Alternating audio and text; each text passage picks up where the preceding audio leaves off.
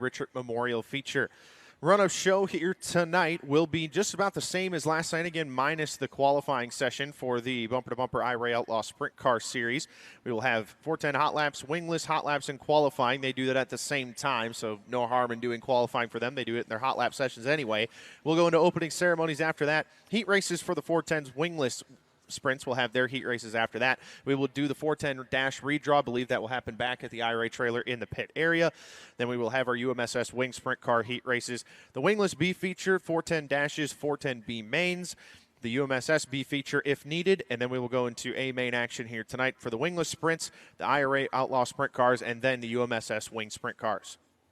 Of course, this is the 25th annual running of the Jerry Richert Memorial here at Cedar Lake. We are so excited to be here again. Thank you so much for sticking out the storm with us here in just the little amounts of rain, but man, are we rewarded with a beautiful sunset here in northern Wisconsin. And a great crowd sticking it out with us here tonight at the Cedar Lake Speedway as well, and a multitude of campers behind us here on the front straightaway and in turns 3 and 4 as well.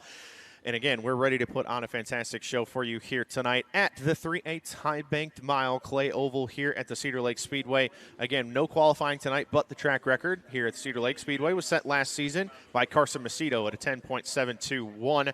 This was opened in 1957.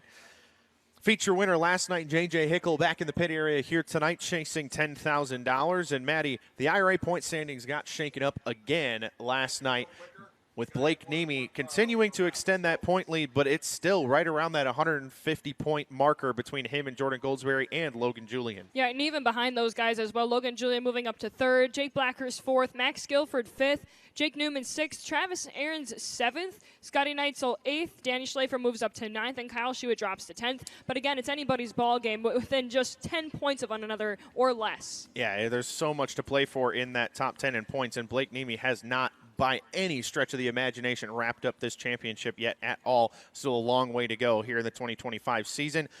I want to talk about some of the notes from last night that I kind of picked up on during that feature, and I want to talk about clean air. And I was having that discussion with a lot of drivers back in the pit area today and last night after the races were done, just how important it was last night. Obviously, the track tonight going to be a little bit different than what we saw on night number 1 of the Jerry Richert Memorial. But when J.J. Hickle or anybody in their heat races, anybody in the B feature, anybody got out front and basically gone in those races, they checked out on the field using that clean air while it was just an absolute war behind them for every position. Yeah, J.J. Hickle at one point had about a 4-second lead on the rest of the field between, Blake Niemi, Logan Julian.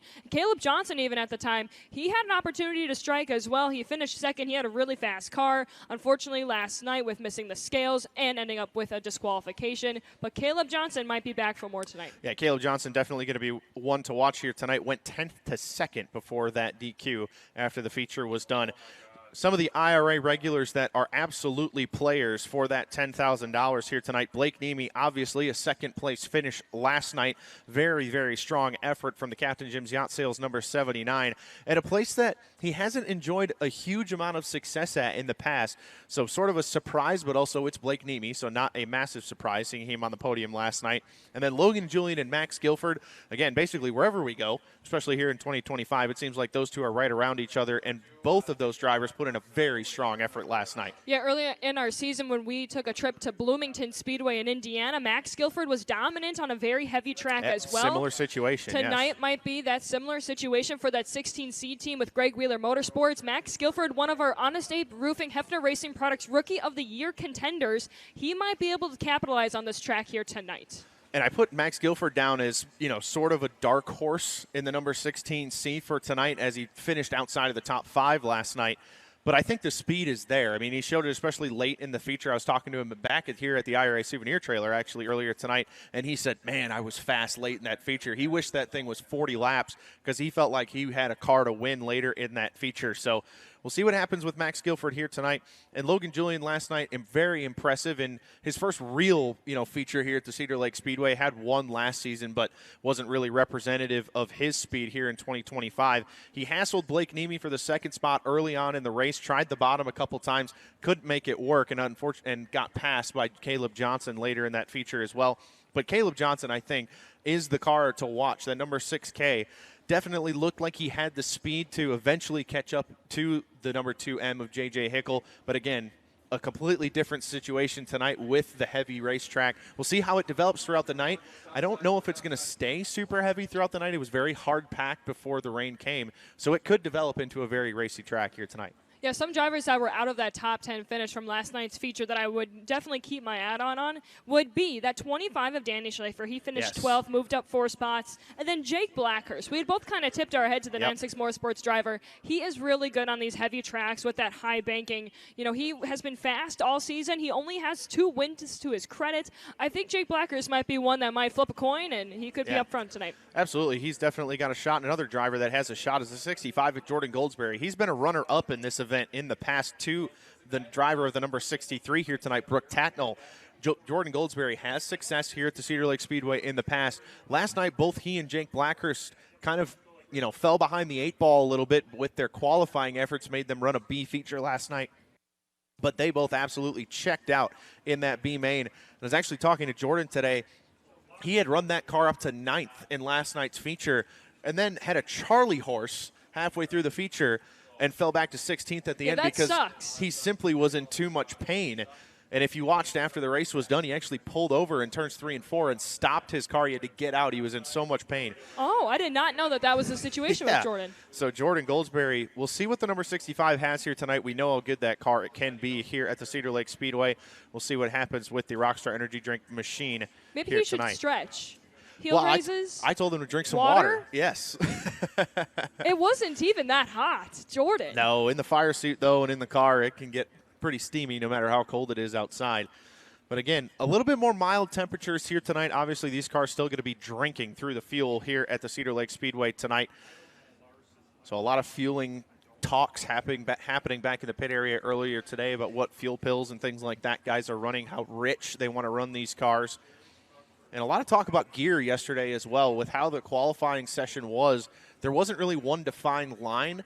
J.J. Hickle, obviously, quick time running the top of the racetrack, but a lot of guys went quick as well, diving to the bottom of turns 3 and 4. So it was really hard to gear the cars for qualifying yesterday because on a track like this where the top is so fast and you have to slow down so much to run the bottom, if you want to run the bottom, you basically have to run a completely different gear than you would if you want to run the top. So there was a lot of setup discussion happening back in the pit area throughout the day today and last night after the feature was done. So a lot of guys disagreeing on stuff as well as usual with sprint car drivers. But we'll see what happens here tonight and see who has the right setup come feature time to take home $10,000 here tonight.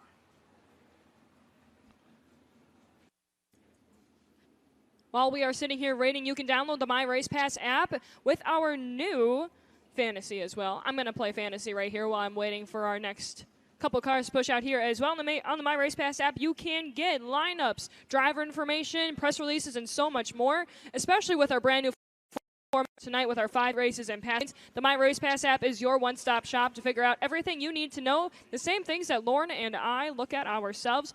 Again, all you got to do is download the My Race Pass app. You can play fantasy for that small monthly subscription and play along with us. Gracie Cleveland normally beats me in fantasy. She's incredible at IRA fantasy. I think she placed like second last night, too. And I can't even. I really do try. But she spanks me every night. I can't. And maybe, Lauren, you play because I do sometimes, yeah. I'm not very good at it. The only time I'm good at MRP fantasy is at the Chili Bowl, which is good because it pays a lot. It does pay money to play fantasy. Maybe we should get back on that. One year we had the fantasy, and I don't think either of us won. No. I do try my best. I know I didn't. Look at the moon over the shot of turn number 2 right now here at the Cedar Lake Speedway. Full moon here tonight, it appears. Makes sense after the day we've had so far. We've definitely been rewarded with a beautiful sky. The weather is all right. It's not incredibly windy, which is it was. Nice. Yes, it was yesterday. And the track is really coming together here. Hats off to the track prep crew and everybody here at Cedar Lake because this is going to be outstanding. Yeah, the fact the track was actually, supposedly hot lap ready about 15 minutes ago. That's a very, very good sign for how this track is going to develop here tonight at the Cedar Lake Speedway. As cars continue to make their way onto the racetrack for engine heat, again, we appreciate all of the patience for everybody watching in the grandstands here at the Cedar Lake Speedway. We know you've had to wait through just about a 2-hour delay here tonight, and we appreciate the heck out of you guys supporting the racetrack here tonight And a huge thank you to also, I walked back over the roof over here of the scoring tower here at the Cedar Lake Speedway and saw a lot of people supporting the merchandise trailers here as well. And if you haven't gone back there yet, if you're just pulling into the racetrack, head back behind the grandstands. The Cedar Lake Souvenir Shack is open over towards turn number 4, and the IRA souvenir trailer over towards turn number 1, along with Danny Schlafer's merchandise trailer and a bunch of other cool stuff over there. I saw a Burromax dealer is here. Really tempted me to spend a whole lot of money that I didn't need to spend. I can relate to that. Those things are awesome, though. The Jerry Richert shirts are also located both on the front and back stretch as well. They've got hoodies and T-shirts as well. It will get a little chilly. I do recommend getting one of those hoodies. They are excellent quality. It is cash only. T-shirts are $30 and hoodies are $50.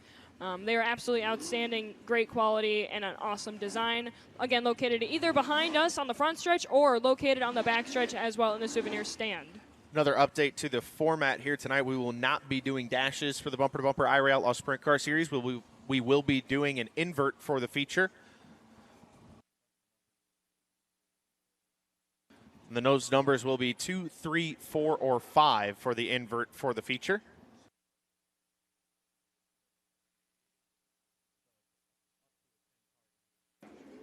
Oh, that could get... Yes, so the 2, 5. 3, 4, and 5, that is the number of rows inverted, so we could be looking potentially... at a 10-car invert. So those of you that are always clamoring for big inverts for feature events, this could potentially be your night. And now that I said that, it's going to be the 2. But, it could be one or the other. There is a possibility. But, yeah, again, those of you playing along at home, you can get all of the lineups on the My Race Pass app and stay up to date with all that as well. And if you check out on social media as well, we have posted the passing point format here tonight, very similar to what the ASCS Sprint Car Series uses, I believe. Thanks, Gracie Cleveland, back in the pit area. Yeah, she's doing a fantastic job this weekend, by the way. She's putting to work right there in the pit area, too. And this chart, race fans, if you have any questions about passing point format, this chart could be your Bible. This is exactly how we will be scoring our drivers tonight. It's my Bible during the Chili Bowl, I'll tell you that, and during the Tulsa Shootout, because I believe this appears to be the same passing point format. Do you get it on like your arm like quarterbacks do? No, I have a whole spreadsheet. Oh, I see. It's not as cool. It's not as cool as Wikipedia's, but I'm very proud of it. So again, cars continuing to make their way to the racetrack for engine heat. Once we wrap that up, we will get straight into hot laps for all 3 classes. The Wingless Sprint Car hot laps will double as their qualifying sessions here tonight, and then we will go straight into heat races after that, or after a little bit of opening ceremonies. Again, doing everything possible to try and speed the show up here tonight. As again, we know we are a little bit behind schedule, but we appreciate everybody bearing with us here tonight. And welcome everybody watching on FloRacing, which is actually YouTube here tonight. Which is also YouTube. And we, I believe, have posted that link on the IRA Facebook page and our social medias. We have. Gracie Cleveland's got us covered back there. Oh, yeah. We don't got to worry about a thing.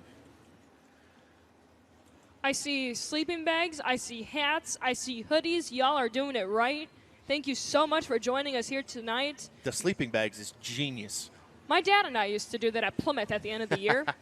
Back before this whole Chatty Matty thing was a whole thing. We used to bring sleeping bags on champ nights, and we would zip up. I remember a couple of those late September nights that were cold. Yes. If you think this is cold, just you race at the end of September in Wisconsin. Say, try like 43 degrees. I will say a prayer for the Outlaws when they race in October at Sun Prairie. I will be bringing my winter hat. And we will be there. We will be there. We will be there. But it will be cold. But we will be cold. LaSalle as well, not too far really south of Angel Park. That could be a little bit chilly as well, but you know, and I feel like I didn't, and we've mentioned this before, Lauren, I would rather sit here and be a little cold than how it was this summer. There were times where we were in triple digits. Many times. Yeah, and I did not enjoy that either, got to be honest. And if the actual temperature wasn't 100, it felt like 100. It sure felt like it. It was humid enough and sticky enough, and here tonight it's a little bit sticky as well, but just with the moisture in the air and on the racing surface, but should make for a very fast and elbows-up racetrack here tonight. Always fun to watch and entertaining. Again, just a couple more cars yet to engine heat here tonight. Looks like about 4 or 5 still in the staging lane. And again, huge shout out to our safety officials that are here on track as well. This was a little bit of a different situation for them with the quality. For a while, they had a runway going in the pit area. They definitely did.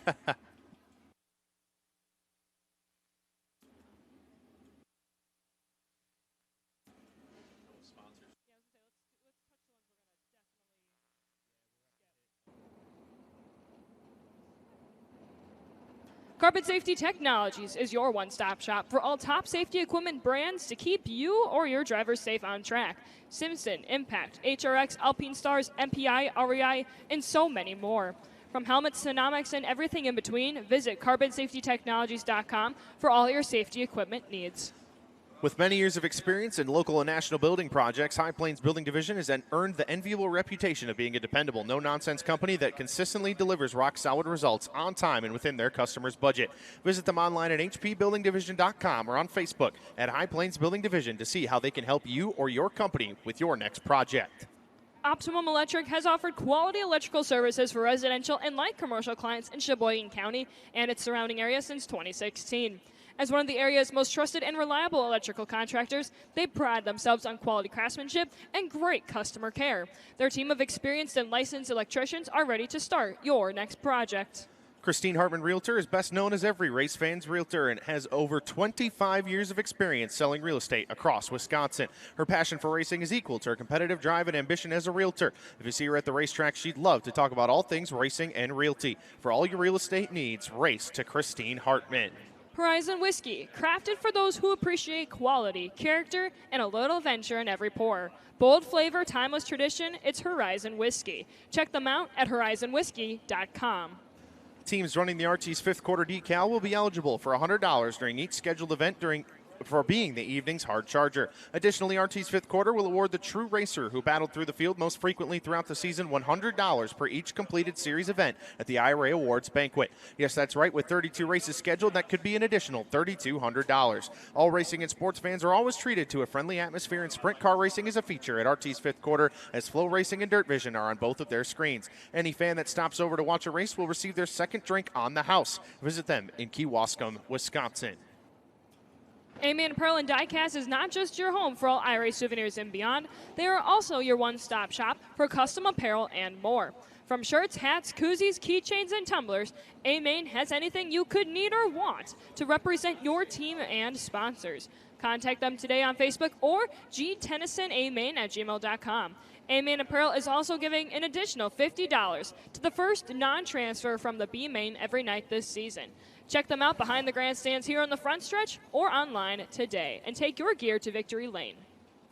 Honest Abe Roofing is thrilled to recognize the best up-and-coming driver in the IRA Wing Sprint Car Series with the Honest Abe Roofing Rookie of the Year Award, raising the roof on racing's future. Just like a solid roof provides protection and longevity, this award honors the young racers who demonstrate the grit, determination, and talent to build their careers on a strong foundation. Just like drivers need a quick repair in the work area, homeowners dealing with roofing issues need a fast and reliable solution. As part of this partnership, Honest Abe Roofing is offering special work zone savings discounts to homeowners who mention the IRA Wing Sprint Car Series. Whether it's leaks, storm damage, or an aging roof, they've got you covered with affordable financing options and expert installation. Hefner Racing Products is the leader in sprint car, lightning sprint, and micro sprint wings and chassis building components.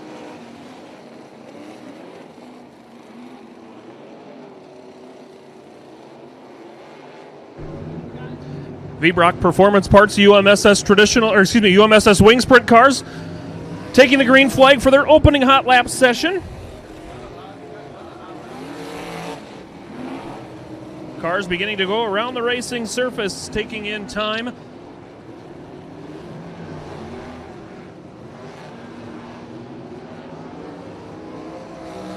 It's Jeremy Lizakowski so far quickest. Now Casey Lang in the 609.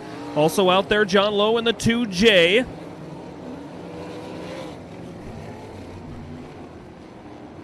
Carl Wade in that C4 along with Cole Demko driving 59, and Jason Flores out there in the 12. So far the fastest lap is a 17,500.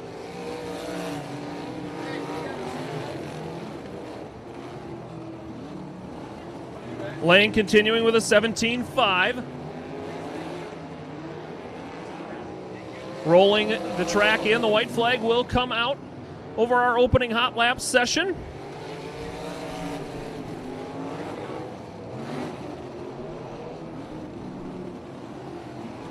Quickest still Casey Lang with a 17,500. Jeremy Lizakowski in that second spot with Carl Wade timing in third on the opening hot lap session of the night for the UMSS Sprint Cars, brought to you by V-Brock Performance Parts.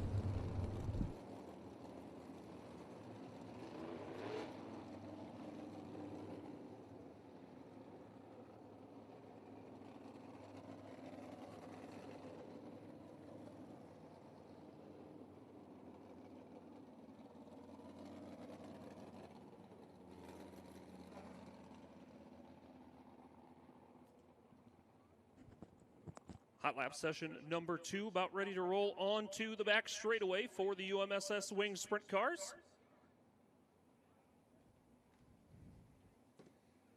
They're spread out enough, I can go 8.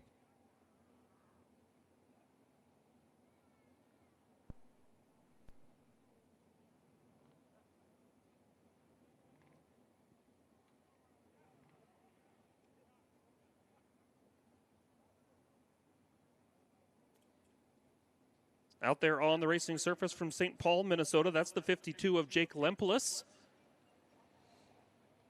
Also pushing off from Osceola, Wisconsin, driving the number 17, rolling into turn number 3, it's Austin Phillips. And that bright yellow car rolling on the back straightaway from Becker, Minnesota, that's the 16 of Willie Ewing.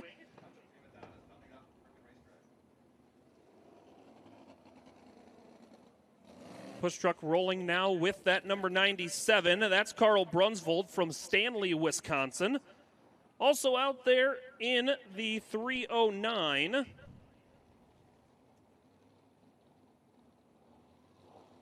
That's Mitchell Schonoff. Mitchell from right down the road in New Richmond, Wisconsin. Also on the center of the back straightaway, last night's feature winner from Grand Rapids. That's the 46H of Ken Roan,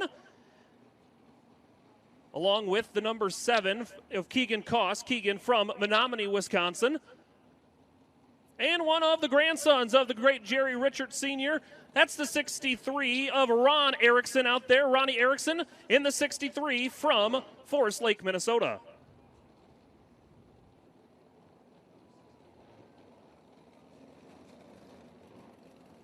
All cars now rolling around the Cedar Lake Speedway, presented by Aggressive Hydraulics, for hot lap session number 2 for the UMSS Wing Sprint Cars, brought to you by V-Brock Performance Parts.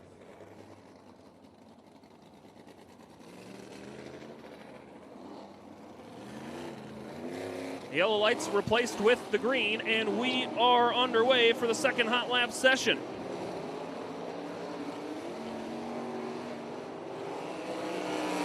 Once again, Casey Lang at the top with a 17,186. Cars beginning to come up to speed.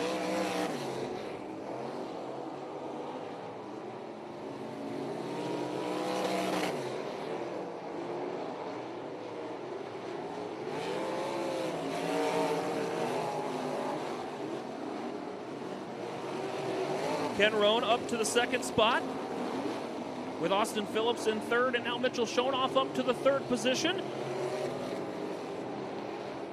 Once again, not racing the clock here, just hot lapping around the Cedar Lake Speedway. Austin Phillips up to second now with a 17,219.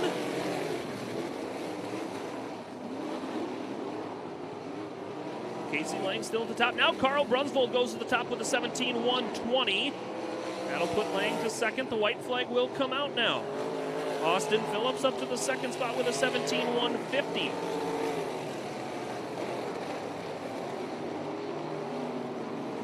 As the checkered flag is about to fly over our second hot lap session of the evening for the UMSS Wing Sprint Car Division. Carl Brunsvold now to the top of the charts with that 17,102. Austin Phillips up to the second spot. Casey Lang in third. Mitchell Schonoff fourth. And Ken Roan rounding out the top 5 through 2 hot lap sessions.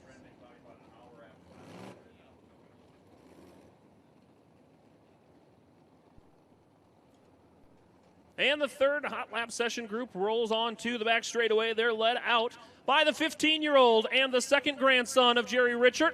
That's the 14. He's from Forest Lake, Minnesota. It's Garrett Tatnall.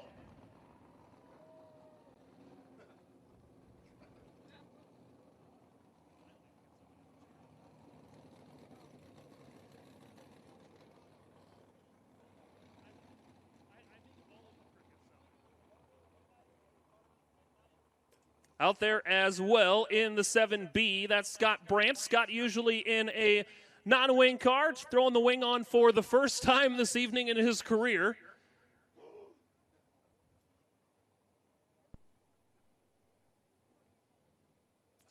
Also out there from Cushing, Wisconsin, driving the number 1B, it's Matt Weber. And from Lake Elmo, Minnesota, driving the number 93, it's Brad Peterson. Pushing on to the back straightaway in the number 00 from Merrill, Wisconsin. That's Austin Mosier. As this looks like the final hot lap session for the UMSS Wing Sprint Cars, brought to you by V-Brock Performance Parts.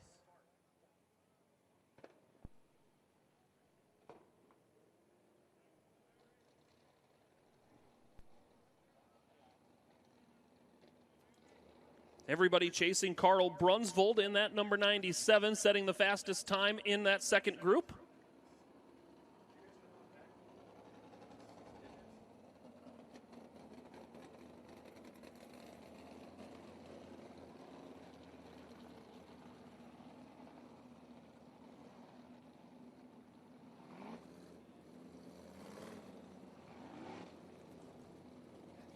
All cars rolling now around the Cedar Lake Speedway, presented by Aggressive Hydraulics. All push vehicles are into the infield, and the green lights click on, and we're underway for the final hot lap session.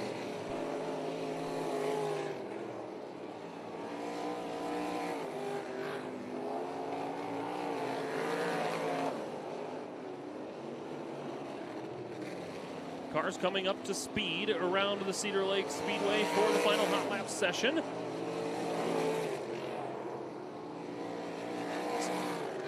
Brad Peterson now to the top. Garrett Tatnall in that second spot. Peterson runs a 16.590. Track starting to pick up a little bit of pace here through the final hot lap session. Peterson faster now with a 16.153. Scott Brandt up to the second position with a 16.419.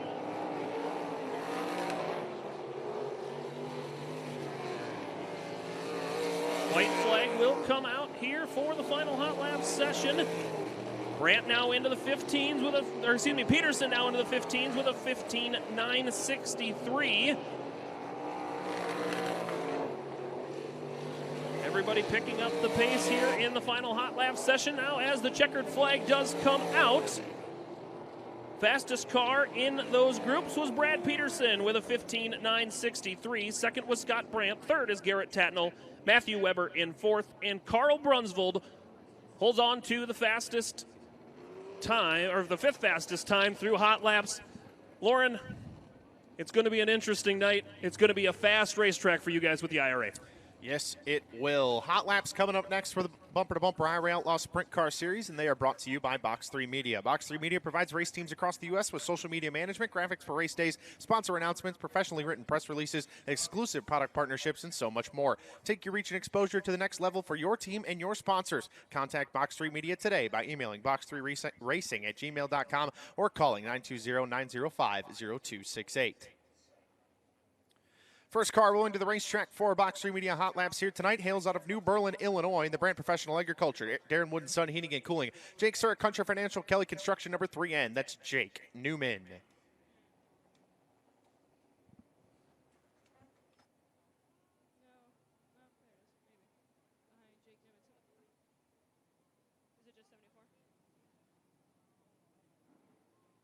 And to the outside out of Forest Lake, Minnesota, in the Anderson and Cook Ford, Twin City Powder Coating, McCarran's Building Center, JBL Builders Incorporated, number 74, and that's Luke Nellis. Tim Ellis is outside there in the middle of the back straightaway out of Waupun, Wisconsin. Anything and everything home maintenance. Egloon and Sons Excavating, Premier Insurance Solutions, the other bar of Waupun, Am Ramp, number 99. That's Tyler Brabant. And on that third row there with brand new merchandise located in the IRA souvenir stand out of West Bend, Wisconsin. In the Acre out of Lynch, West Bend. Multi Expense of Wisconsin. Great company. Professional plating. Number 4. That is Alex Prokorski. Sitting behind Alex on the back straightaway out of St. Cloud, Minnesota. The Trobex Bus Service. Auto Value Parts Stores. GT Transport. Blue Ribbon Home Improvement, number 91. That's Reed Alex. And behind him out of Philo, Illinois, in the Progressive Propane First Mid Insurance Group, Kim's Auto Body, RT's Fifth Quarter, DMI Bulldog Rears, number 9K, it's Kyle Schuett. And I believe should be the final car for Box 3 Media Hot Lap Session number 1. Hails out of Grand Forks, North Dakota. The Knife River Tire 1 Auto Center, Simplot, Auto Finance Super Center, Bosch Enterprise, number 11M. That's Brendan Mullen.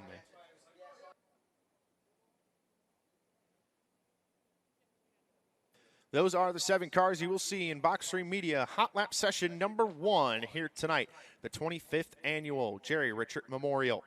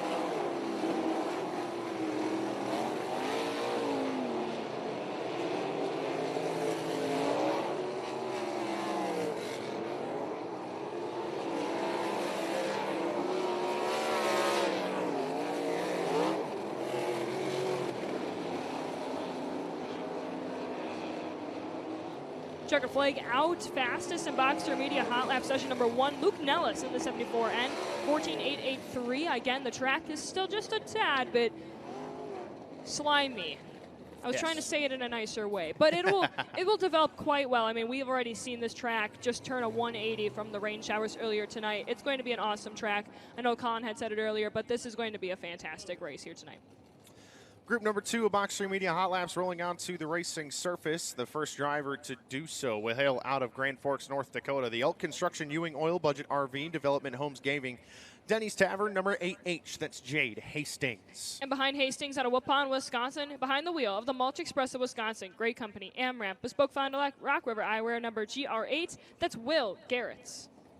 And sitting behind Garrett's on the back straightaway, the feature winner from last night out of Quilcene, Washington, the All Ball Your Alternative, Chemours Academy Roofing, Phillips Floors, Tony Morrow Powder Coating, number 2M, JJ Hickel. Behind Hickel out of Salem, Wisconsin, in the Don's Machine Shop, Johannes Pool Supply, 4K Tech Services, number 4K, it's the Big Red Machine of Chris Spitz. Set to roll onto the racetrack behind Spitz, hails out of Olivia, Minnesota. The Boat Collision and Glass Dealing Coaches, Gary Service Repair. Ice Castle Fish Houses, Westfall Trucking, number 10, Trevor Service. And your current 2025 IRA points leader out of Yorkville, Illinois, behind the wheel of the Captain Jim's Yacht Sales, Duffy Fleet Service, Spankins Motorsports, CPV Paint and Graphics, Super Shocks, Eberly Crane, number 79. It's Blake Niemi. Sitting behind Blake Niemi in the staging lane out of Eagle, Wisconsin, the Design Mechanical Heating and Air, Hogue Engines, number 24, Scott Conger.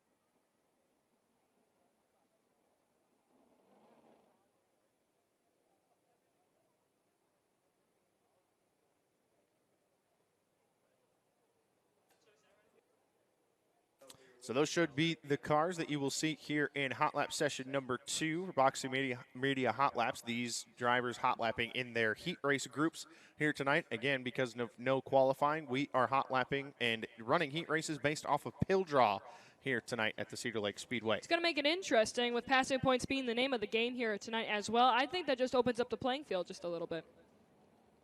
Absolutely it does. Boxing Media Hot Lap session number 2 ready to roll to the green here at the Cedar Lake Speedway.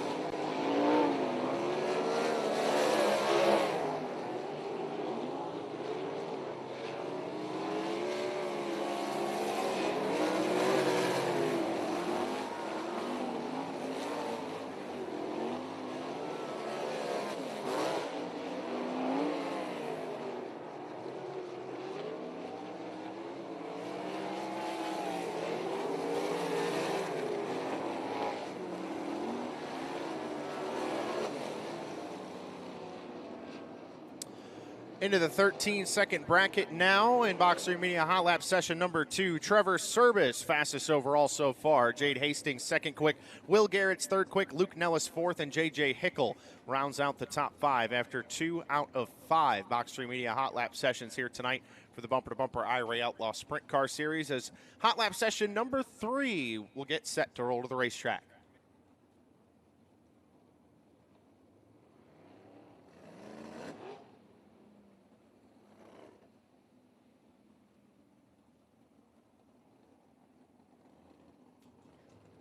First driver onto the Speedway for Boxster Media Hot Lap session number 3 out of 5 here tonight. Hails out of Eagle, Wisconsin. In the Design Mechanical Heating and Air Hogue Engines number 24, it's a Silver Fox of Scott Conger. Rolling onto the Speedway behind Scott out of Sussex, Wisconsin, the Cut and Go Trees, Dynamic Stamping, Schlafer Auto Body, Big Fish Contracting, Indy Motorcycles of Metro Milwaukee number 25, the Lone Wolf, Danny Schlafer.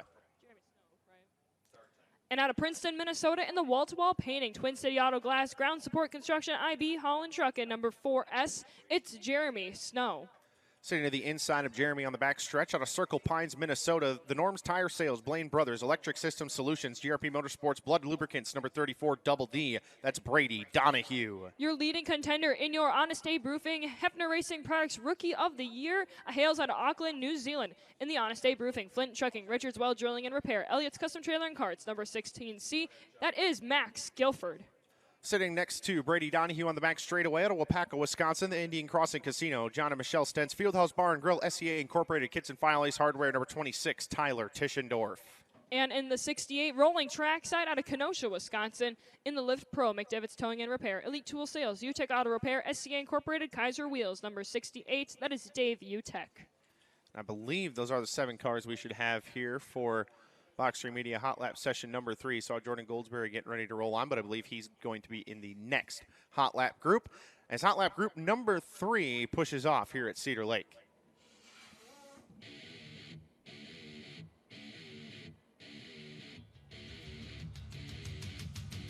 And, of course, just as I say that, Jordan Goldsberry rolls on to the racing surface in the Rockstar Energy Drink, Flamin' Hot, Hy-Vee Fast and Fresh, FK Rod Ends, number 65. This is what always happens here with us. It happens every single time, Maddie. I really hope he drank water and did some ankle stretches, though, tonight.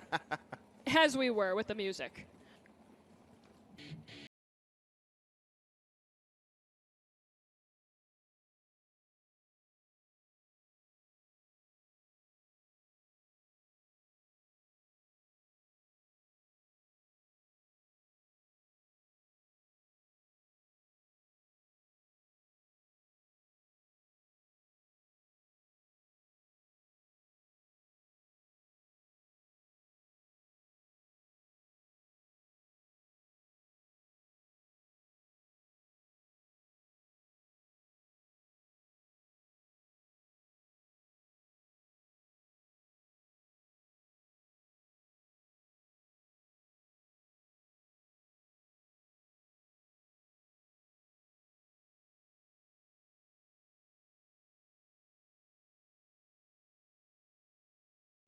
Hey, word from Christy Schlafer in the back. Pickle juice also solves Charlie horses. Great for hangovers. Great for Charlie horses, apparently. Pickle juice, everybody. You know, you didn't need an ad for pickle juice tonight, but we got here you it one. is. If Milwaukee Pickles could sponsor us.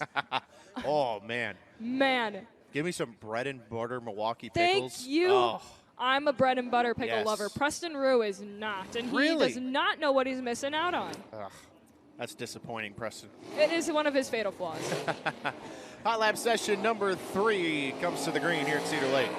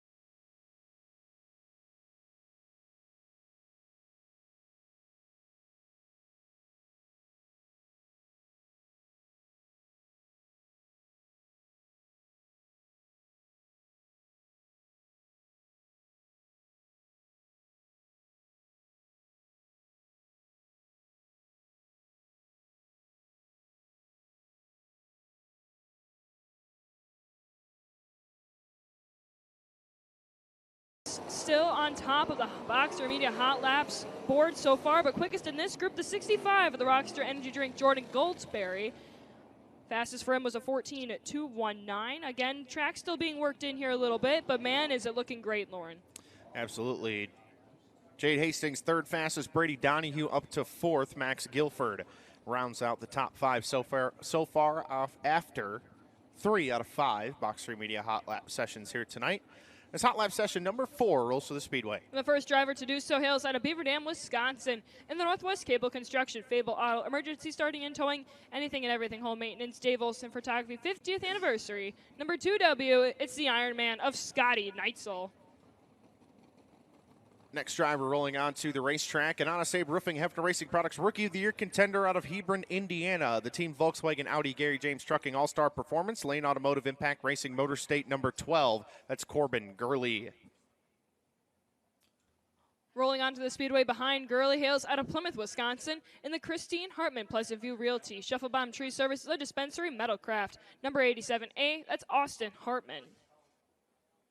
And rolling behind Hartman was on an absolute tear last night here at the Cedar Lake Speedway out of Sioux Falls, South Dakota. The Hefty Brand Seed Blondie Motorsports Onsen Underground, DKW Transport IDSP number 6K. That's Caleb Johnson.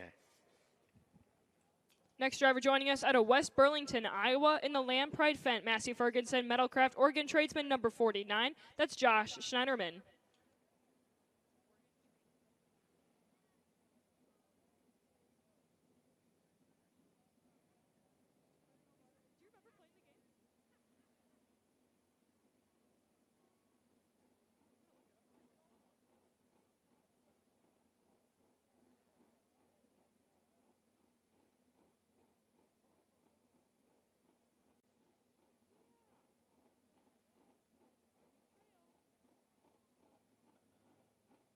So I believe still missing the 22 of Luke Delansky here in Box 3 Media Hot Lap session number 4.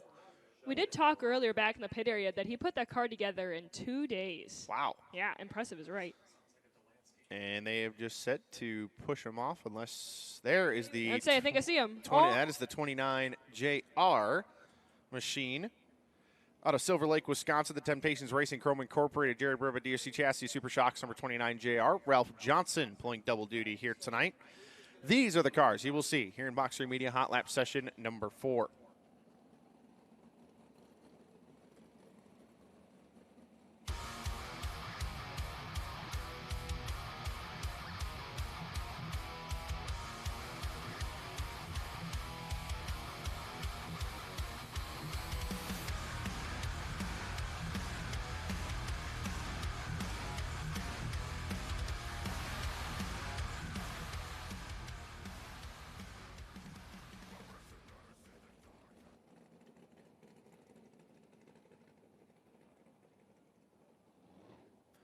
Hot Lap session number 4, pacing around the Cedar Lake Speedway. And keep your eyes tonight on the 6K of Caleb Johnson. Had a fantastic night last night before that unfortunate DQ for simply just missing the scales. Posted on his Facebook page, and I talked to him back in the pit area today. Just an honest mistake and, you know, a lapse in judgment on it, obviously, but one that he's looking to bounce back from here tonight. If you ever talk to Caleb, one of the nicest individuals you'll ever talk to back in the pit area. So hoping good things for Caleb moving forward here tonight and the rest of his 2025 season. As the green flag flies here, 4th out of 5 Box 3 Media Hot Lap sessions.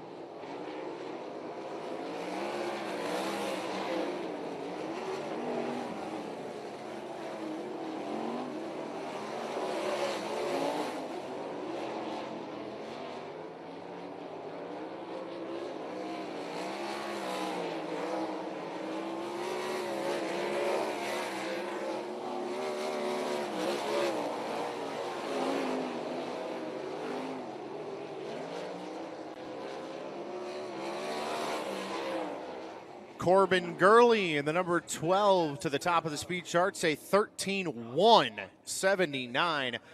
Top of the charts by a big margin for the Hebron, Indiana native, competing for the Honest Abe Roofing Hefner Racing Products Rookie of the Year title here in 2025. That team deserves some good nights here. They have had some trying nights recently. They have. Trevor Service, Austin Hartman, Jordan Goldsberry, and Scotty Neitzel round out the top 5 so far as the 5th and final Box 3 Media Hot Lap session rolls to the racetrack. Yes, and the first driver to do so hails out of Lonsdale, Minnesota in the Brody Racing Engines, JRP Motorsports, Angler Machine and Tool, Kaiser Aluminum Wheels, number 33. It's Scotty Brody. Driver pulling next to Brody on the back straightaway. Picked up a 4th place finish last night here at Cedar Lake out of Oconomowoc, Wisconsin. Ludwig & Sons Trucking, Gooseberg Concrete, Metalcraft, Kaiser Aluminum Wheels, KSI Supply, number 85J. That's Logan Julian. And out of Sans Souci, New South Wales, Australia, in the 63 in the Photofab Engineering, Fratellone, Mystic Lubricants, Wood Motorsports, number 63, it's Brooke Tatnell. I heard the woos.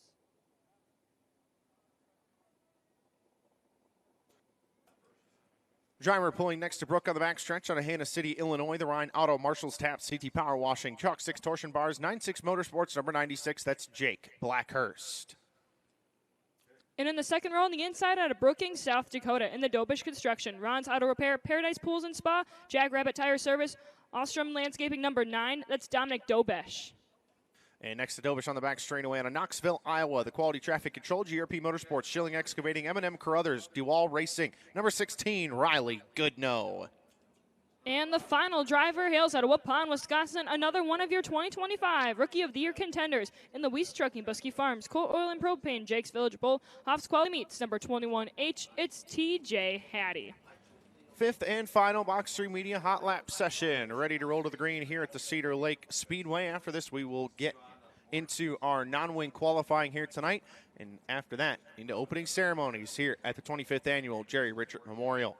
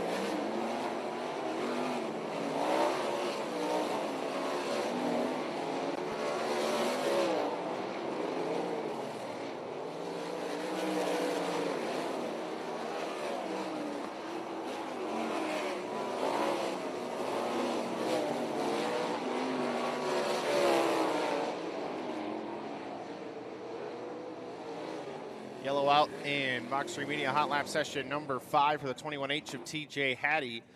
Stopped in turn number 2 as that was unbelievably close to turn number 1 for the 22 of Luke Delansky.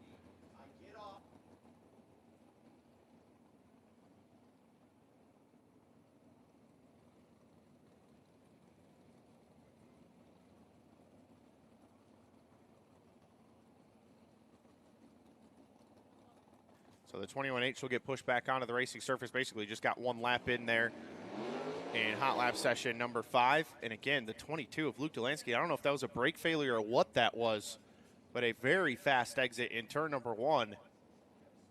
Nearly into the opening. That was very, very close. I saw you snap your head over that way. Yeah, that was. I didn't know what I was watching at first. Hopefully everybody back in the pit area okay over there. That was wild. Unexpected. Yes.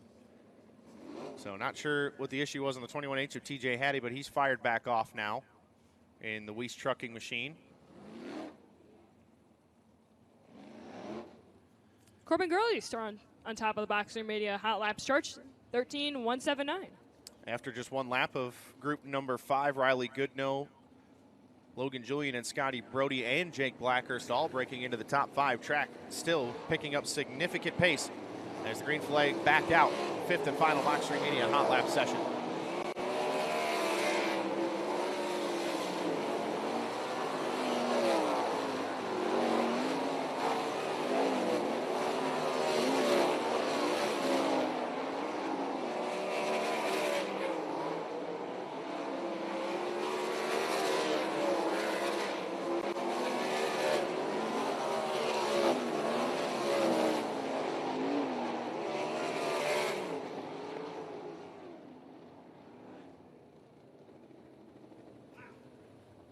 And we said this racetrack is picking up time. It certainly has. By 1/1000th of a second, Logan Julian takes the Box 3 Media Hot Lap Award here tonight with a 12:397. Jake Blackhurst with a 12:398.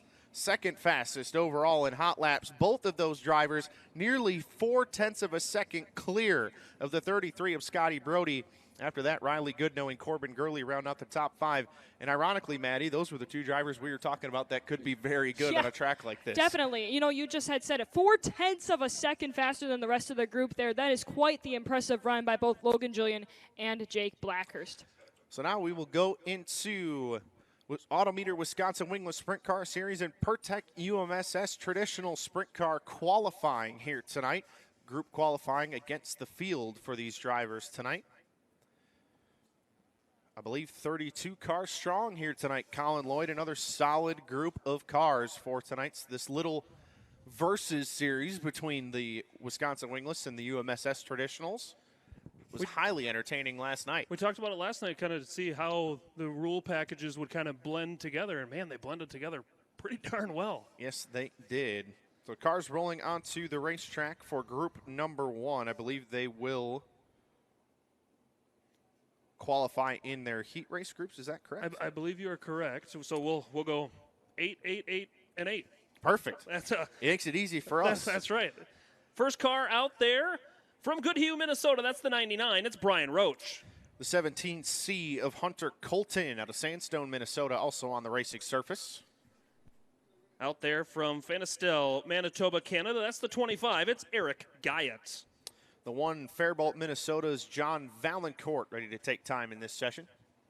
6 car out there from Racine, Wisconsin. That's the 7D. It's Josh Davidson. Driver that put in an impressive run last night, Antioch, Illinois' Tyler Cuxhouse in the number 711. And from Beach Park, Illinois, it's Alan Hafford. Alan drives 38. And I believe the final car in this group will be the feature winner from last night here at the Cedar Lake Speedway. The current point leader for the Autometer Wisconsin Wingless Sprint Car Series out of Wheatfield, Indiana, the 8T, is Adam Taylor. We also have a fun development in the UMSS Pertec non-wing sprint car division. Tonight is their final points night. Oh. Brian Roach, on screen on FloRacing right now, is in second by 2 points. Cam Schaefer is your leader, but Roach looking to put down a pretty good lap here and possibly set himself up, maybe be a champion by the end of the night. And we saw last night anything can happen. Cam Schaefer had a massive lead in that feature event last night. Unfortunately ended after contact with a lap car. Went to the tail, drove back through just a little bit, but Adam Taylor took home the feature win last night, so Brian Roach maybe looking to capitalize on some of that, but with just 2 points the gap right there, I mean, that's basically, that's not just one position in a feature. It's a position, and I was talking to the guys with the UMSS before the night started. 2 points would get him a tie. One position would get him a tie. So he's got to have 2 because the next tiebreaker is a win. And, Cam's got a few. So track officials telling the drivers where to run the track in over there in turns 1 and 2.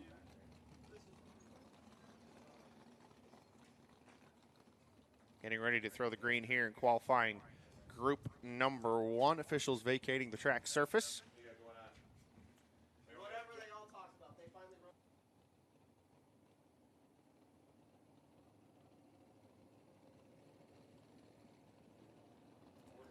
Lights are going out around the Cedar Lake Speedway. opening hot lap session for the UMSS Wing Sprint Cars, brought to you by Pertec, along with the Autometer Wisconsin Wingless.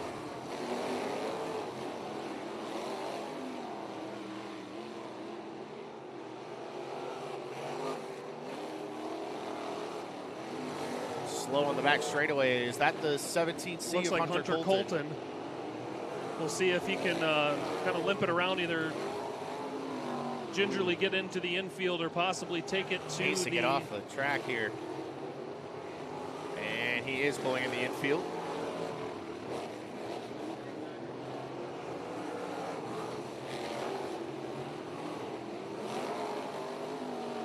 Cars continuing to go around the Cedar Lake Speedway as the checkered flag will fly over the opening set of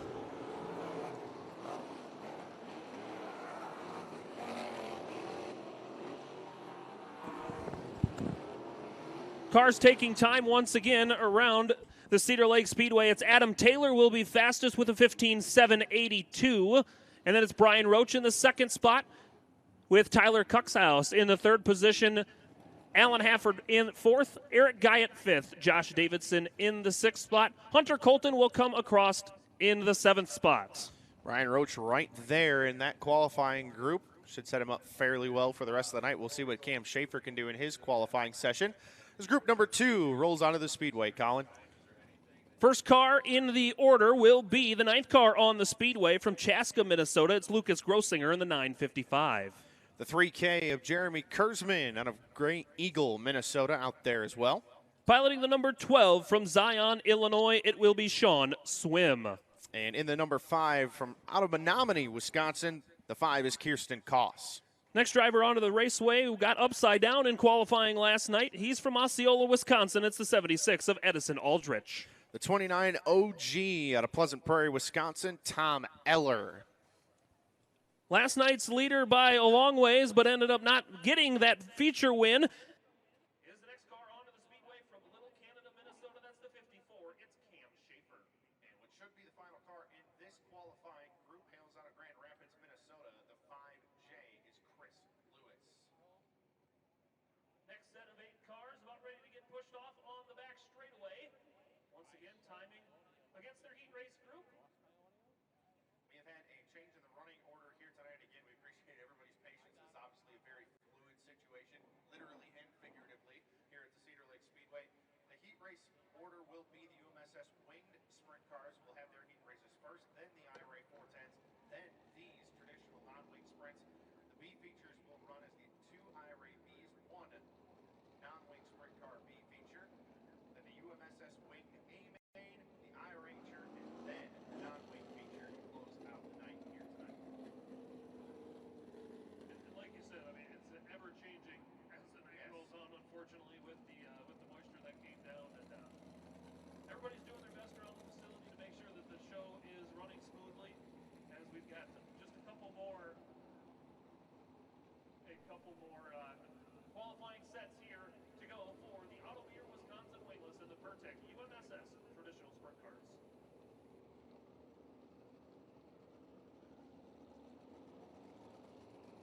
Rising over turn number 2, providing an extra spotlight here tonight at the Cedar Lake Speedway. Full moon again here tonight. It's been a full moon kind of day. That's what I was going to say. It's very fitting for what's all going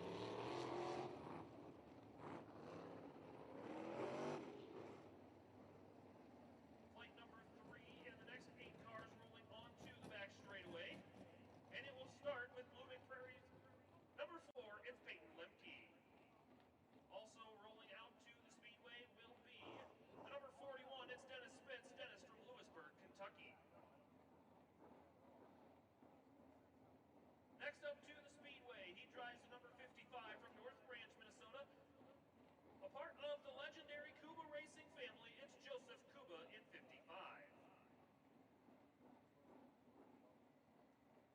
Also out there from Salem, Wisconsin, driving the number 4G, it's George Gertner III.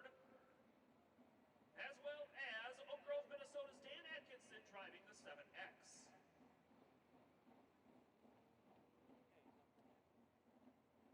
Next car to take time as well from Kenosha, Wisconsin, it's Bryce Andrews driving the number 17. And then it's last night's Wing Sprint Car feature winner with the UMSS from Grand Rapids, Minnesota. It's the 46H. It's Ken Roan. Last car out in this group from Silver Lake, Wisconsin. It's Ralph Johnson. Ralph in the 29J. 8 more cars. About ready to take time.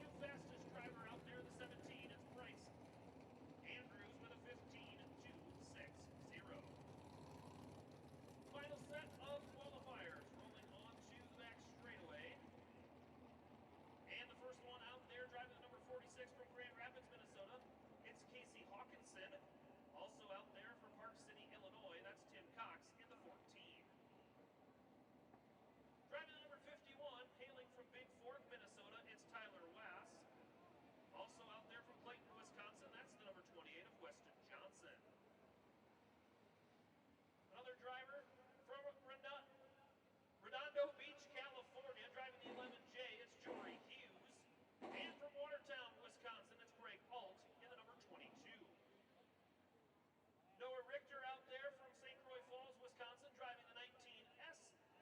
And the final qualifier tonight from Del Mar, Iowa, driving the 8D. It's Miles 40.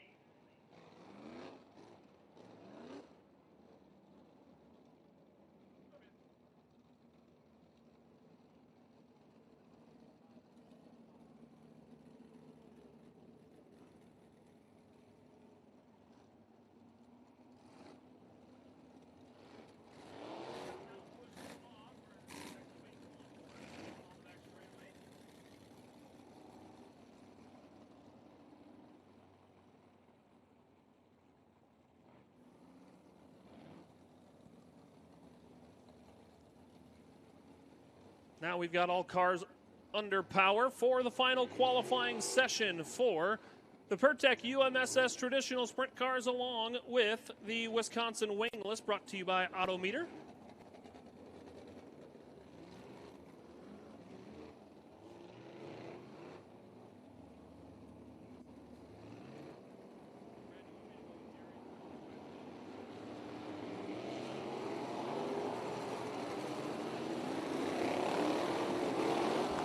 As the green lights come on around the Cedar Lake Speedway for the final qualifying effort of the evening.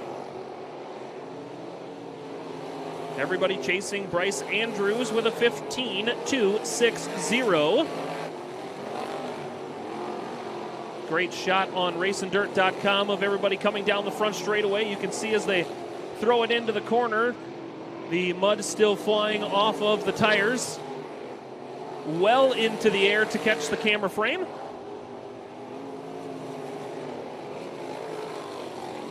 Greg Alt up to the second spot with a 15.410. Now Tim Cox fastest with a 15.255. 5/100ths of a second faster than Bryce Andrews now. The checkered flag comes out on the final lap of the qualifying effort for the Autometer Wisconsin Wingless along with the Pertec UMSS traditional sprint cars. 10th will be Brian Roach, Kirsten Koss in 9th, Cam Schaefer 8th, Adam Taylor 7th, Chris Lewis 6th, Dan Atkinson 5th, Jeremy Kurzman 4th, Greg Alt in the second spot, Bryce Andrews in 2nd, and Tim Cox fastest overall with a 15.255.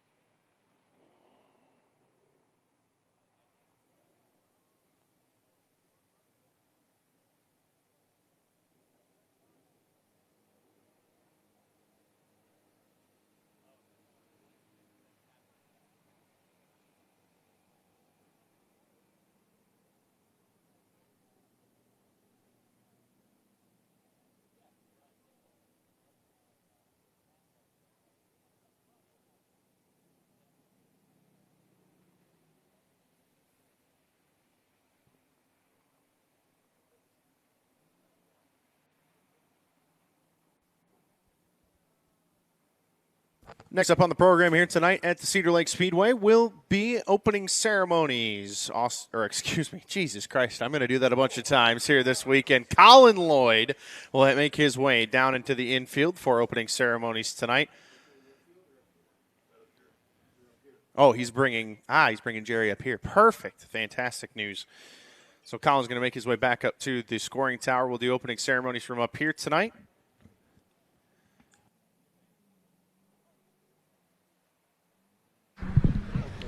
Lauren, we're actually right on the end of the VIP tower, right below you. Oh, perfect.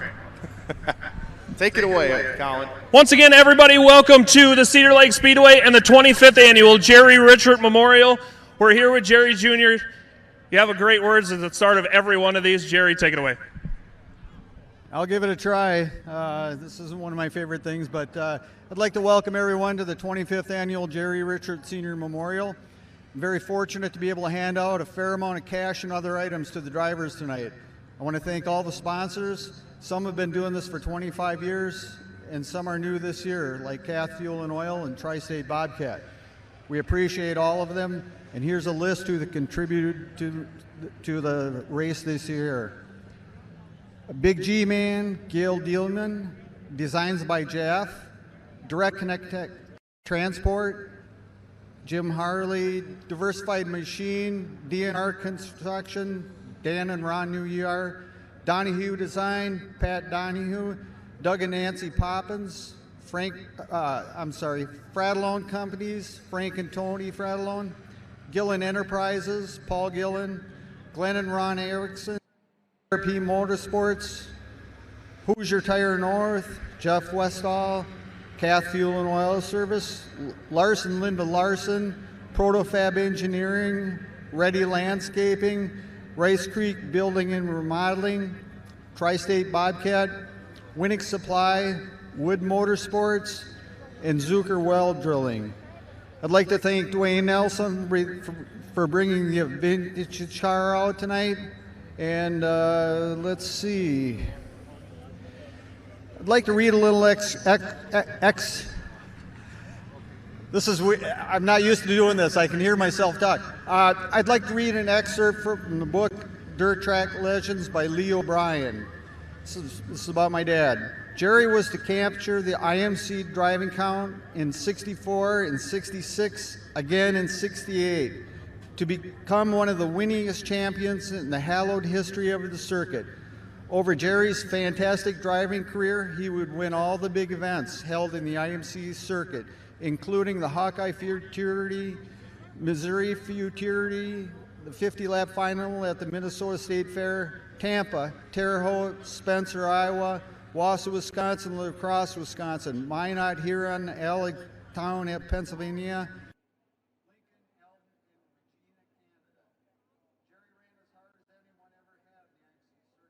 to get himself into trouble on the track. He drove a lot like Bobby Grimm in the fact that he raced near the ragged edge, but he never seemed to go over the edge. Jerry seemed to know his limits and drove within those boundaries throughout his career. Jerry's limits were damn fast, and he managed to win 78 features events in the IMCA between 1958 and 1971. Yeah, that's just a small excerpt from the book. I just like to read stuff that's written about my dad that is pretty neat. So, thanks everyone for coming.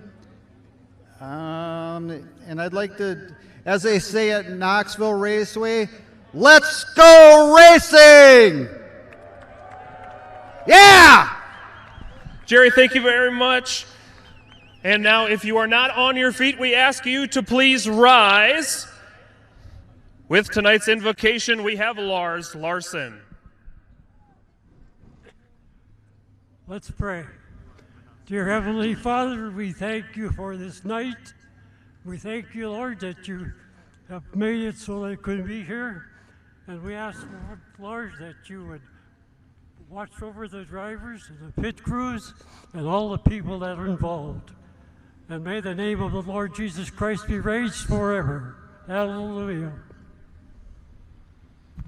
Thank you very much, Lars. If you are not, please remove your head covers for the singing of the greatest song ever created by Christopher Gussie.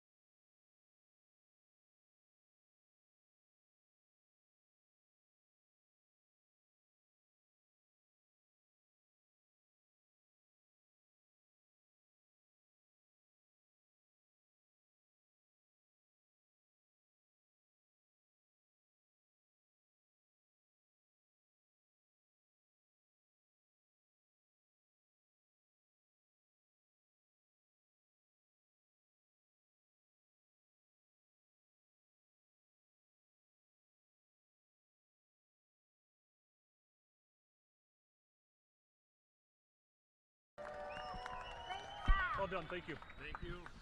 How about it one more time, Lars Larson and Christopher Gussie? Cedar Lake Speedway, are you ready for the 25th annual Jerry Richert Memorial?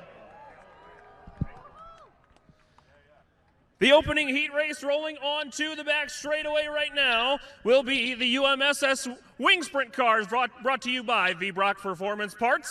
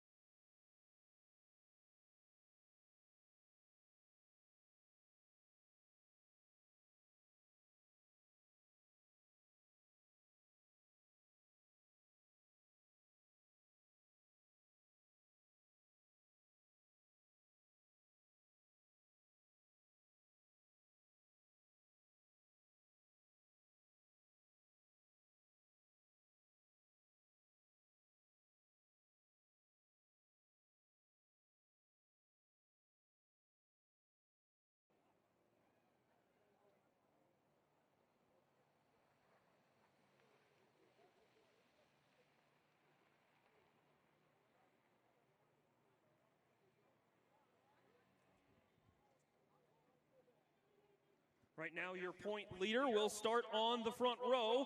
That's Garrett Tatnell in the 14. Just turned 15 years old a couple days ago in his rookie campaign in the sprint cars full time.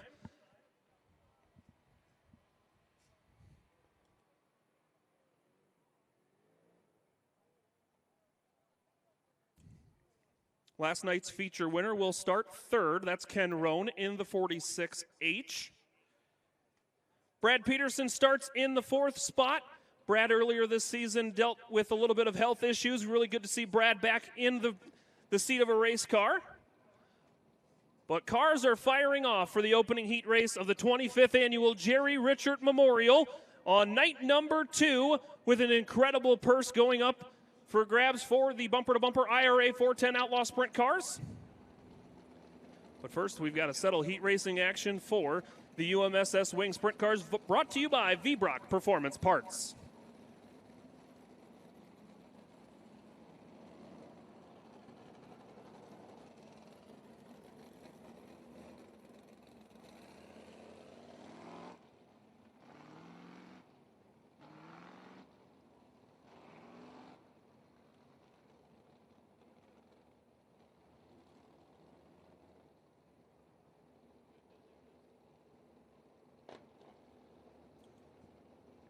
And now all 9 cars under power here around the Cedar Lake Speedway. Everybody will get into the proper starting position.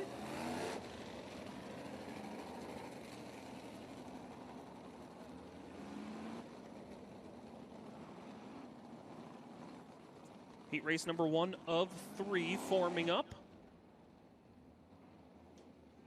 As it looks like the 390 of Mitchell Schonoff will choose to start at the tail of the field. No, we just had to get one up to the top side. So he'll take his spot in the last full row. Chase V-Brock at the tail of the field in 50. Usually a very strong runner here at the Cedar Lake Speedway with the wings on. Field gets the sign. Next time around, we will go to the green flag. Once again, 8 laps around on your opening heat race of the evening.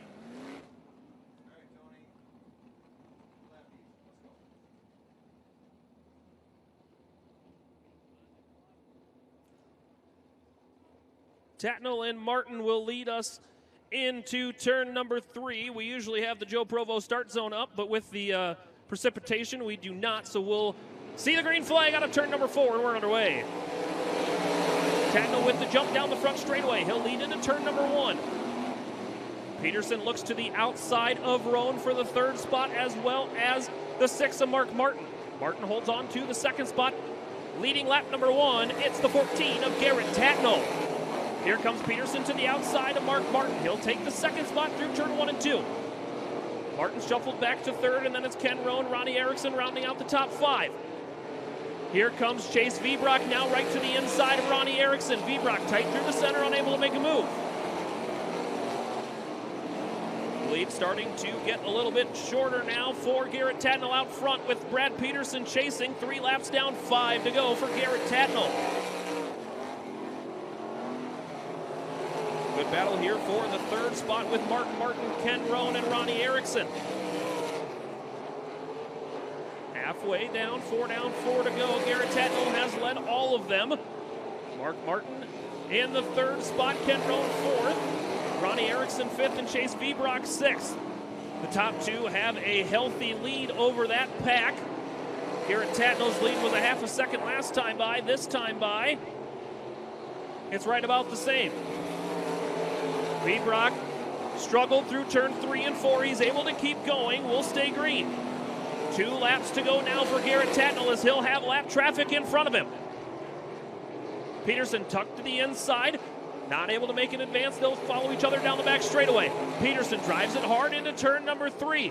Tatnall closes the door out of the corner. He'll keep the lead. White flag as they catch the 17 of Austin Phillips. Tatnall races down the back straightaway.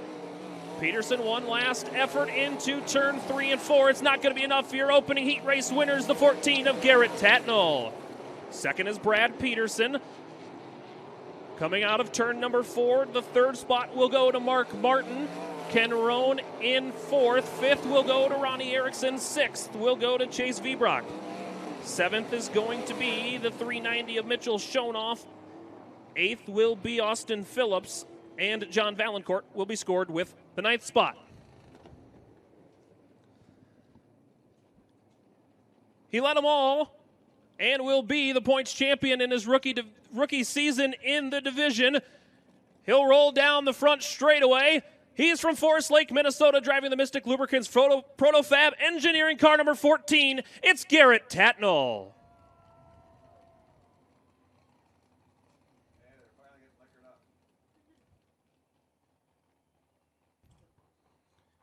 Heat race number 2 rolling onto the back straightaway to stage to get pushed off, and the lineup will go like this. On the inside of row number 1, it's Carl Wade from Dexter, Minnesota, driving the C4.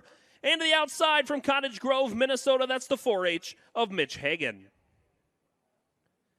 Starting in the 3rd spot from Bloomington, Minnesota, driving the 3TK, it's Tony Kaus. And to the outside, Cole Demko, driving 59, hailing from Coon Rapids, Minnesota. Starting in the 5th spot from Hermantown, Minnesota, in the Ogsden Body and Paint 03, it's Jamie Ogsden. Starting 6th from Zimmerman, Minnesota, piloting the 2J, it's John Lowe. And starting 7th from Menominee, Wisconsin, it's Keegan Koss, driving 7. Starting in the 8th spot from Stanley, Wisconsin, piloting the number 97, it's Carl Brunsvold. And starting 9th from St. Paul, Minnesota, it's Jake Lempolis, driving 52. Another 9 cars going 8 laps around for heat race number 2 for the V-Brock Performance Parts UMSS Wing Sprint Car Division.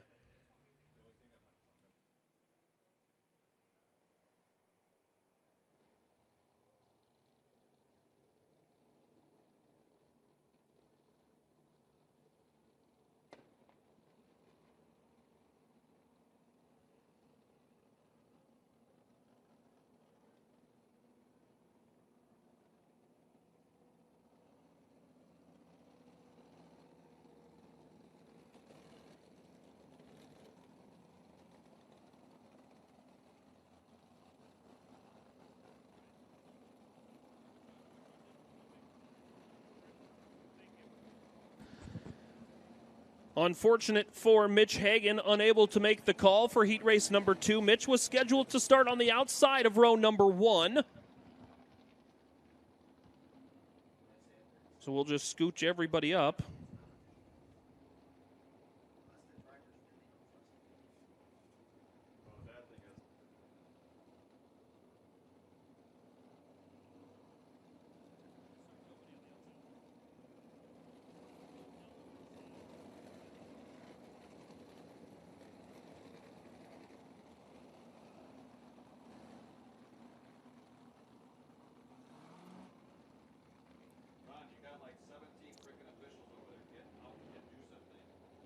Carl Wade on the pole, and then it will be the 3TK of Tony Cow, so we will cross everybody over. And then it'll be Cole Demko, Jamie Ogsden, John Lowe, Keegan Koss, Carl Brunsvold, and Jake Lempelis. Everybody crisscross now in the proper starting position. We will see the green flag out of turn number 4.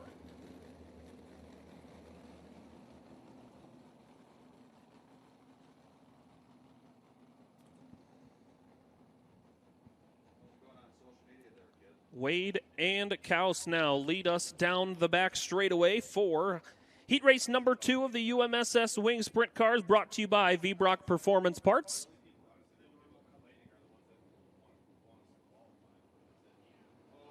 And we are green out of turn number 4. We'll go side by side into turn number 1. Here comes Ogsden around the top side. Wade slides up to take that line. Ogsden crosses down underneath. He'll take the lead into turn number 3. Ogsden slides up. Wade, big push through the center of turn number 3 and 4. Jamie Ogsden leads lap number 1. Tony Kaus in the second spot. Carl Wade in third. Keegan Koss took a look at that third spot in 1 and 2. They'll race down the back straightaway. They'll go side by side through turn 3 and 4. Wade a little out of shape. Koss will get by. Wade really out of shape now. Nearly into the 59 of Demko. Everybody able to sort themselves out. We stay green. But out front, it's the 03 of Jamie Ogsden. Ogsden's lead that time around grows. Everybody now starting to stretch themselves out around the Cedar Lake Speedway. Ogsden starting to get into lap traffic. His first one will be the 52 of Jake Lempelis. 3 laps to go for Jamie Ogsden piloting 03. Tony Kaus in the second spot. Keegan Koss in third. Carl Wade fourth, and Cole Demko fifth. Ogsden continuing to put cars a lap down. He'll see the sign. 2 laps to go.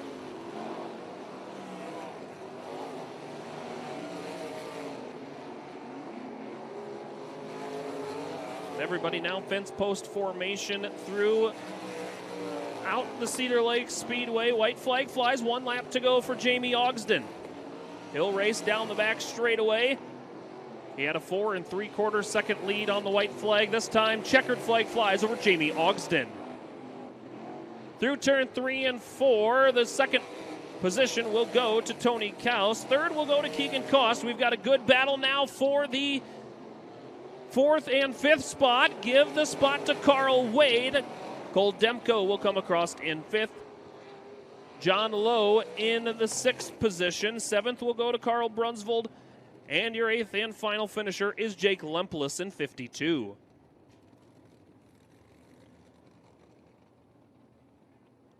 Your second heat race winner, he drives the Caliber Collision Ogsden Body and Paint. 03, it's Jamie Ogsden.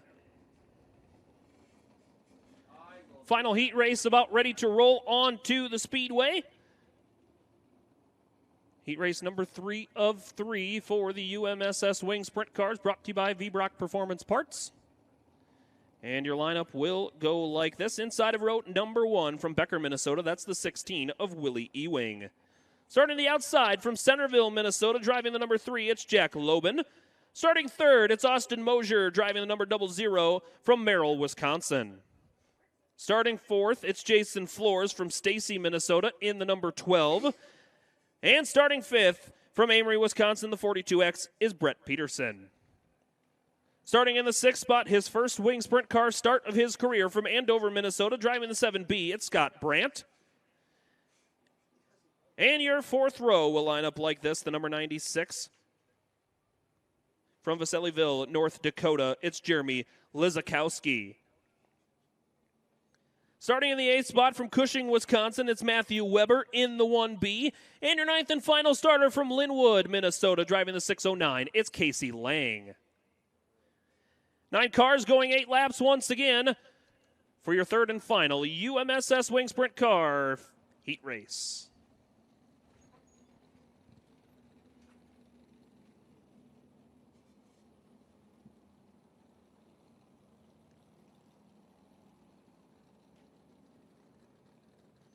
Couple more cars set to get pushed off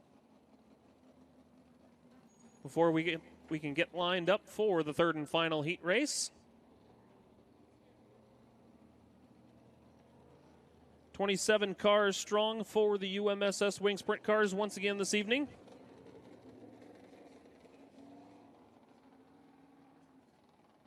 As you can see on the Race and Dirt screen, the 00 of Austin Mosier being pushed down the backstretch, along with the number 3 of Jack Loban rolling through turn number 3 and 4 in that white number 3 car.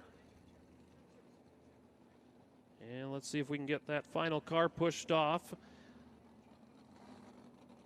of Austin Mosier. And there he gets the final bump start as all cars are now fired for the 3rd and final heat race.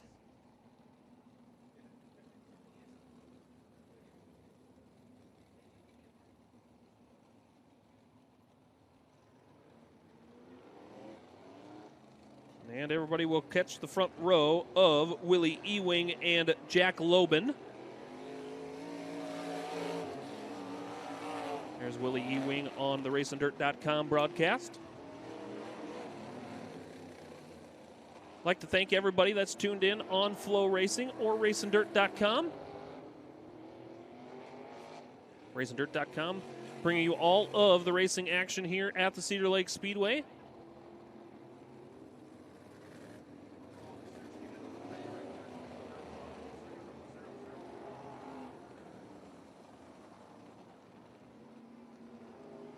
And now we get everybody bunched up over there down the back straightaway.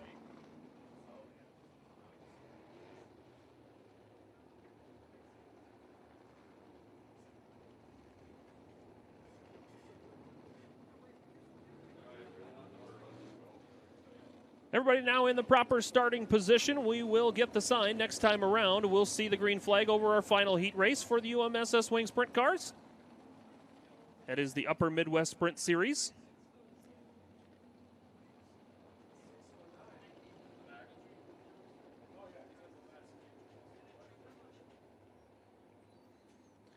Ewing and Loban bring us to turn number 4, and we are to the green. Ewing will take the lead into turn number 1. Loban looks underneath of him. Problems for Brett Peterson back in the field. We've got Scott Brandt along with Jason Flores hooked together. As it looks like both cars are locked together, one on the back bumper, one on the front bumper.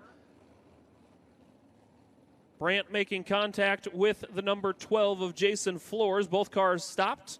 As we've got problems for Willie Ewing, somehow both left side tires down.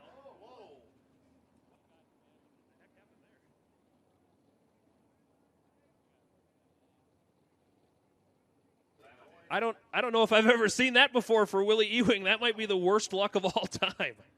I didn't see him hit anything, do anything differently. That's incredible.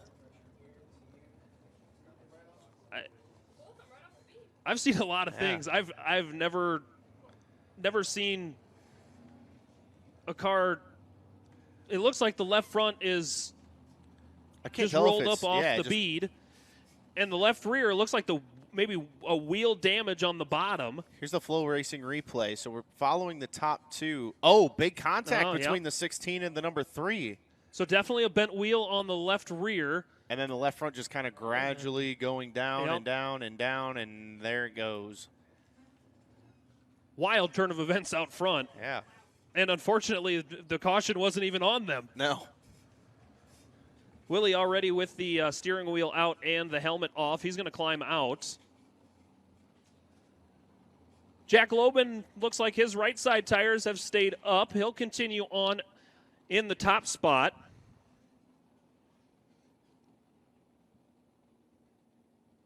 We'll see how we will restart as we did not get a lap completed.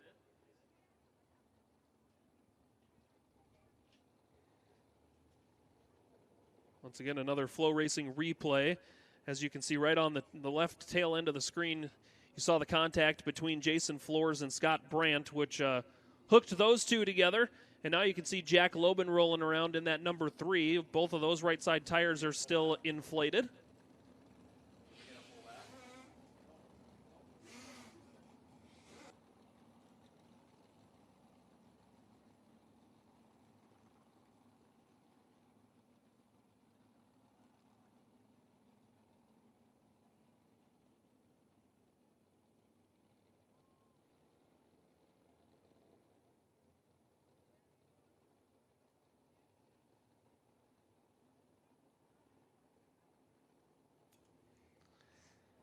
Since the field took the green, we will just slide everybody straight up now instead of crisscrossing through the field. As you can see on FloRacing, Scott Brandt 7B and Jason Flores number 12 are unhooked. So we will get both of those drivers a push truck behind and get them the bump start. For a while there, it looked like untangling a wrapped up headphone cord on the back Yeah, straight no away. You take one end, I'll take the other. Yeah, right.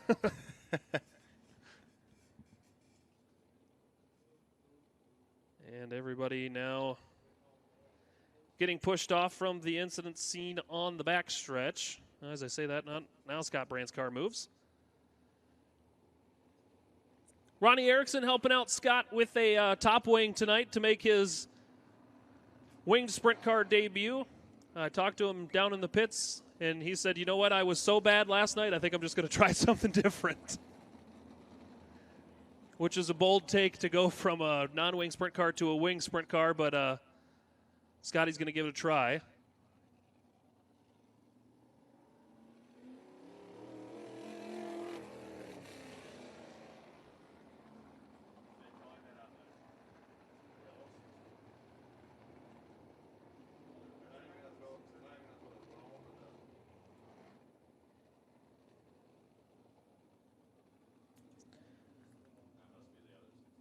Caution will be scored on Willie Ewing. Not to add insult to injury, but the caution is scored on Willie, but he's unable to continue on for this heat race. As we get everybody in the proper starting spot, now it's Mosier and Lobin on the front row with, it looks like Peterson and Weber in the second row. We get to turn number 3, and out of turn number 4, we've got the green flag. Good start for Lobin in the 3.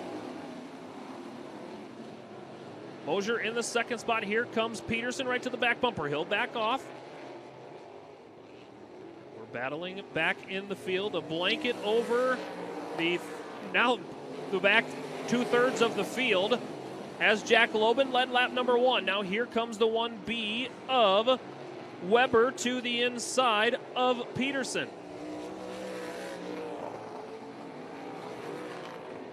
Peterson starting to fall back into that 42X. Jeremy Lizakowski gets by. Now Lizakowski looks to the outside of Weber. He'll take over the 3rd spot down the back straightaway.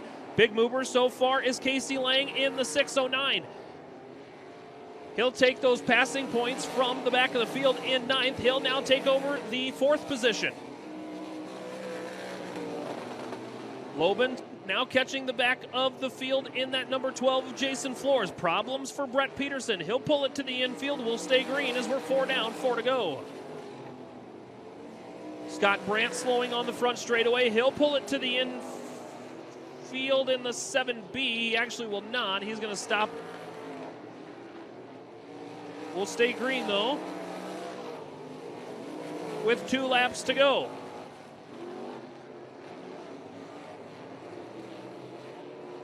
Lobin down the back straightaway. He's also led from the drop of the green flag. He'll look to the inside of Weber, unable to make a pass on the lap car. White flag flies. He's got a healthy lead between himself and Austin Mosier. Mosier just taking the white flag now as Lobin enters turn number 3. And out of turn number 4, heat race number 3 will go to Jack Lobin. Racing through turn number 3 and 4. With the second spot, it'll go to Austin Mosier. Third will be the 96 of Jeremy Lizakowski. And then it will be Casey Lang in the 609. Matthew Weber finishes 5th. 6th will go to Jason Flores, Scott Brandt, Brett Peterson, and Willie Ewing round out the field. But he lined up from flag to flag, picking up heat race number 3. Give him a hand. It's Jack Lobin.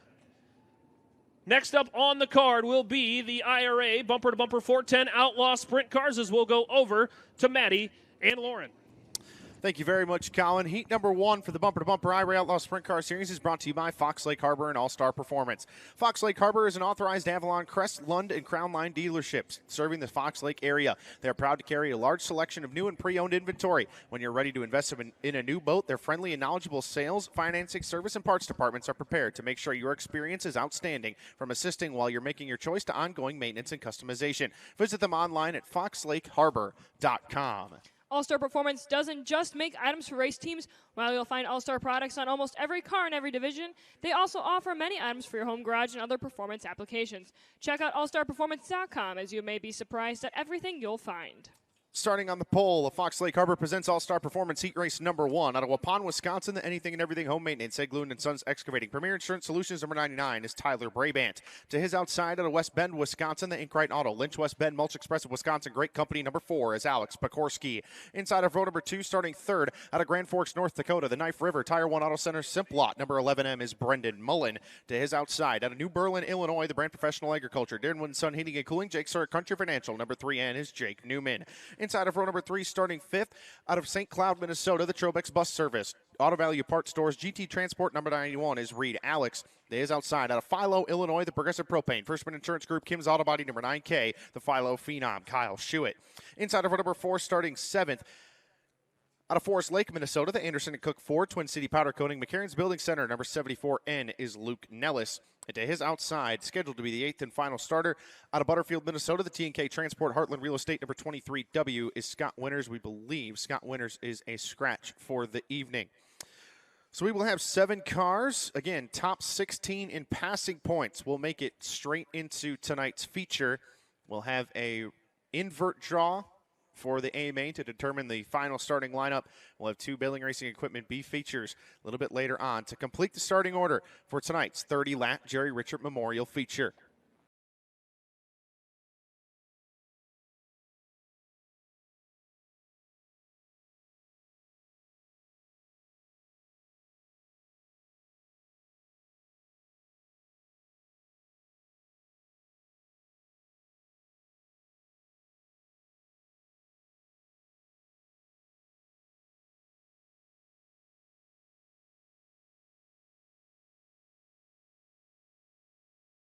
Through and off mic a little bit.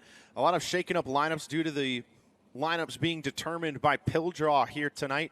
Some guys starting up front in heat races that, maybe don't normally have a shot at the dash redraw or something, or a top 10 feature starting position. But a lot of cars starting back in the field that have the opportunity to get a lot of passing points here tonight. Yeah, it's kind of interesting to see who you're going to cheer for tonight. We're cheering for drivers that are finishing in the front to kind of stay where they are. But, the name of the game is passing points here tonight. So, drivers like Tyler Brabant, Alex Pekorski, they got to stay up there so they can win and get those points as well. But drivers back like Kyle Schuett, Reed Alex, Luke Nelson, Scott Winters, all fast, need to work their way up. So cars will assemble in their proper starting positions here behind the Pace Jeep with the bumper-to-bumper IRA Outlaw Sprint Car Series. Scott and April putting in some work tonight, doubling as a push vehicle. Yeah, they'll put in the work tomorrow, too. They have to clean that Jeep. Yes. I don't know how they do it. And that they put the miles on that Jeep, too. That is Scott's daily commuter. Really? Yeah. I did not know yeah, that. April has a purple one too, just like it. They Oh, both my are. goodness. That's a Wrangler family if I ever saw one. But man, yeah, that's Scott's daily commuter too. I love that Jeep. We all do. Hard not to. I need to put that Jeep on a T-shirt. And Scott and April, such good people as well, behind the wheel of it. Pretty much with the IRA each and every event, no matter where we are in our 2025 schedule, and for the past couple of years as well. Yeah, huge supporters of the IRA Sprint Car Series behind the wheel and in the passenger seat of that. What color is that Jeep? Yellow? We looked it up one time. We did look it up. I cannot tell you.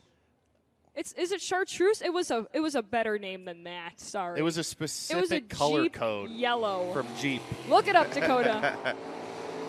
Field gases that are up around the Cedar Lake Speedway. Fox Lake Harper presents All-Star Performance Heat number 1. Just about set to go. And running heat races a little bit later than normal here tonight, but nonetheless, I'm just happy that we're running these heat races at all. I'm happy to be here. Yes. I love Cedar Lake Speedway. Fantastic facility. If you've never been here before, put it on your bucket list. This place is absolutely incredible. I was talking about the track food here as well. It's got to be in my top 5 places for track food that I've ever been to. I would agree with that. 141 Plymouth, this place, I would say probably my top 3. Easily a top 5 racetrack chicken tender as well. Oh, yeah. Easy. Yeah. I think I've consumed probably 20 chicken tenders within the last day and a half here. And I don't blame you at all for that. Reminder of the lineup here in heat number 1. Tyler Brabant, Alex Pekorski in row number 1. Brendan Mullen, Jake Newman, row number 2. Reed Alex and Kyle Schuett in row number 3. Luke Nellis in the 74 N going to ride shotgun on the field in this one. 8 laps that are...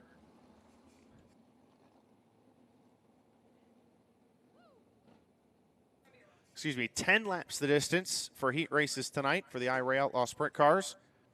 Passing points, the name of the game. The more cars you pass, the more points you gain. Top 16 in those passing points will head into the main event. Off of turn number 4, Tyler Brabant leads them down to the chalk stripe. We're green in heat number 1. Good start from Alex Pekorski on the outside of the front row. He'll rocket to the lead through turns 1 and 2. Jake Newman around the outside of Brabant. Brabant trying to fight back down the back straightaway. Kyle Schuett to the inside of Brendan Mullen. He'll grab the 4th spot. Brabant washes up the hill. Kyle Schuett to 3rd. Alex Pekorski trying to run away and hide from the 3N of Jake Newman. Brendan Mullen looked to the inside of Tyler Brabant through turns 1 and 2. Couldn't do anything with the AMRAMP number 99. Off of turn number 4, Alex Pekorski continues to lead. Brabant once again nearly washed up the hill. That time Brendan Mullen did at the number 11M. Trying to get a run on the 99 down the back straightaway. Battle shaping up for that 4th spot. Mullen to the outside of Brabant through turns 3 and 4. Rockets to the outside of the 99 side by side. Brabant comes up the hill. Mullen dives to the inside, throws the slider on Brabant through turns 1 and 2, but he washes up the hill. Brabant back to his inside down the back straightaway. Close racing for that 4th spot. Little puff of overflow out of the 11M through turns 3 and 4. Hand and check up for the 99. He'll re-rack and try and fire one back at Brabant. That time by, 5 in, 5 to go for Alex Pekorski, and he will encounter lap traffic in the Akrite Auto number 4. Oh, Pekorski into the back of the 91 of Reed Alex. Reed Alex goes around. Closing speed just a little bit too much for the 4 of Alex Pekorski. Tags the tail tank of the 91 of Reed Alex, and the 91 goes for a spin in turn number 4.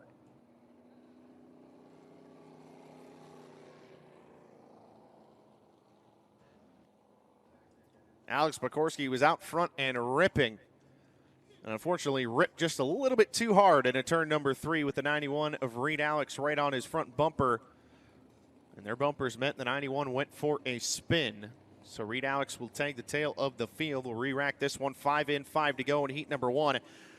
Alex Pekorski, the leader. Jake Newman in 2nd. Kyle Schuett all the way up to 3rd. Here's a replay for those of you watching at home on FloRacing.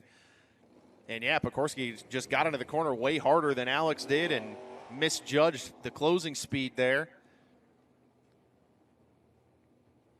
Really nothing lost for either of them, though, in that incident. But right now, positions gained here in heat number 1. Again, passing points, the name of the game. Kyle Schuett up 3 positions from 6th to 3rd here so far. Jake Newman up 2. Alex Pekorski going 2nd to 1st. Here in heat number 1.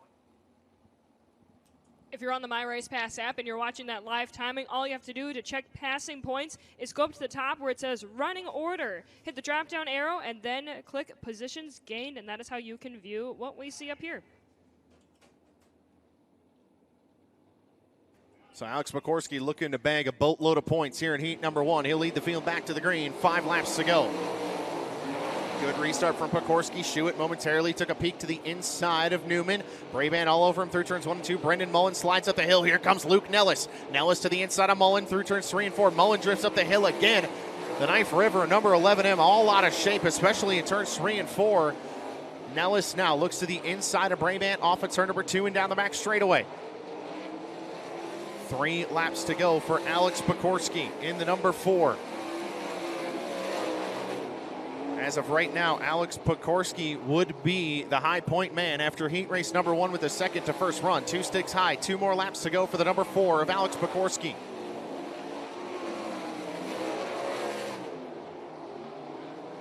Looking to bag 105 points here out of heat race number 1. White flag flies, 1 more lap to go for the number 4. Nellis still not able to do anything with the 99 of Tyler Brabant. The 91 of Reed Alex slows on the back straightaway. He'll pull it into the infield. Off of turn number 4, the checkered flag flies. Alex Pokorski wins heat race number 1. Jake Newman in the second spot. Kyle Schuett in third. Tyler Brabant fourth. And Luke Nellis in fifth.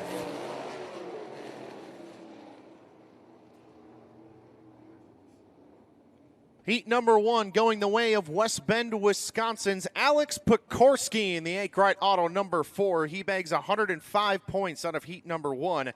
Jake Newman with 103 points with a 4th to 2nd run. Kyle Schuett 6th to 3rd will grab 101 points. Those are the top 3 so far in passing points after heat number 1. As heat number 2, Maddie, rolls to the Speedway. And heat race number 2 is brought to you by Bodycraft of Antioch and Bailing Racing Equipment. At Bodycraft Incorporated, they've been delivering top-notch auto body and collision repair to Antioch, Illinois since 1967. As a family-owned business, they specialize in collision and dent repair, automotive refinishing, and more. Their front-end specialists ensure the job is done right the first time. They're excited to continue supporting Lake County with quality workmanship and exceptional service. Stop by today for professional auto body repair services. Starting on the pole of Bodycraft of Antioch heat race number 2. He hails out of Olivia, Minnesota. In the Bode Collision and Glass Steeling coaches, Gary Service repair number 10. That's Trevor Service. To his outside, out of Salem, Wisconsin, the Dodge Machine Shop, Doheny Pool Supply. 4K Tech Services, number 4K is Chris Spitz. Inside of row number 2, starting third out of Waupun, Wisconsin. In the Great Company, Mulch Express of Wisconsin, AmRamp number GR8. That's Will Garretts. To his outside, your feature winner from one night ago here at the Cedar Lake Speedway out of Quilcene, Washington. The All Ball, your alternative. Chemours, Academy Roofing, Phillips Floors number 2M, that's JJ Hickle. Inside of row number 3, starting 5th, out of Grand Forks, North Dakota, the Elk Construction, Ewing Oil Budget RV number 8H is Jade Hastings. To his outside, out of Silver Lake, Wisconsin, the Temptations Racing, Chrome Incorporated, DRC Chassis number 29 JR is Ralph Johnson. The 7th and final starter here in heat race number 2, and an interesting one at that, the IRA point leader out of Yorkville, Illinois, the Captain Jim's Yacht Sales, Duffy Fleet Service, Spankins Motorsports number 79, Blake Nemi.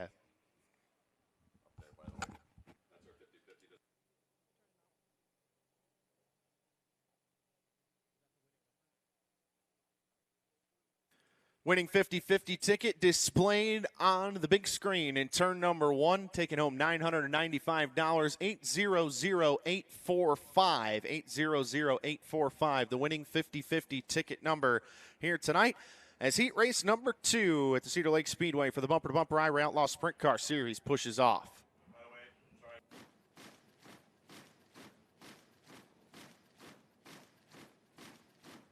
For that 50-50 ticket, you can pick up your winnings down at the souvenir stand, the Cedar Lake souvenir stand over here towards turn number 1 behind the grandstands.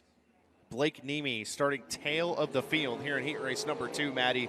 He's got a lot of work cut out for him, but a lot of potential passing points sitting in front of him as well. Yeah, I'm looking at that passing point chart, Lauren. Maybe you can calculate that too while I'm sitting here talking. Alex Pokorski sitting on top with 105 points. But if Blake Nemi were to go from there to the lead and win it, if he could do that, he would become the top point knight. Whatever points is definitely greater than 105. I'm still trying to align my fingers like a multiplication table, like yes. I tell my 4th graders to do. With 7-car heat races, the maximum you could basically get is 130 points Alex Pekorski sitting at the top of that with 105 right now. Again, Jake Newman second with 103, and Kyle Schuett third with 101.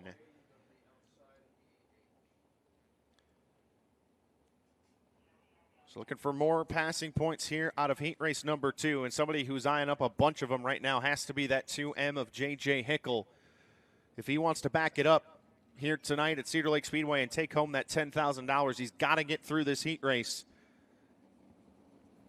And basically a 4th to 2nd still not going to be enough to take over that top spot. Would need to go 4th to 1st to get ahead of the 4 of Alex Pekorski with that 2nd to 1st run.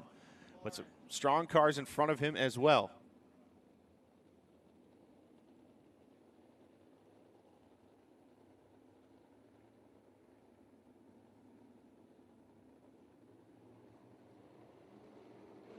Off of turn number 4, we're green in heat race number 2.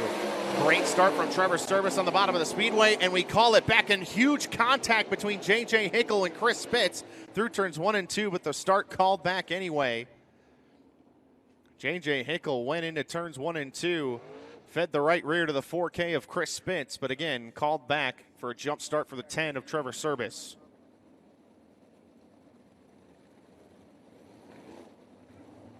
Yeah, I would definitely say that that one was a little bit of a jump. So Trevor Service being penalized 1 row. So Will Garretts will now start from pole position here in heat race number 2.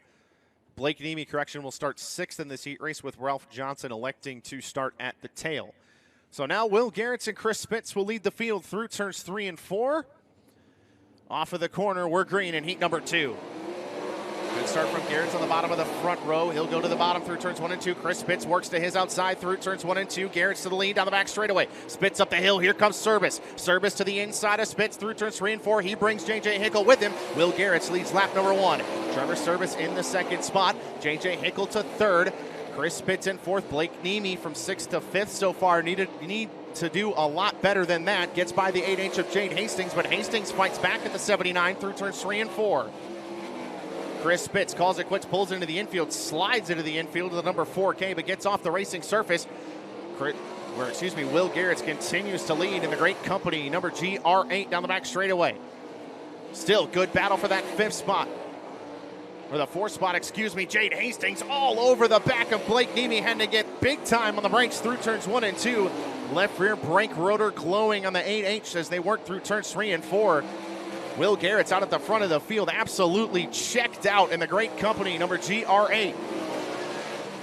Through 1 and 2, he goes. 5 in, 5 to go. As Blake Niemi and Jane Hastings work through turns 3 and 4, Will Garrett's absolutely going to have lap traffic to deal with in this one if this stays green to the end. Hastings drifts up the hill right in front of the great company, number 8, down the back straightaway. Garretts has to be extremely careful. Track very narrow and fast. Hastings up the hill right in front of him down the front straightaway. Garretts needs to clear the 8H down the back straightaway, and he does, but that allowed Trevor Service to close the gap down the back stretch. Hastings calls it quits, pulls into the infield, 2 laps to go for Will Garretts. Looking for his first ever IRA Heat race win as he works down the back straightaway. Blake Niemi now in the way of the GR8 through turns 3 and 4. Will Garretts puts him a lap down. Off of turn number 4, the white flag flies. 1 more lap to go. Garretts down the back straightaway. Trevor Service now appears to be losing brakes in the number 10 through turns 3 and 4 for the final time. First career IRA Heat race win for Will Garretts. Second will go to Trevor Service. J.J. Hickel nearly to that spot on the final lap. Blake Niemi a lap down, but will be scored 4th with all the attrition in heat race number 2. So how about it, race fans out of Waupun, Wisconsin, grabbing his first career IRA Heat race win, the GR8 of Will Garretts. Yeah, that great company number 8 just looked flawless here at Cedar Lake Speedway. I know that team really has tried all season long, and man, is it nice to see it show off and pay off.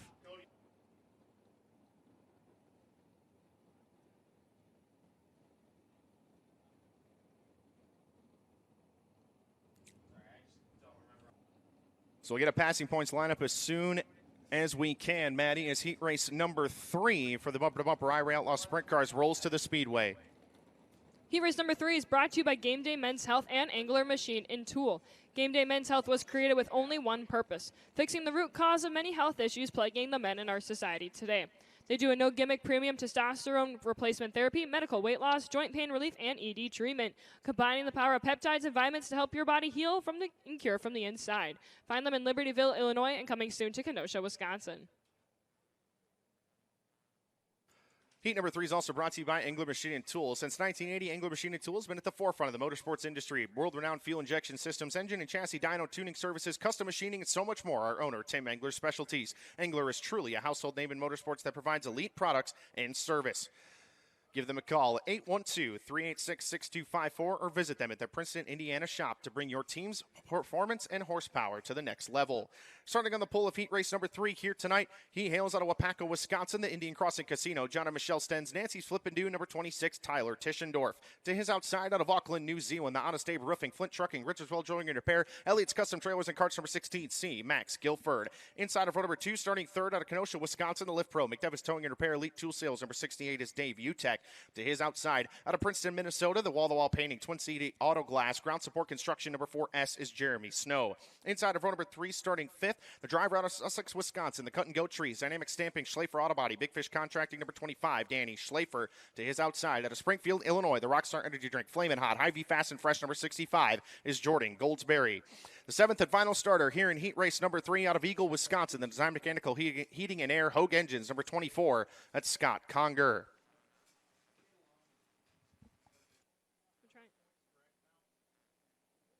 No, they weren't when I last checked.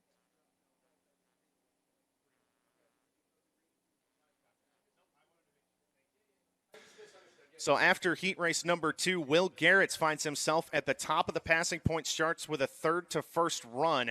110 points to his credit. Alex Pokorski second, Jake Dubin third, Kyle Schuett fourth, and Trevor Service with 91.5 points will be in the 5th spot after 2 out of the 5 heat races as heat race number 3 pushes off.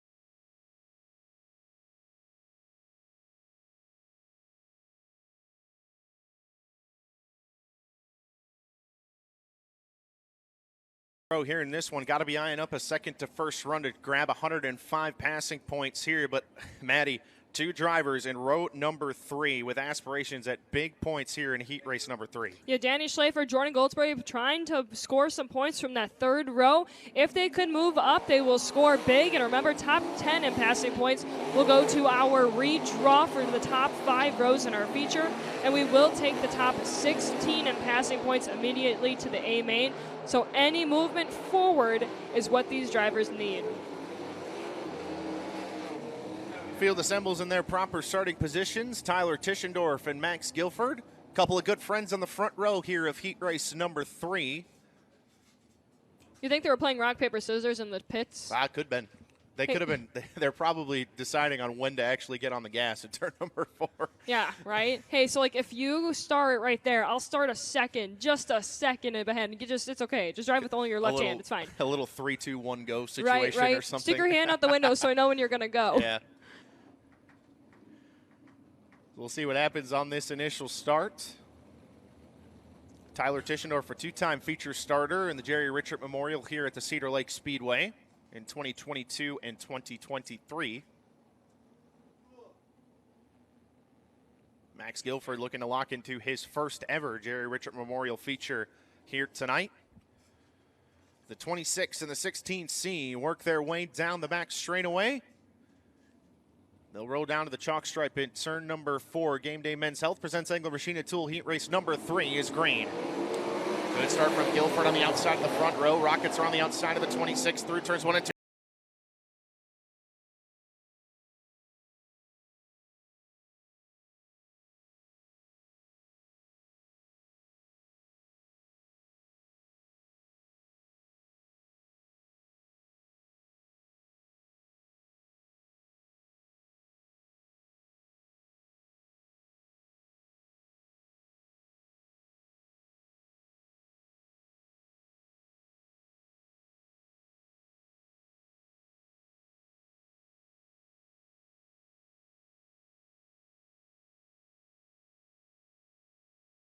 With that 6th to 3rd run, looking to equal Kyle Schuett's 101 points from heat race number 1 to move up inside the top 5 in passing points. Guilford through turns 3 and 4, quickly closing in on lap traffic at the halfway point. 5 in, 5 to go for the Greg Wheeler Motorsports number 16C. Brake rotors glowing on just about every single race car out on the racing surface. You wouldn't think they're using it, but they absolutely are, just to keep that car pointed in the right direction. Laps being turned in the very low 11-second bracket here, just a few tenths of a second off the track record. Guilford now all over the back of the 24 of Scott Conger as he closes in on lap traffic. Tischendorf still solidly in the 2nd spot. Goldsberry able to put just a little bit of a gap between himself and Danny Schleifer. Guilford starting to negotiate the traffic, has to find a way by the 24 through turns 1 and 2. Guilford down the back straightaway, no threat from behind from the 26 just yet, as off at turn number 4, the white flag flies. One more lap to go for the Auckland, New Zealand driver. Follows Conger through turns 1 and 2. Doesn't need to get super aggressive with him down the back straightaway. And doesn't. Elects to follow the 24. Tischendorf giving it a last-second charge, but off of the corner. Max Guilford wins heat race number 3. Tischendorf in 2nd. Jordan Goldsberry in 3rd. Danny Schleifer 4th. And Jeremy Snow rounds out the top 5.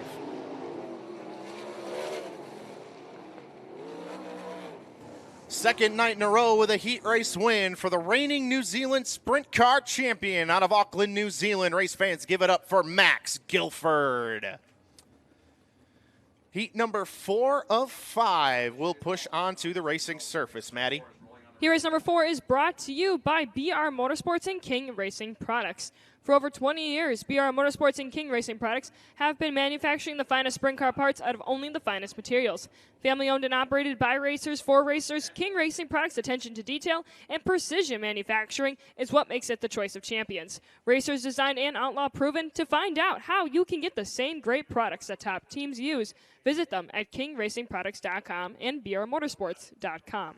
Starting on the pole of BR Motorsports at King Racing Products, heat race number 4. He hails out of Beaver Dam, Wisconsin. The Northwest Cable Construction, Falby Auto, Emergency Starting and Towing, number 2W, the Iron Man, Scotty Neitzel. To his outside out of Sioux Falls, South Dakota, the Hefty Brand Seed, Blondie Motorsports, Odds and Underground, number 6K, is Caleb Johnson. Inside of row number 2, starting 3rd, out of Hebron, Indiana, the Team Volkswagen Audi, Gary James Trucking, All-Star Performance, number 12, is Corbin Gurley. To his outside, out of Elk River, Minnesota, the number 22 is Luke Delansky. Inside of row number 3, starting 5th, out of West Burlington, Iowa, the Land Pride, Fent, Massey Ferguson, Metalcraft, Oregon Tradesman, number 49 is Josh Schneiderman. To his outside, out of Plymouth, Wisconsin, in the Christine Hartman Pleasant View Realty, Shuffle Bottom Tree Service, the Dispensary, number 87A is Austin Hartman. The 7th and final starter here in heat race number 4 hails out of Circle Pines, Minnesota, the Norm's Tire Sales, Blaine Brothers Electric System Solutions, number 34 Double D is Brady Donahue.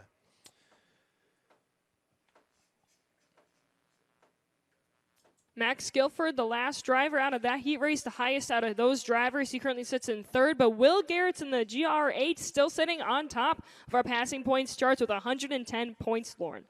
Alex Pekorski 2nd. As you said, Max Guilford up to 3rd. Jake Newman 4th. Kyle Schuett 5th. Jordan Goldsberry equals Schuett's 101 point total. He sits 6th. Service in 7th. Tischendorf 8th. J.J. Hickel 9th. And Blake Nemi rounds out the top 10 out of after the first 3 out of 5 heat races, with heat number 4 getting ready to roll to the green.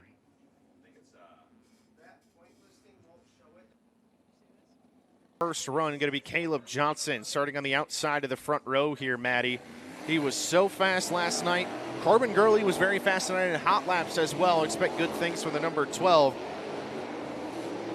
And Brady Donahue locked it into the feature last night in his first ever 410 sprint car race. He's got a long way to go here tonight. Yeah, though J.J. Hickel had the fastest car parking himself in our Horizon Whiskey Real American Beer Victory Lane last night, Caleb Johnson in that 6K just seemed pretty fast as well. He could capitalize on this front row starting spot. And he came on very strong late in the feature last night, running up from the 5th position up to 2nd in the waning laps of last night's 30-lap B-Main.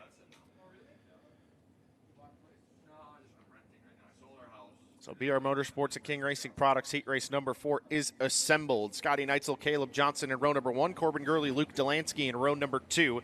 Josh Schneiderman and Austin Hartman in row number 3, with Brady Donahue riding shotgun on the field in this one.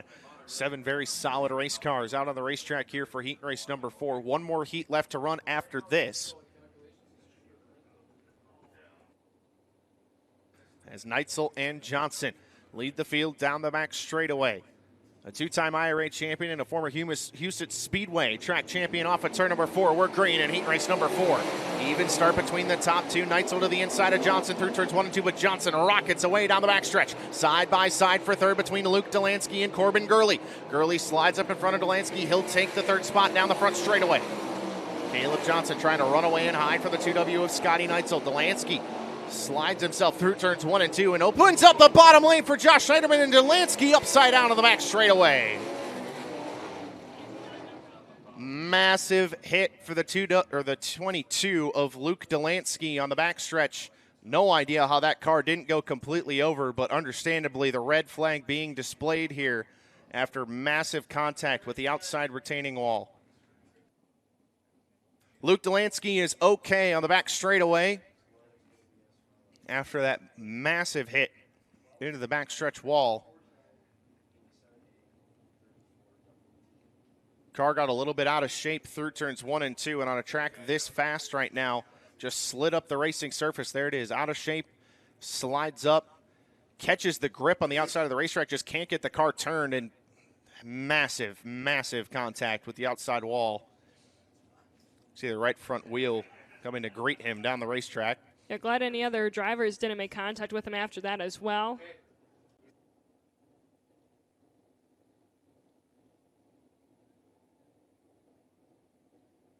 So again, Luke Delansky okay after that hit on the backstretch.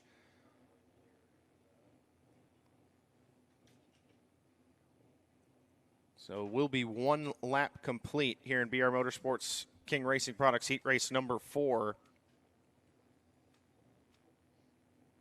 First red flag of the night.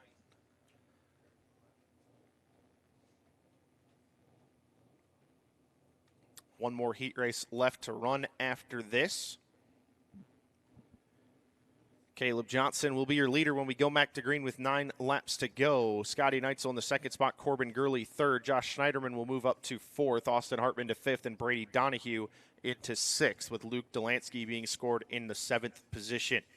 Remember, top 10 in passing points will go to our redraw for the invert for the first 5 rows of our feature. 2, 3, 4, or 5 row invert, we will roll a dice. Top 16 in passing points will transfer to the A-Main. The rest of the drivers will compete in one of our 2 B-Mains. We will take 4 from each of those as well. Now it'd also be a good time to say that Gracie Cleveland is leading fantasy. Of course she is. By it's 108 points to 96 points. Oh, my goodness. The guy in second. It's not even close. It's like 16 points. I can't even.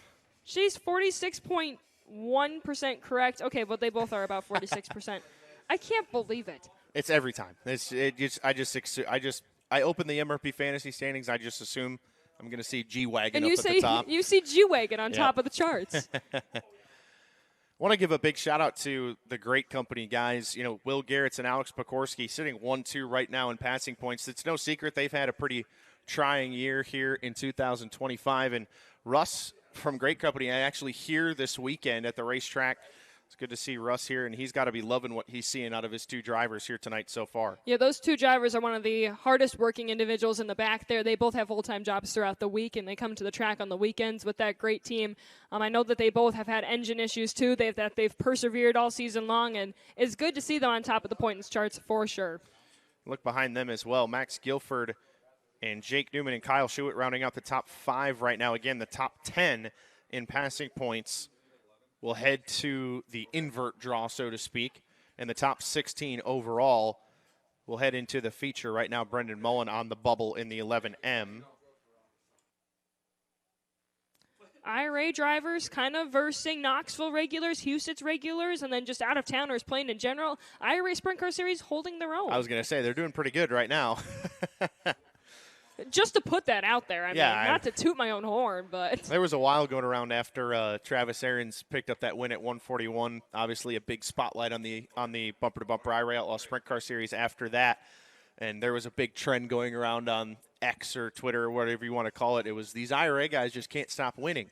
And Oh, yeah. Hopefully we see that again here tonight. It'd be very cool. You know, obviously no bias or anything like that. Absolutely but it would not, no. be very cool to see an IRA regular pick up $10,000. But nonetheless, it's going to be cool no matter who wins that $10,000 here tonight. With a field as strong as this, whoever does is going to absolutely earn it here at the Jerry Richert Memorial, the 25th annual.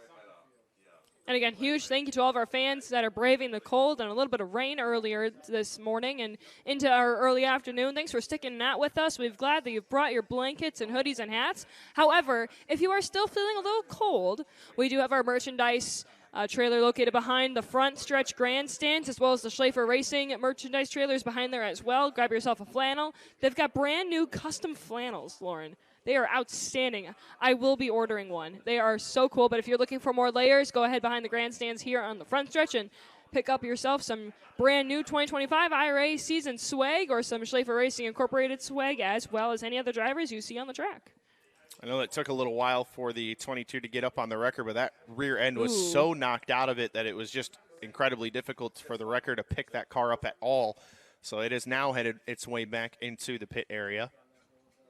Again, glad to see Luke Delansky able to walk away from that machine.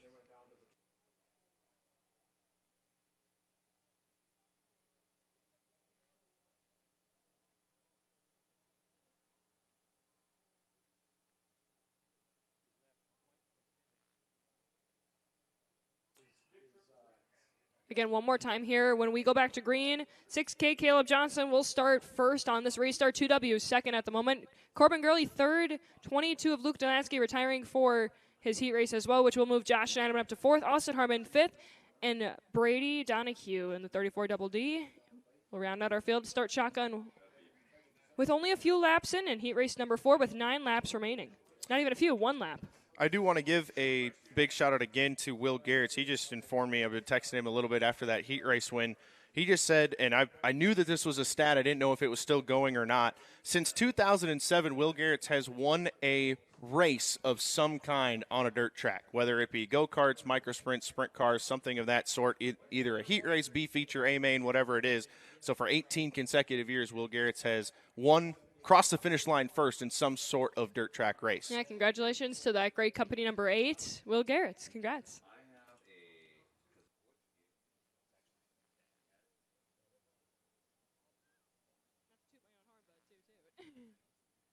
Oh, man. The Flying Dutchman, the White Claw Outlaw. No, it's 8T. It had an 8 on it. Yeah. Hastings? It has an orange 8. I think it's Hastings. Lauren, once I get a maybe.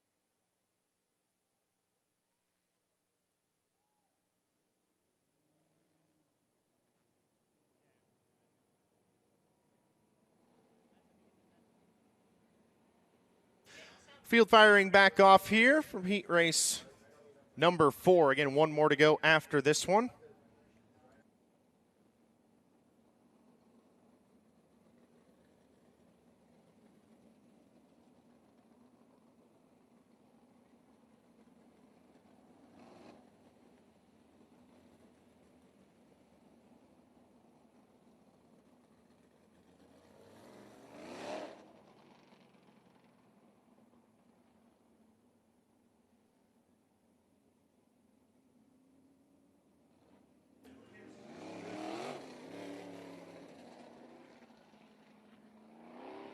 One lap complete here in heat number 4. 9 will remain. Caleb Johnson looking to go second to first, bag 105 passing points here tonight. Again, that table for passing points that we're using, available on our social media channels. Just search the Bumper to Bumper IRA Outlaw Sprint Cars at IRA Sprint Cars or IRA Sprints on Twitter or X, or at IRA Sprint Cars on Instagram. And TikTok, if you do the Yes. TikTok. There's one fair video. It's fantastic, though. You need to go check it out. Gracie It's great. spent a lot of time editing that with all the individual names on each of the clips. I'm a little salty you left in my indecisiveness as to what my favorite fair food is. It was about but 3 seconds of, Yeah. It's okay. It's a hard decision. Yeah, it I is. completely understand. So field line back up, 9 laps to go here in heat race number 4. Caleb Johnson leads us back to the green. Good start from the 6K. Neitzel to the bottom. Hartman took a peek to the inside of Schneiderman. Now Schneiderman with a big run on Gurley down the back straightaway. Follows him through the middle of the racetrack. Can't challenge the Team Volkswagen Audi number 12 just yet. Gurley with a great run off of turn number 2, starting to try and track down the 2W of Scotty Neitzel as Caleb Johnson runs away at the front of the field. Laps being turned again in the low 11-second bracket, and 11-2 the last time by from Caleb Johnson. Just half a second off of the existing track record. Cedar Lake Speedway fast and hooked up as we expected here after all the rain showers today. Off of turn number 4, halfway in, 5 to go for Caleb Johnson.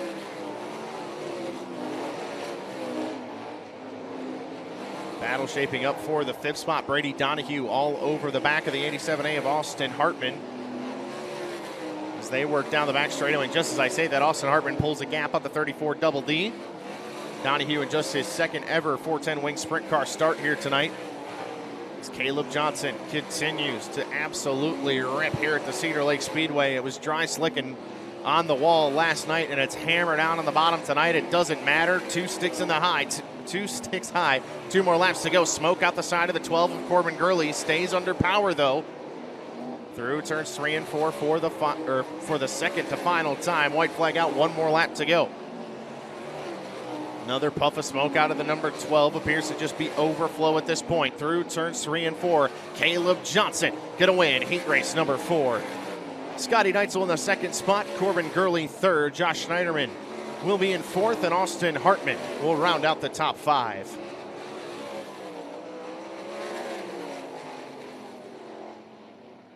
Well, he was fast last night. He appears to be fast again tonight.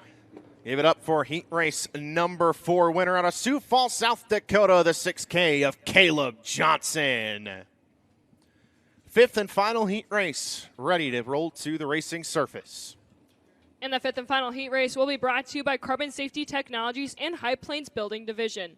Carbon Safety Technologies is your one-stop shop for all top safety equipment brands to keep you or your driver safe on track. Simpson, Impact, HRX, Alpine Stars, MPI, REI, and so many more. From helmets to Nomics and everything in between, visit carbonsafetytechnologies.com for all your safety equipment needs. With many years of experience in local and national building projects, High Plains Building Division has earned the enviable reputation of building a dependable, no-nonsense company that consistently delivers rock-solid results on time and within their customers' budget. Visit them online at hpbuildingdivision.com or on Facebook at High Plains Building Division to see how they can help you or your company with your next project. Starting on the pole of heat race number 5 here tonight out of Lonsdale, Minnesota. The Brody Racing Engines, URP Motorsports Angle Machine and Tool number 33 is Scotty Brody. To his outside out of Knoxville, Iowa, the Quality Traffic Control, GRP Motorsports, Schilling Excavating number 16 is Riley Goodnow. Inside of row number 2, starting 3rd out of Hannah City, Illinois, the Ryan Auto Marshall's Tap CT Power Washing number 96 is Jake Blackhurst. To his outside out of Oconomowoc, Wisconsin, the Ludwig & Sons Trucking, Oostburg Concrete, Metalcraft number 85J, Logan Julian. Inside of row number 3, starting 5th out of Brookings, South Dakota, the Dobish Construction, Ron's Auto Repair, Paradise Pools and Spa number 9 is Dominic Dobish. To his outside, out of St. Susie, New South Wales, Australia, the Protofab Engineering, Fratallone, Mystic Lubricants, Wood Motorsports number 63, Brooke Tatnall. The 7th and final starter here in the 5th and final heat race out of Waupun, Wisconsin, the Weiss Trucking, Blusky Farms, Coal Oil and Propane number 21H, TJ Hattie. 5th and final heat race here at the Cedar Lake Speedway, about to roll to the green for the IRA Sprint cars. Cars still sit 1 and 2. Max Guilford, Jake Newman, Kyle Schuh at top 5, still in passing points as well. But after that top 5 is where it starts shaking up just a little bit after that 4th heat race. And Caleb Johnson moving up into 4th overall with 105 points. And still looking at that top 16. Luke Nellis on the bubble right now in the 74N with 82 points. And boy, Maddie, you want to talk about a loaded heat race. Out of all 5 of them here tonight, this might be the strongest one. Scotty Brody, Riley Goodnow, Jake Blackhurst, Logan Julian, Dominic Dobish, and Brooke Tatnall, and TJ Hattie, out of all people, starting in the 7th spot, who's been stringing together some fantastic results with the IRA of late. Yeah, this one's hard to pick who you might think would win this one, and everybody here definitely has a chance of moving forward and even bringing the win back the home themselves. So again, the only places that would dethrone Will Garrett's right now would be a 4th to 1st run or better. So that would be Logan Julian, Dominic Dobish, Brooke Tatnall, and TJ Hattie that would have an opportunity to dethrone Will Garrett's for the high point man right now.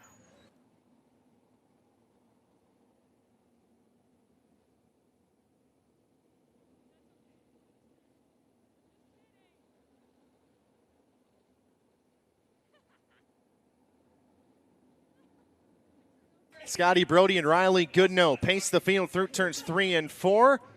Heat race number 5 underway. Good start from the bottom lane. Brody through turns 1 and 2. Julian bounces through the first set of corners to the outside of Jake Blackhurst. They make contact down the back straightaway. Julian to third, gets to nearly the inside of Riley Goodnow, has to check up. Scotty Brody leads lap number 1. Goodnow in the second spot, Julian in third, Jake Blackhurst in fourth, trying to mount a charge back at the 85J. Brooke Tatnall into the 5th spot in the number 63 as Julian starts to close in on Goodnow down the front straightaway. Julian a little bit sideways off of turn number 2. Blackhurst looking for any opening on the 85J, can't find one right now. Dominic Dobish sitting in the 6th spot on the outside of the top 5 as Brooke Tatnall runs in front of him. Field line is starting at the bottom of the Cedar Lake Speedway, and Scotty Brody looking to take a heat race win here. Riley Goodnow in that 2nd spot. Not a ton of movement in this heat race. Logan Julian 4th to 3rd. Scotty Brody in the number 33 still way out in front of this one. Julian and Brody through 1 and 2, down the back straightaway, works through turns 3 and 4. The white flag's going to fly. One more lap to go for the 33.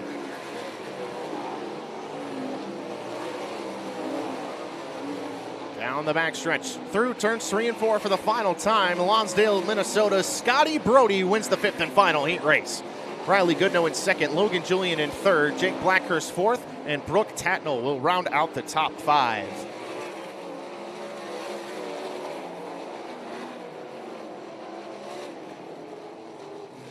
How about it, race fans? The 5th and final heat race winner here tonight, the youngster out of Lonsdale, Minnesota, Scotty Brody, the number 33, takes the 5th and final heat race for the bumper-to-bumper IRA Outlaw Sprint Car Series. We will get you the final passing points rundown as soon as we have it. But right now, we've got Wisconsin Wingless Sprint Car Series and Pertec UMSS Traditional Sprints about to roll to the Speedway.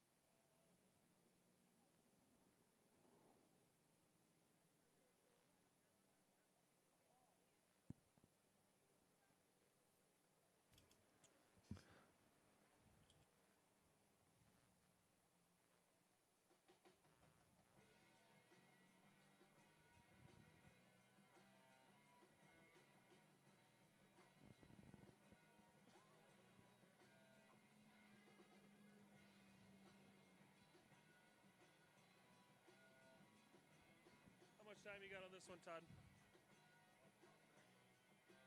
Okay.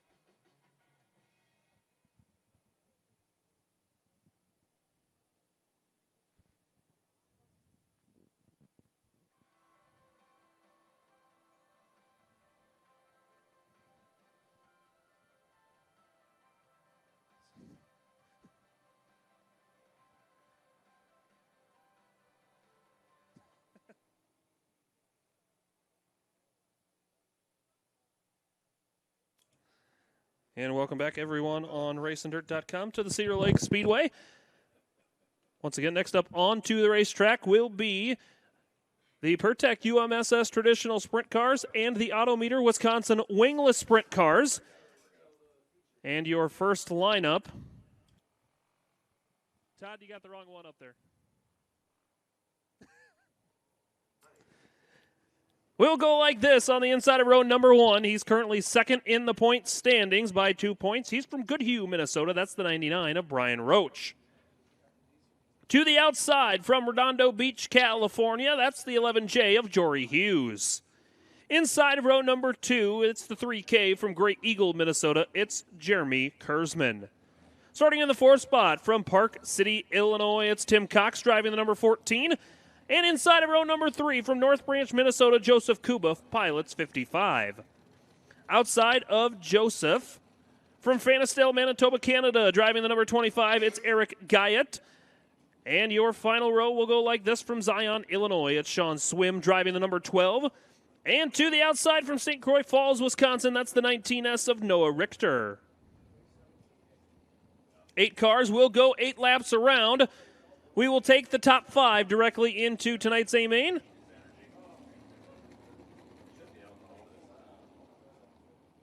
That will start the 20 cars directly into the A-Main. We'll take 4 cars from the B-Main.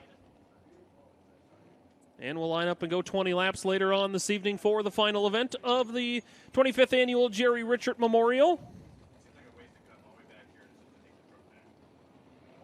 Jerry, an incredible racer, the only Minnesotan to win the Knoxville Nationals.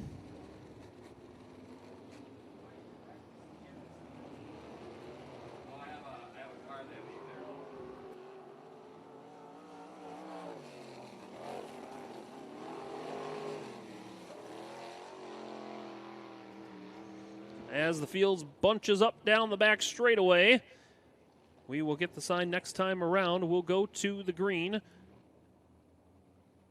Looks like we're going to be missing 1. And it looks like it's going to be Noah Richter in the 19S, unable to make the call. So instead, we'll go 7 cars around with 8 laps on the big board for heat race number 1 of the Pertec UMSS Traditional Sprint Cars, along with the Autometer Wisconsin Wingless divisions.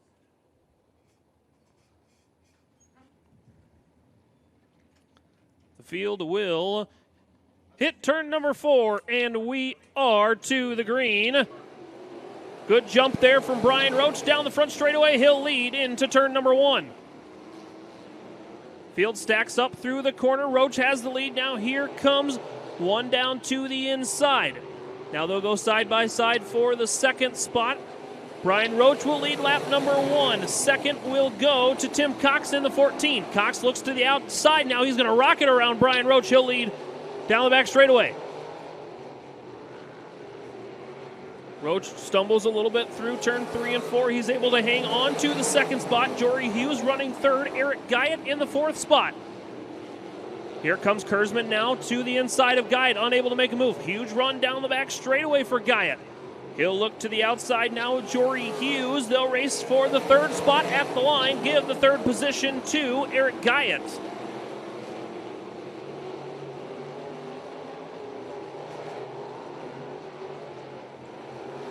Everybody's starting to sort themselves out now as we're 4 laps down, 4 laps to go.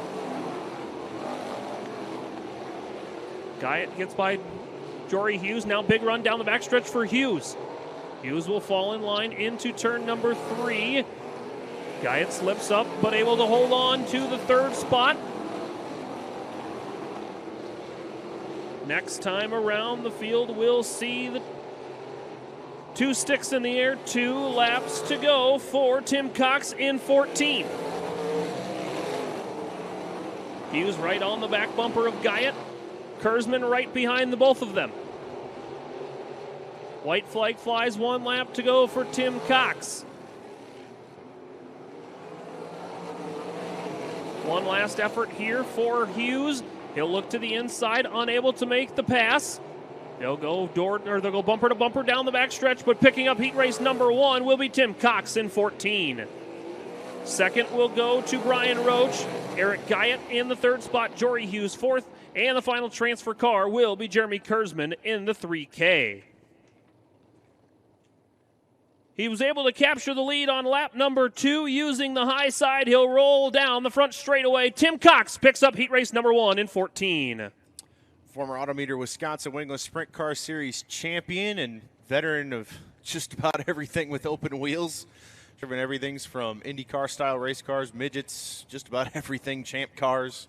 Tim's done it all. You know, we said last night we've got sprint cars of many flavors here. Yes. He's been in many flavors of open wheel cars. Yes, he has. Heat race number 2 rolling onto the back straightaway. And from Antioch, Illinois, driving the 711, it's Tyler Cuxhouse. He'll start on the pole. To the outside, last night's feature winner, driving the AT from Wheatfield, Indiana, it's Adam Taylor.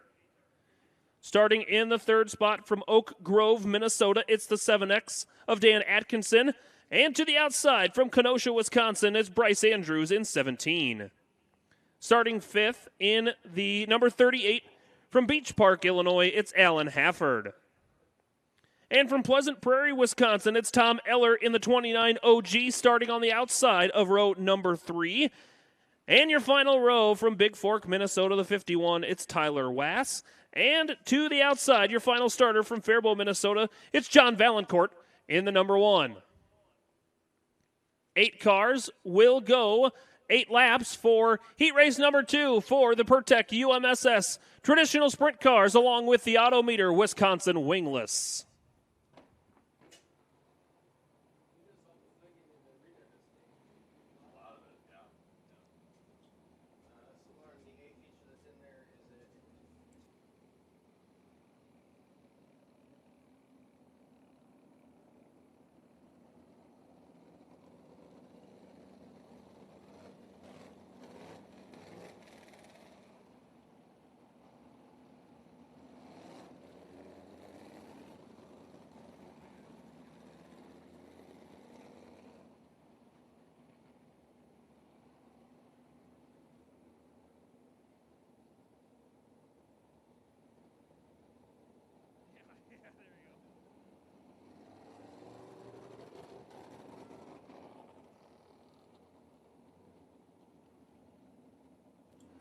Cars rolling in the top side of the Cedar Lake Speedway before we line up for green flag racing action.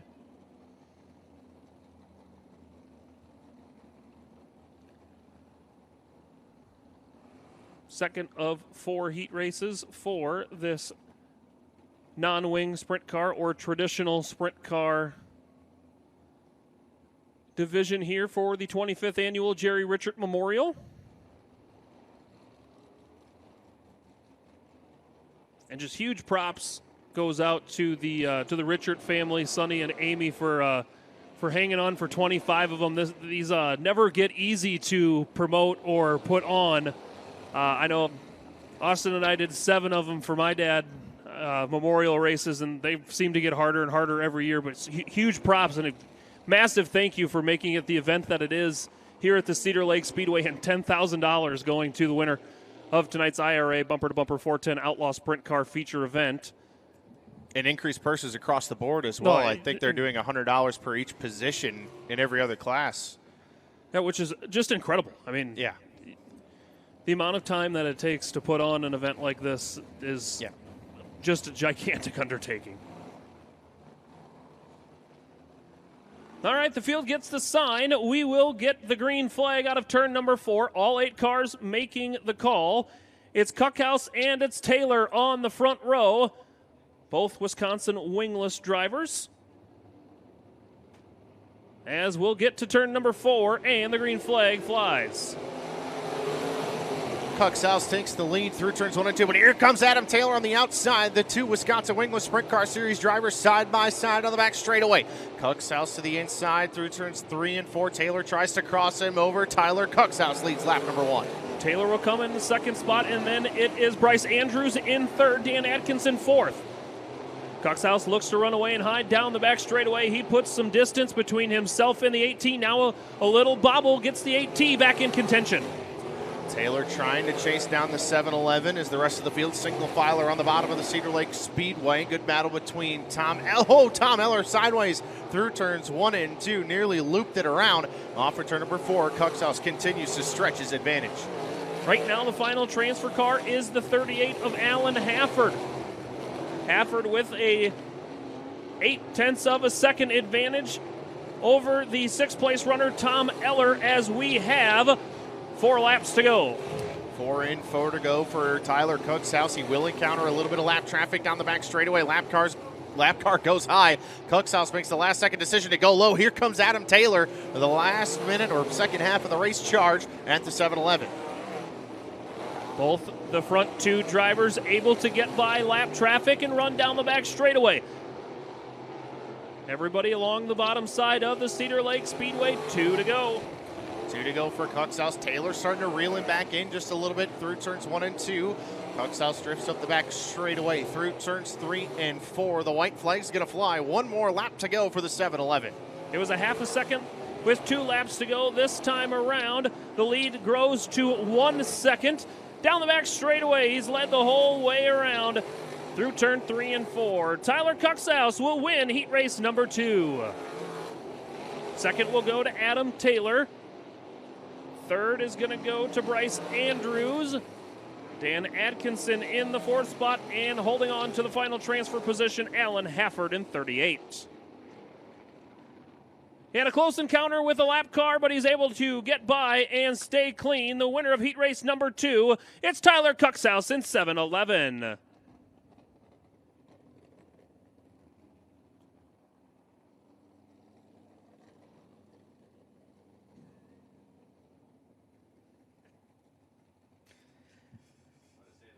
Heat race number 3, set to roll onto the back straightaway and get stage 2 push off. And the lineup will go like this inside of row number 1. He was the winged UMSS division winner last night from Grand Rapids, Minnesota. That's the 46H. It's Ken Roan. To the outside, it's the point leader and the car that led the majority of the feature last night from Little Canada, Minnesota, the 54. It's Cam Schaefer. Inside of row number 2 from Grand Rapids, it's the Joker. Driving the 5J, it's Chris Lewis. Starting in 4th from Watertown, Wisconsin, driving the number 22, it's Greg Alt. And inside of row number 3, driving the number 46, also from Grand Rapids, Minnesota, it's Casey Hawkinson. And to the outside from Salem, Wisconsin, in the number 4G, it's George Gernert III. Starting in the 7th spot from Racine, Wisconsin, driving the 7D, it's Josh Davidson. And your final starter from Delmar, Iowa, it's Miles Doherty in 8D. It'll be a scratch for Miles Doherty driving the 8D, so we'll take 7 cars, going 8 laps around for your third of 4 heat races for the Autometer Wisconsin Wingless Sprint Cars and the Upper Midwest Sprint Series traditional sprint cars here at the 25th Annual Jerry Richert Memorial.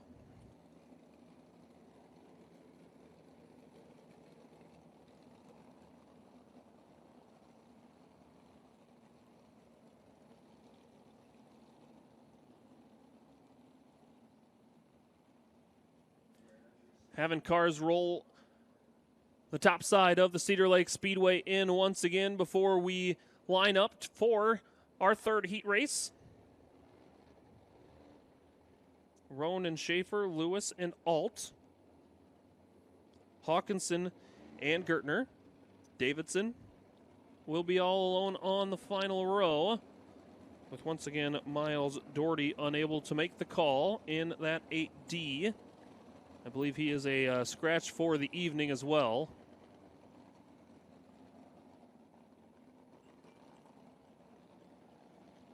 I have received the invert for the 410 feature. It's interesting, to say the least. Just a 2-row invert will put Caleb Johnson and Max Guilford on the front row of tonight's A-Main. 2 throttle smashers. Just a little bit, yeah. That is going to be a wild turn 1 here tonight. Lights are out this time around. We'll see the green flag for heat race number 3. Roan and Schaefer will lead us down the back straightaway into turn number 3. Once they reach the exit of turn number 4, the light will come on and we are green. Schaefer with a big jump down the front straightaway. He'll lead into turn number 1. The yellow flag will come out. I was a little premature on the green.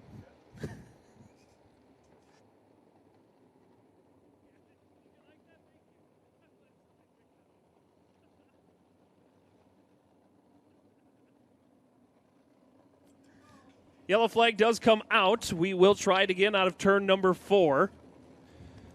Cam Schaefer's got to be thinking redemption here tonight, just a little bit, you would think. You know, I was talking during your guys' heat race. I think Caleb Johnson's night is about redemption. I think Cam Schaefer's night is also about redemption. Just as much, if not maybe a little bit more. Had himself a massive lead last night. Let's see if he can take one step closer to getting that redemption here in this heat race. And we are underway now once again for heat race number 3 out of turn number 4. Schaefer, another good start on the top side, Roan to the inside. Give the advantage to Schaefer. Now here comes, is it Chris Lewis on the outside? It is not Chris Lewis. It is Greg Alt on the outside for the second spot. Cam Schaefer leads. Greg Alt into second. Schaefer through turns 1 and 2. Solid on the bottom of the speedway. Roan looking to fire one back at the 22 of Alt. Down the back straightaway. Sends it to the inside. Through turns 3 and 4. Can't make the move stick. Alt drifts up the racetrack nearly side by side. Alt hangs on to that second spot. Alt right through the bottom side of the Cedar Lake Speedway. Chris Lewis trying to chase down Ken Roan now for the third spot. Lewis starts to close in through turn 3 and 4. 5 laps to go for Cam Schaefer out front. Good battle shaping up for that 5th and final transfer spot. George Gartner III has it, but Casey Hawkinson all over him through turns 1 and 2. Gartner continues to hold it as the top 4 set sail on the 4G down the back straightaway. They're already halfway home. 4 and 4 to go for Cam Schaefer. Schaefer's lead growing every lap, but not by much. Greg Alt continues to run second with Ken Roan, Chris Lewis, and George Gartner still hanging on to the final transfer spot. 3 to go. Puff of smoke out the side of Ken Roan down the front straightaway continues through turns 1 and 2. That looks like maybe a little bit more than overflow as it continues down the backstretch. Chris Lewis all over him through turns 3 and 4. It's the battle for the 5th and final transfer spot. Still good. Here comes Hawkinson. Hawkinson to the inside of Gartner down the back straightaway. Gartner slams the door through turns 3 and 4. A little bit of contact between the 4G and the 46. White flag sets over Cam Schaefer's 54. It's a good battle for third, along with a good battle for fifth. Here comes Hawkinson now to the inside. Hawkinson and Gartner slight contact. Gartner able to get by. They'll see the white flag as Cam Schaefer picks up the win in heat race number 3. One up and over. Casey Hawkinson upside down in turns 1 and 2. And we've also got Ken Roan pulling into the infield. Fire already on the scene.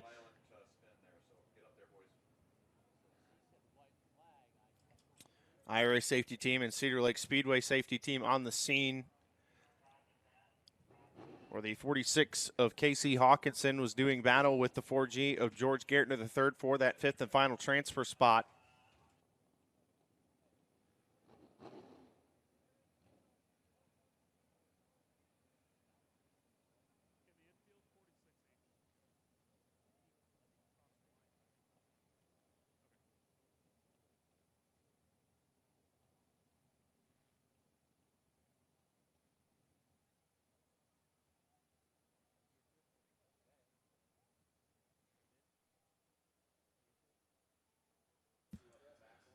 Good news over on the entrance of turn number 1.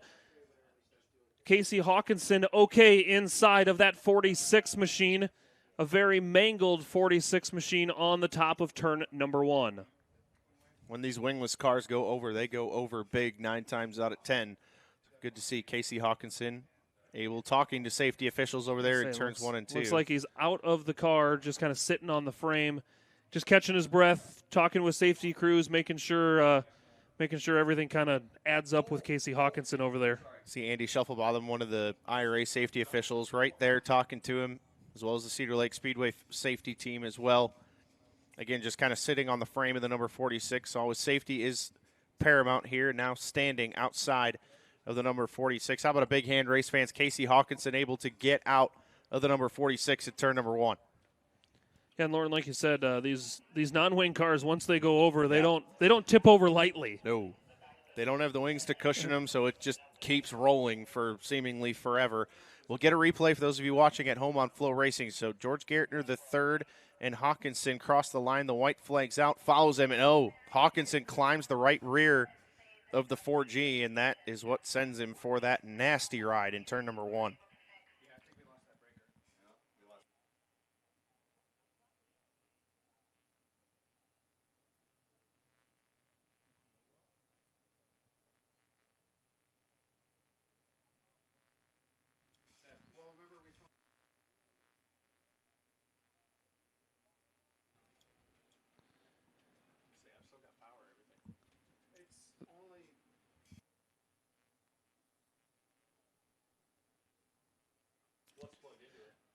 The race was deemed official as well. So the winner of heat race number 3 was Cam Schaefer in the 54.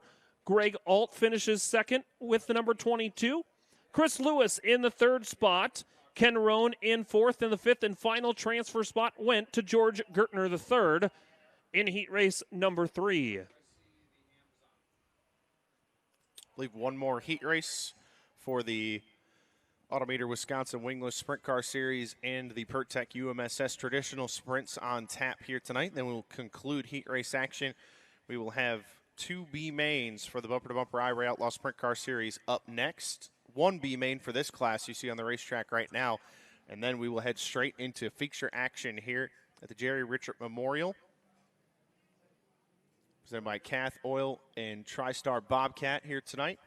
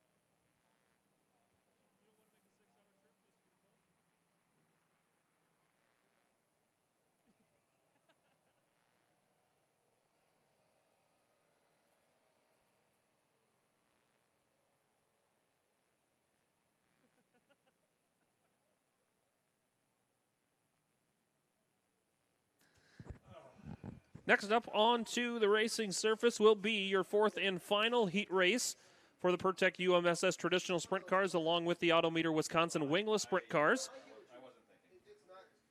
As we continue to get Casey Hawkinson's number 46 cleaned up over there in turn number 1. But the final heat race will line up like this. From Chaska, Minnesota, starting on the inside of row number 1, it's Lucas Grossinger in the 955. And to the outside, it's Kirsten Koss in the number 5. Inside of row number 2, Silver Lake, Wisconsin's Ralph Johnson driving the 29J. And to the outside from Clayton, Wisconsin in the 28, it's Weston Johnson.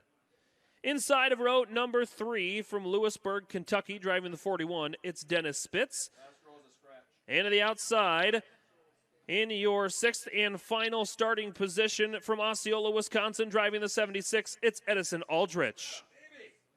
Unfortunately, the final row is unable to make the call. That would have been Hunter Colton and Peyton Lemke. So this time we'll have a 6-pack going 8 laps.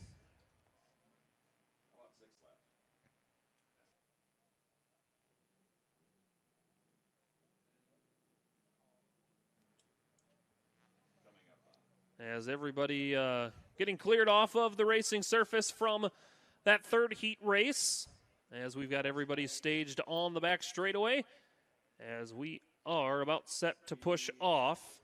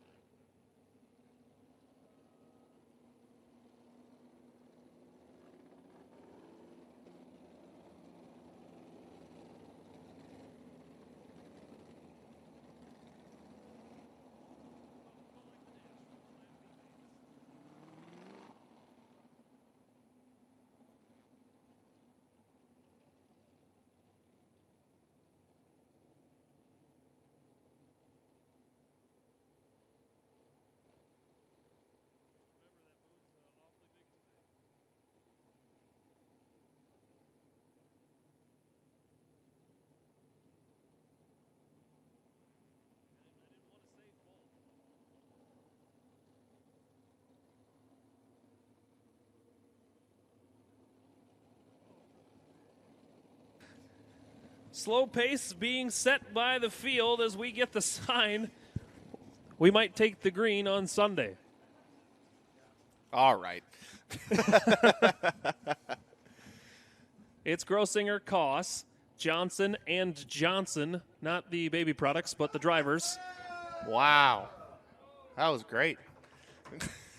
What a pull.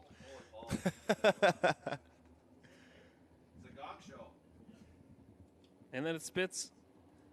And Aldrich as we get the green on the final heat race. Good jump down the front straightaway into turn number 1 for Kirsten Koss. Koss out to the lead, but Koss up on the bike through turns 1 and 2. She goes over in turn number 2. That started flipping in turn number 1. Had a great start in the right rear, just dug in to the Cedar Lake Speedway. And Kirsten Koss goes up and over in turn number 2. It's kind of like that classic line of non-wing sprint car racing. Got up on the bike and it just got bit. There she went. Unfortunate, too. Had a fantastic jump on the rest of the field. Kirsten Koss, okay in turn number 2 is the word from safety officials.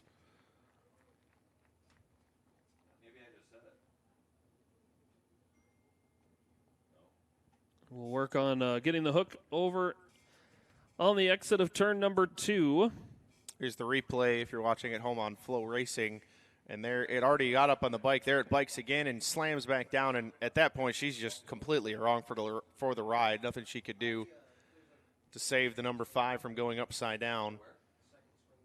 And it's not even like, oh, I made a huge mistake. It's just happens. Yeah. Happens in the blink of an eye, and nothing you could do. So Kirsten will exit the racetrack on the back of a wrecker. Looks like she'll stay in the car once it gets lifted up. Yeah, it didn't look like a ton of rear end damage to the car. You saw the safety official rocking the car back and forth to make sure it can still roll. But obviously, front end knocked out of the number 5.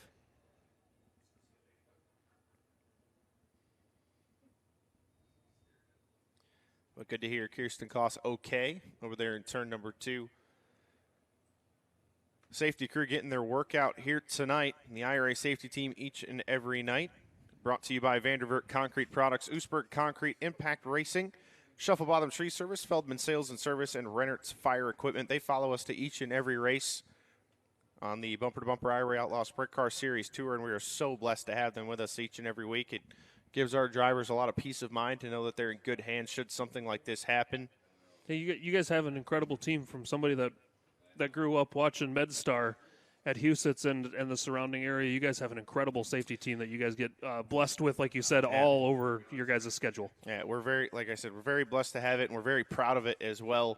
They do so much work during the off-season practicing with cutaway cars and things like that. Practice, like drivers will volunteer their time as well to help them out in different situations and train basically all the off-season just to be ready for when we get going in April. And, yeah, very, very proud of what we have for the safety team and very thankful to have them in each and every event. And like you said, just a huge thank you goes out to those people because they're just so selfless to want to be on a safety team. And I will say, these are amazing sponsors we have for that safety team. And the safety team guys, you know, all of them on that safety team do all the fundraising themselves for that to get new equipment and things like that. So a huge shout out to every one of our guys on the safety team that follows us to each and every race. It's a pretty incredible thing to have for a regional touring sprint car series, and we're very, very thankful to have it. Definitely not something we want to take for granted anytime, especially when we're at the racetrack and things like that happen. So cars are lined up for the 4th and final heat race once again after the wreckage cleaned up over in turn number 2. So it'll be Grossinger and Johnson, and then it will be Ralph Johnson, Edison Aldrich, and Dennis Spitz. We'll go 5 cars now. All 8 laps left on the big board. Slow pace set once again from Grossinger, but we will see the green out of turn number 4. A little bit better start that time from Grossinger. Johnson looks to his outside. He'll grab the lead through turns 1 and 2. Ralph Johnson and Edison Aldrich get together. Aldrich around the outside, down the back straightaway they go. Johnson trying to mount a charge back at Aldrich, but Weston Johnson out front and gone in the number 28. The young racer setting sail out front, near contact for third between Johnson and Aldrich. Aldrich has a problem in 76. Let's see if he can limp that car along as we stay green. He'll actually come up to speed a little more. Now we got a battle for second. Grossinger on the bottom, Johnson on the outside. Ralph Johnson to second down the front straightaway in the Temptations Racing number 29. Through turns 1 and 2 they go. Johnson puts a gap between himself and Grossinger. Dennis Spitz riding in that 4th spot in the 41. Edison Aldrich in 5th. Good battle now for the 3rd spot starting to brew. That's Lucas Grossinger and Dennis Spitz. All cars in this heat race will transfer directly into the A-Main. We've got 4 laps down, 4 to go for Weston Johnson. Dennis Spitz trying to mount another charge at Lucas Grossinger for the 3rd spot. Couldn't do anything with him in turns 3 and 4. Closes back in through 1 and 2, but Grossinger with a good drive off the bottom of the speedway. Drifts up just a little bit down the back straightaway. And Edison Aldrich starting to work his way back into this battle for 3rd as well in the number 76. Weston Johnson's lead was 4.618 seconds last time. This time there's 2 laps to go for the number 28. As Ralph Johnson crosses the line, it's 4.665 seconds for Weston Johnson. He'll see the white flag out of turn number 4, 1 lap to go. Weston Johnson leading Ralph Johnson, trying to make it a Johnson 1-2. Don't believe there's any relation there. Weston Johnson off of turn number 2, slides up the hill. Down the back straightaway, he'll roll through turns 3 and 4 for the final time. Weston Johnson will come off of the corner and take the 4th and final heat race win for the non-wing sprints tonight. Ralph Johnson will finish in the 2nd spot. Lucas Grossinger works his way off of turn number 4. He'll finish in 3rd. Dennis Spitz will be in 4th, and Edison Aldrich will round out the field.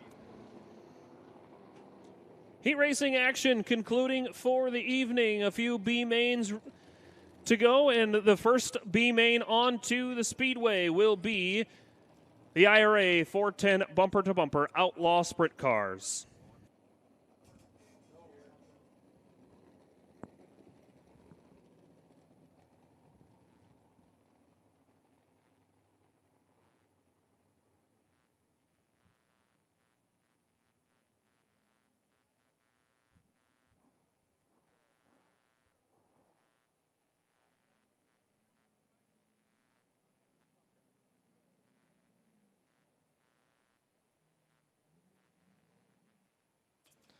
Alrighty, B-Main action is up next for your bumper-to-bumper IRA 410 Outlaw Sprint Cars.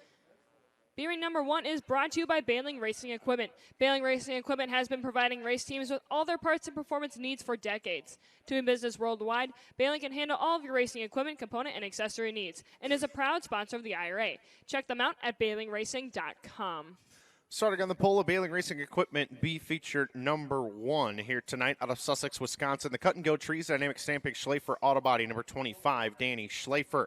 To his outside, out of Forest Lake, Minnesota, the Anderson and Cook Ford Twin City Powder Coating, McCarran's Building Center number 74N is Luke Nellis. Inside of row number 2, starting 3rd out of Plymouth, Wisconsin, the Christine Hartman Pleasant View Realty, Shuffle Bottom Tree Service, the Dispensary number 87A, Austin Hartman. To his outside, out of Waupun, Wisconsin, the Anything and Everything Home Maintenance, Eglin and Sons Excavating Premier Insurance Solutions number 99 is Tyler Brabant. Inside of row number 3, starting 5th, out of Princeton, Minnesota, in the wall-to-wall painting Twin City Auto Glass Ground Support Construction number 4S is Jeremy Snow. To his outside, out of Brookings, South Dakota, the Dobish Construction Ron's Auto Repair Paradise Pools and Spa number 9 is Dominic Dobish. Inside of row number 4, starting 7th, out of Kenosha, Wisconsin, the Lift Pro, McDevitt's Towing and Repair Loot Tool Sales number 68 is Dave Utek.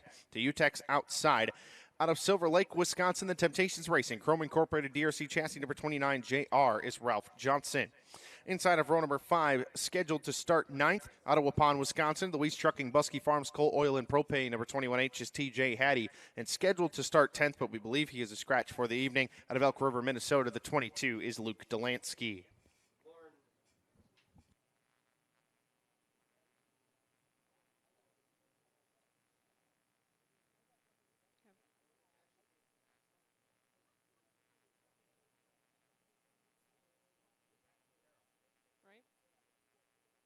Maddie, while this B feature gets staged, only the top 4 out of each of these B features will make it into our 25-lap A-Main here tonight for the Jerry Richert Memorial. And when a race pays $750 to start, those top 4 transfers positions are more coveted than ever. Yeah, everybody's eyeing up those top 4 spots. Those top 4 being Danny Schlafer, Luke Nellis, Austin Hartman, and Tyler Brabant at the moment. But we do have a ton of drivers on the outside looking in and wanting that $750 to start here. It is anyone's game. Bailey Racing Equipment B feature number 1 pushes off here at the Cedar Lake Speedway. Velocity yellow Jeep. I found the color. That's what it was. We got it. And I knew it was a cool name, and I could not think about it. But what an apt name for a sprint car pace vehicle as well. Exactly. Put that on a T-shirt. The high velocity pace vehicle. I love that. I do too. Final car for this B feature onto the racetrack, the 29 JR of Ralph Johnson. Obviously, he was swapping out of his non-wing car that he just ran to a solid second place in his heat race a little bit ago. Climbs into the wing sprint car. And Johnson gets pushed off. He will start this B feature in the 8th position. And we do understand Luke Delansky is a scratch from this B feature. So we'll have 9 cars. Top 4 will transfer into tonight's $10,000 to win main event.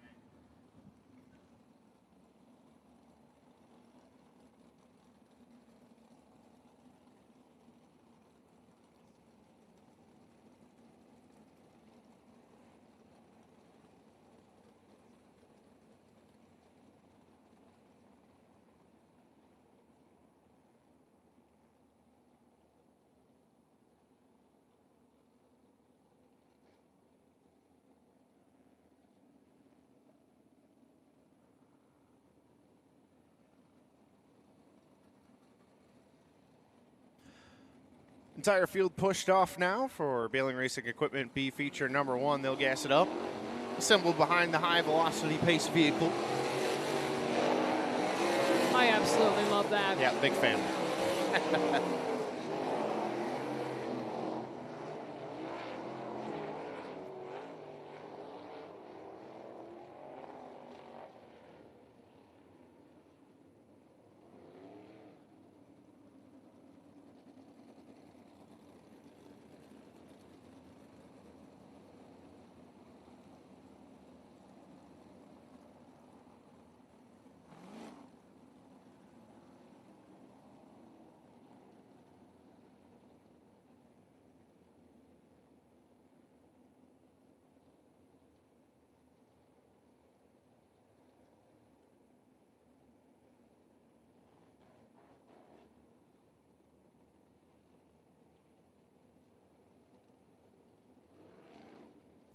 High sign out on the flank stand.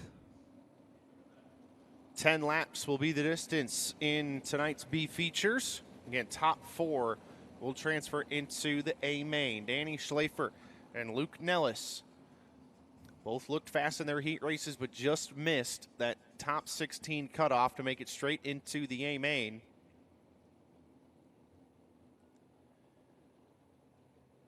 Austin Hartman and Tyler Brabant starting right behind them on the bubble.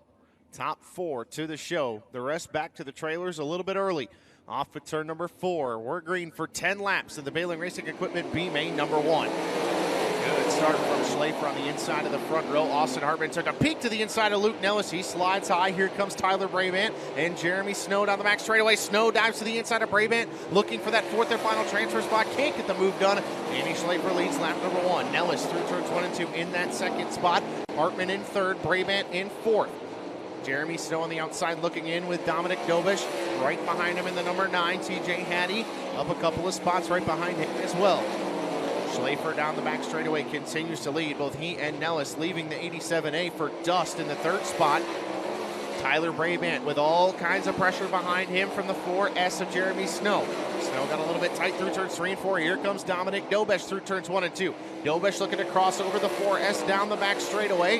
Dobish juggled top through turns 3 and 4, nearly to the rear bumper of the 4S. Nearly contact between that car and the number 9.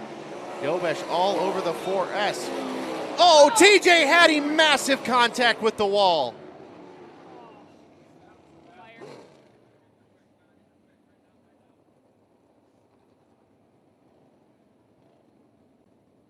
TJ Hattie climbing out of the 21H at turn number 2.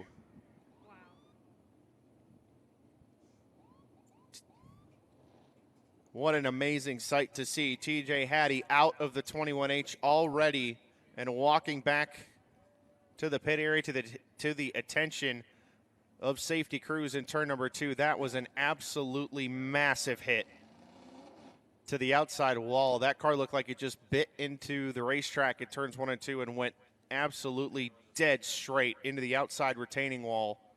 Appears to be okay. Yep. And TJ Hattie confirming with safety officials he is okay, talking to the IRA safety team in turn number 2.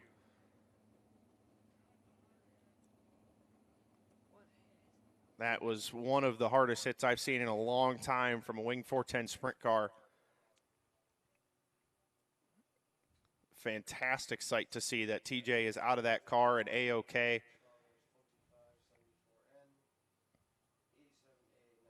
Taking his safety gear off, and unfortunate way to end his weekend here at Cedar Lake. He's been so fast in recent weeks with the bumper-to-bumper IRA Outlaw Sprint Car Series. Made it into 2 straight dashes at the Plymouth Dirt Track at the Beaver Dam Raceway last weekend. And 2 top 10s as well. Yeah, backed it up in the feature. They found a ton of speed in that 21H, but obviously not the way he wanted to end this weekend. We do have a FloRacing replay for those of you watching live at home here. Oh, yeah. Just up on the bike on 2 wheels, nothing he could do. And, oh, my goodness, What that is a contact. A sickening impact for the 21H in turn number 2. And then the fire as well afterwards, but TJ doing what he needs to do very quickly, throwing the wheel out, getting out of the number 21H. And again, we have the best safety officials here with the most outstanding equipment and ready to go. Yeah, both the IRA safety team and the Cedar Lake Speedway safety team. Johnny on the spot in turn number 2. Wow. Dramatic incident halfway into B feature number 1, 5 in, 5 to go when we eventually get back to green flag racing. Danny Schlafer, Luke Nellis, Austin Hartman, and Tyler Brabant will be the 4 transfer cars with Jeremy Snow, Dominic Dobish on the outside looking in.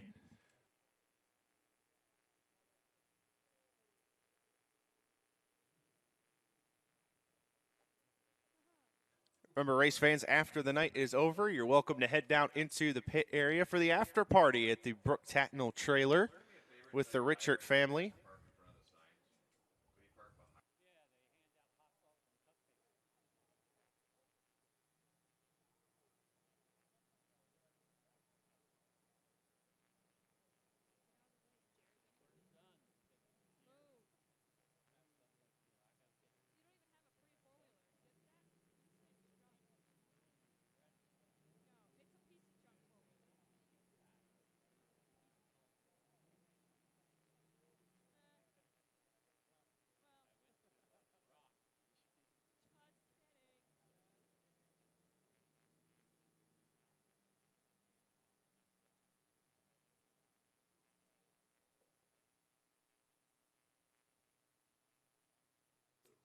So again, 5 laps to go here in Baling Racing Equipment B feature number 1. One more B-Main to go for the IRA 410 sprint cars. Then 1 B feature for the Autometer Wisconsin Wingless Sprints and PerTech UMSS traditional sprints. Then we will get into feature action. First up tonight will be the UMSS Wing Sprint car. So if you're back in the pit area and you're running a UMSS Wing Sprint car here tonight, start thinking about getting that ready for features. We're going to roll right into them after these B features have concluded.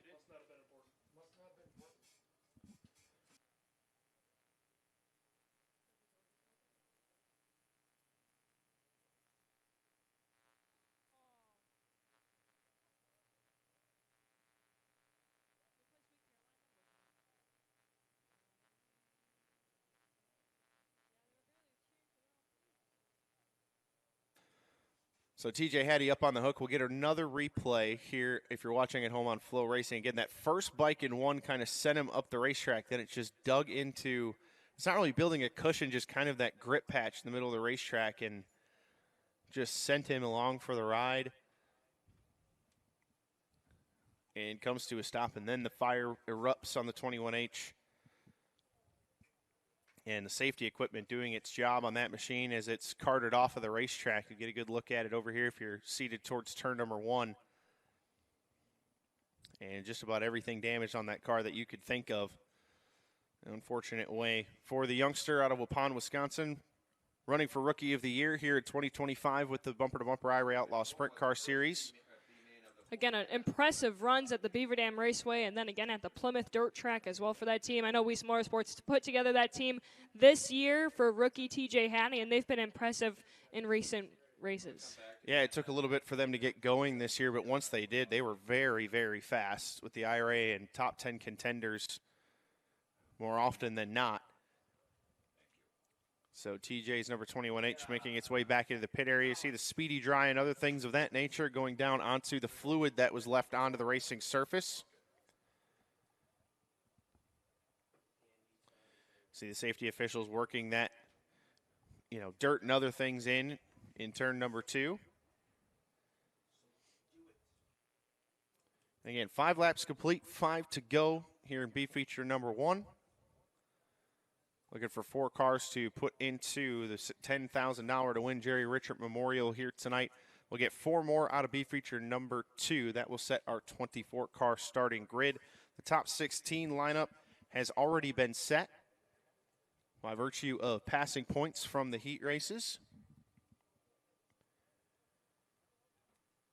And again, that front row, Maddie, for the feature here tonight. Obviously, we'll read the full lineup a little bit later on, but Caleb Johnson and Max Guilford on the front row of tonight's A-Main. Woo-wee. Yeah, that's about as spicy as you could ask for. 2 absolute gassers on the front row here of the Cedar Lake Speedway feature tonight. And again, for $10,000, they're going to lay it all out on the line. And we talked about it in the pre-race show just a little bit, how crucial clean air is here at the Cedar Lake Speedway, especially on a night like tonight where it's fast, hammer down, right through the middle of the racetrack. Clean air is going to be absolutely everything. So whoever gets out of turn number 1 is going to have a huge advantage over whoever comes out behind them. And this racetrack is still pretty heavy, I would assume, so make sure you guys pack those tear-offs if you're listening over there in the pits. We talked about this, too, earlier in our pre-race show. Max Guilford brought home the win. We were in Indiana as well when it was kind of a heavy track after rain was there as well. And he's starting on the outside of the front row. They might have this one settled as well. Yeah, very similar conditions to what we have here tonight at the Cedar Lake Speedway. It was actually still a very good race between him and Joel Myers Jr. until Joel cut down a right rear tire with a couple laps to go. But, yeah, Max Guilford has a lot of experience, well, not a lot of experience on tracks like this, but has winning experience on tracks like this. So we'll see what the 16C has for that 6K starting on the pole. And obviously last night we saw how fast Caleb Johnson is here at the Cedar Lake Speedway. Yes, second actually last night too. The 79 of Blake Nemi starting 15th. He did punch himself within the top 16 of our passing points here, but he's starting kind of from there in the middle of the pack towards the end. That 79 of Blake Nemi has got to move forward as well. Jordan Goldsberry was also sitting in the top 3 of points, currently is starting 7th in our lineup as well. Logan Julian needing to break into that as well, starting 14th. Kind of the lead point runner starting towards the middle back. It might be an opportunity for that 65 of Jordan Goldsberry starting furthest up in 7th to kind of begin to close that gap again as we head into the final 5 nights of our season. And speaking of the points leaders having a little bit of trouble here at the Cedar Lake Speedway, Blake Nemi back at the pit area after his heat race. You saw he really struggled in that heat race. I was kind of wondering if something was wrong, but couldn't really see anything with the number 79. They absolutely were thrashing on it back there. I don't know exactly what the issue was, but they were thrashing on the 79 back at the pit area to try and get it ready for the feature later tonight. I assume, hopefully, that those repairs or replacement parts have been bolted onto the number 79. But we'll see what happens when the feature comes up here in just a little bit.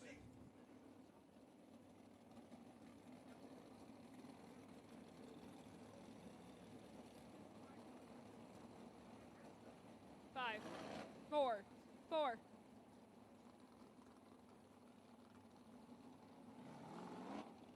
Lights are out on the corners. We'll go back to green. 5 laps to go in Bailing Racing Equipment B feature number 1. And Danny Schlafer looking to take care of business here. Punch his way into the feature. Off of turn number 4. We're back to green. start from Schlafer. He goes through the middle of 1 and 2. Nellis diamonds off of the corner. Hartman follows him. Tyler Brabant still with a little bit of pressure behind him from the 4S of Jeremy Snow. Snow on that outside looking in. Dominic Dobesh right behind him. Off of turn number 2 down the back straightaway. Danny Schlafer continues to set a blistering pace at the front of the field. Jeremy Snow with a run on Brabant through turns 3 and 4. Takes a peek to the inside, but Brabant slams the door.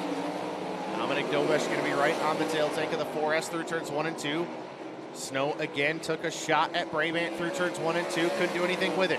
2 sticks high. 2 more laps to go for Danny Schlafer.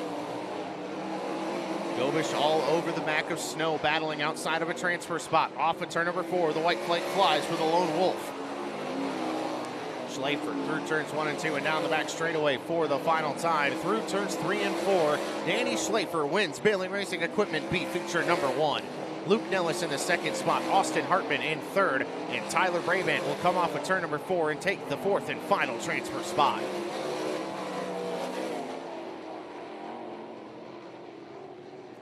Heading into the A-Main out of Bailey Racing Equipment B feature number 1, the 99 of Tyler Brabant, the 87A of Austin Hartman, the 74N of Luke Nellis, and race fans, give it up for B feature number 1 winner out of Sussex, Wisconsin, the 25 of Danny Schlafer.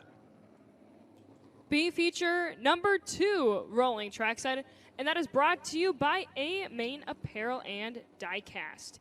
A-Main Apparel is not just your home for all IRA souvenirs and beyond. They're also your one-stop shop for custom apparel and more. From shirts, hats, koozies, keychains, and tumblers, A-Main has anything you could need or want to represent your team and sponsors. Contact them today on Facebook or at gtennisonamain@gmail.com. A-Main Apparel is also giving an additional $50 to the first non-transfer from the B-Main every night this season. Check them out either behind the grandstands or online today.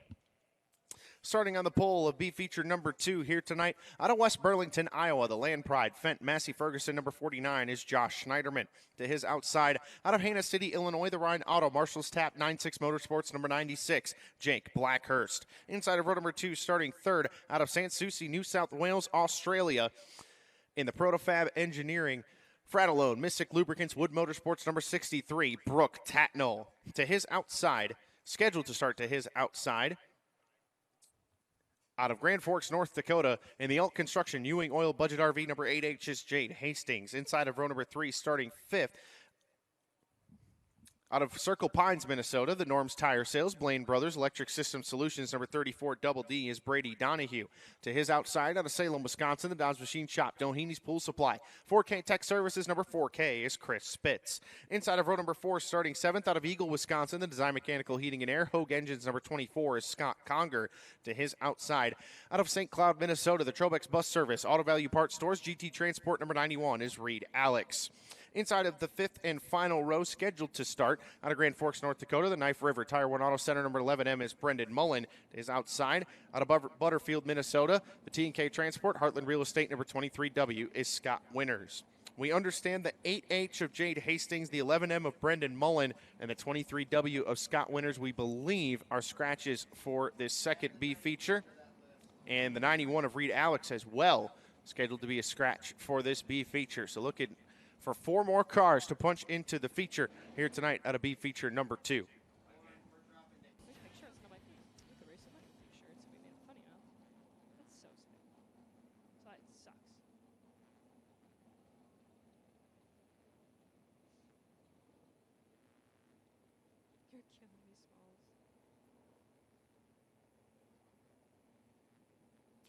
We are currently searching for some debris, possibly in turn number 2 from those prior 2 accidents. Just before we throw the green flag here on our second B-Main of the night, I believe we are dropping down to 8 laps for this B-Main as well. Yes, we are. To do the scratches in this B feature, 4 cars transferring, only 6 cars making the call here for B feature number 2, so dropping down to 8 laps here for this Bailey Racing Equipment B-Main.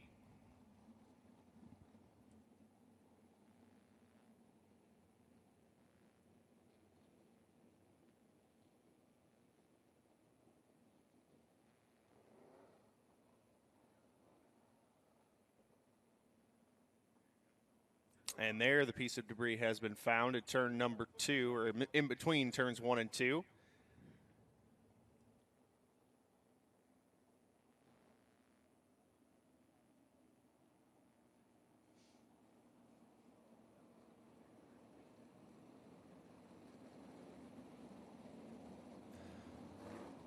Pace vehicle exits the racing surface. Lights out on the corners. Will be green for 8 laps in B feature number 2 here momentarily.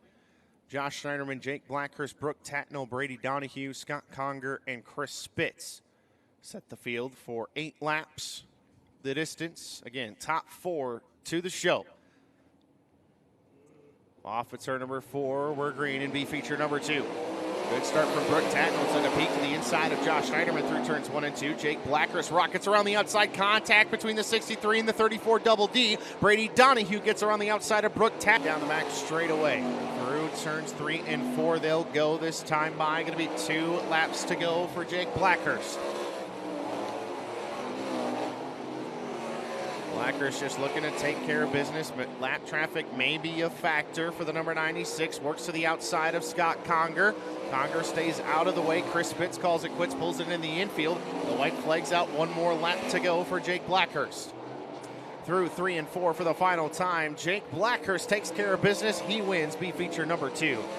Josh Schneiderman in second, Brady Donahue in third, and Brooke Tatnell rounds out the transfer cars. Heading into the feature out of B feature number 2, the 63 of Brooke Tatnell, the 34 double D of Brady Donahue, the 49 of Josh Schneiderman, and taking the win in B feature number 2 here tonight out of Hannah City, Illinois, the 96 of Jake Blackhurst. That will do it for preliminary action for the bumper-to-bumper IRA Outlaw Sprint Car Series. Next up on the card here tonight will be a B feature for the Autometer Wisconsin Wingless Sprint Car Series and Pertec UMSS Wingless Sprints. That is coming up right now.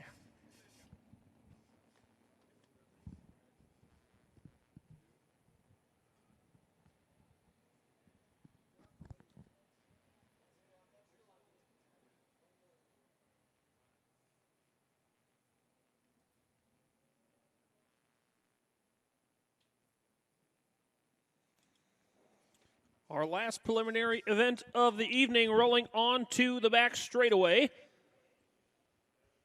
It is the Pertec UMSS traditional sprint cars along with the Autometer Wisconsin Wingless Sprint Cars. And the lineup will go like this on the inside of row number 1 from North Branch, Minnesota. It's Joseph Kuba in 55. Scheduled to start on the outside, just making an assumption he's not going to make the call, but he's from Grand Rapids, Minnesota. Driving the number 46, it's Casey Hawkinson. Starting in the 3rd spot from Pleasant Prairie, Wisconsin, driving the 29 OG, it's Tom Eller. And to the outside from Zion, Illinois, it's Sean Swim, driving the number 12. Row number 3 will line up like this from Racine, Wisconsin, driving the 7D, it's Josh Davidson. And to the outside from Big Fork, Minnesota, it's Tyler Wass in 51. Starting in the 7th spot, most likely not making the call as well, but she is from Menominee, Wisconsin. It's Kirsten Koss. Scheduled to start 8th from Sandstone, Minnesota, the 17C is Hunter Colton. Scheduled to start 9th from St. Croix Falls, Wisconsin, the 19S is Noah Richter. And starting in the 10th spot from Faribault, Minnesota, the number 1, it's John Valancourt. Scheduled to start 11th in the 8D from Delmar, Iowa, it's Miles Doherty. And to the outside, the final starter from Blooming Prairie, Minnesota, it's Peyton Lemke in the number 4. 12 cars scheduled to make the start. It'll be 12 laps. Top 4 will make the feature.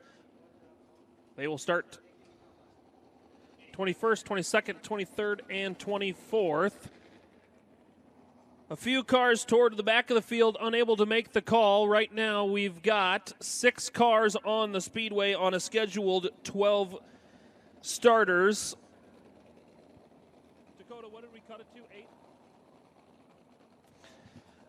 As the B-Main now, with only 6 cars making the call, will go down to 8 laps around.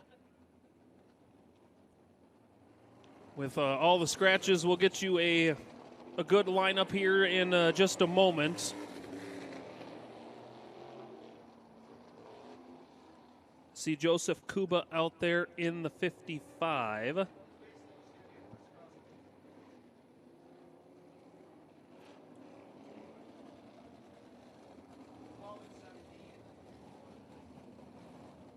And also on the front row, it's Tom Eller in the 29 OG. Out there, the 7D of Josh Davidson. Tyler Wass in the 51 out there as well. The 19S of Noah Richter making the call. Lights are out. 8 laps around for 6 cars. We'll take 4 directly into the A-Main for your final 4 starters. Last preliminary night of the race of the night.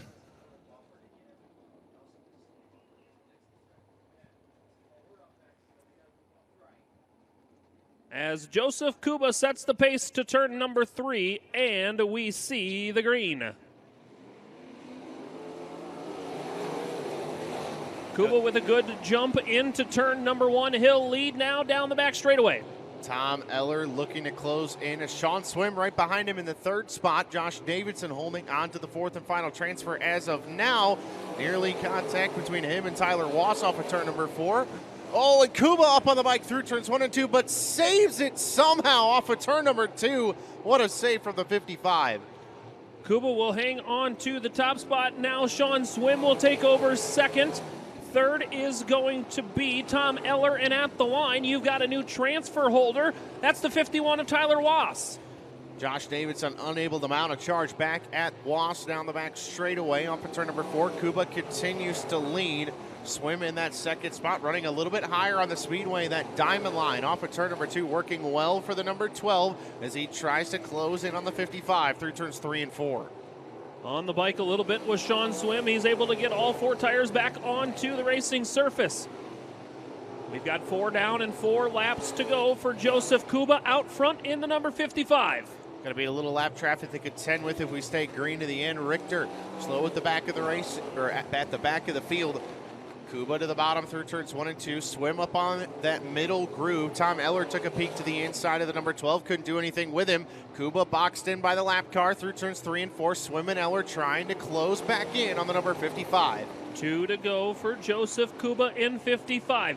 Swim now to the inside of the lap car. Here comes Tom Eller as well. The front 3 breaking away from the lap car. Let's see if anybody's got anything for each other here on the last lap. White flag out, 1 more lap to go for Joseph Kuba. Through turns 1 and 2 they go. Swim not able to mount a charge. Through turns 3 and 4 for the final time. Joseph Kuba off of the corner. He'll take the B feature win. Sean Swim in the 2nd spot. Tom Eller in 3rd. Tyler Wass will come off of turn number 4 and take the 4th and final transfer spot.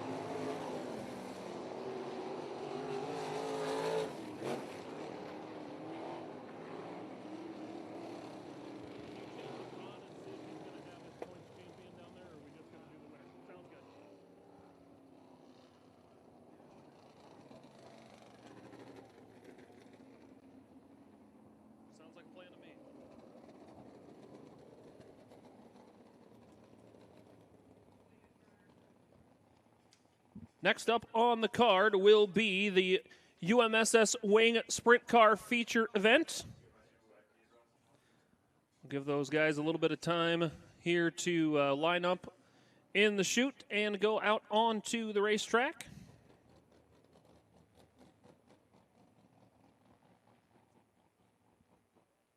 Looks like we've got a few cars already into the chute. We will have some push trucks circle around the Cedar Lake Speedway along the top side to get that rolled in.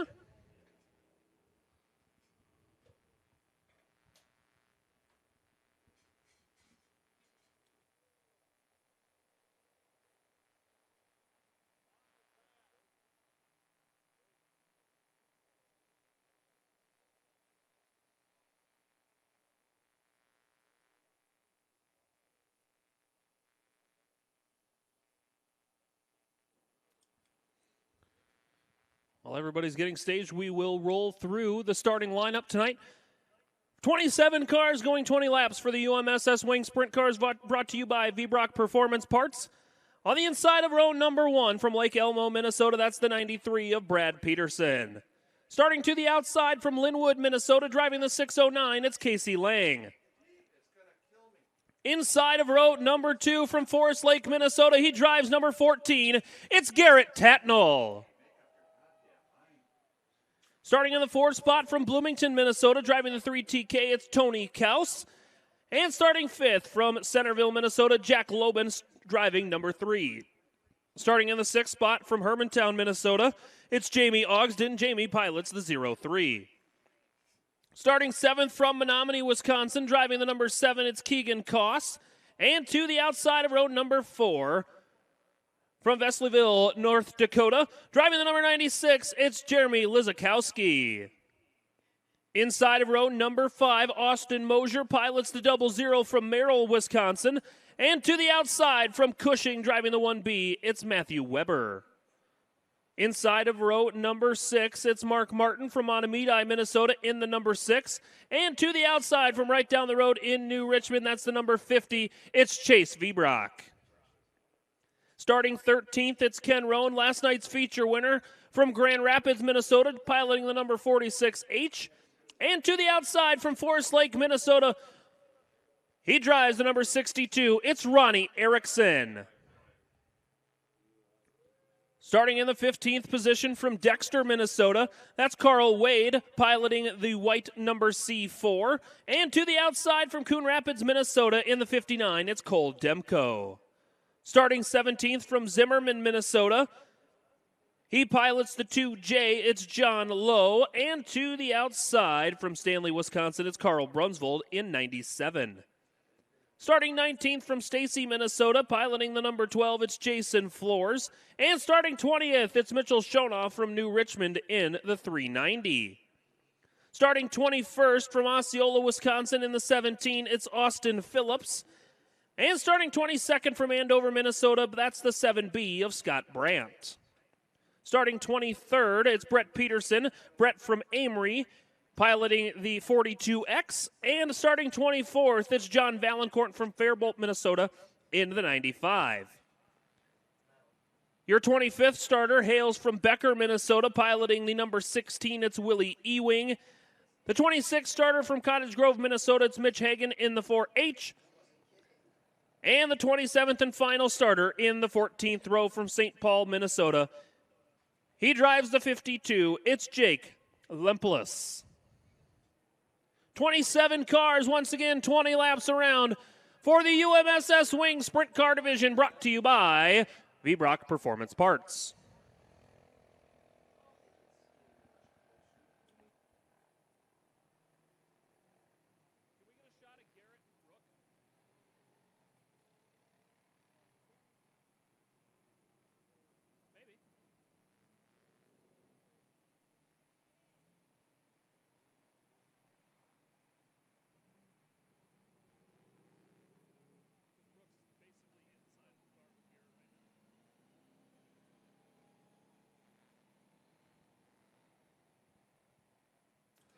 Last second words of advice from father to son while staging on the back straightaway. Brooke telling Garrett some final advice before he gets set to become the champion here in the UMSS Wing Sprint Car Division.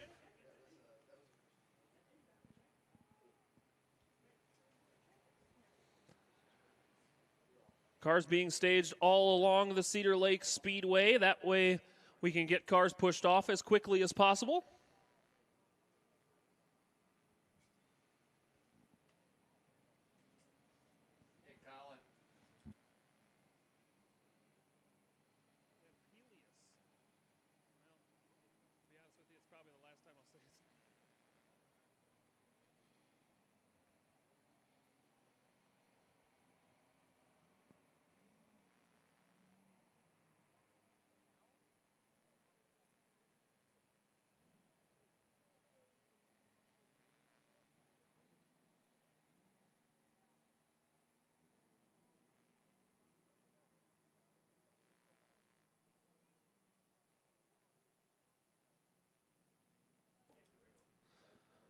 One more car being put into the proper starting direction over in turn number 2, as we will get cars pushed off here momentarily.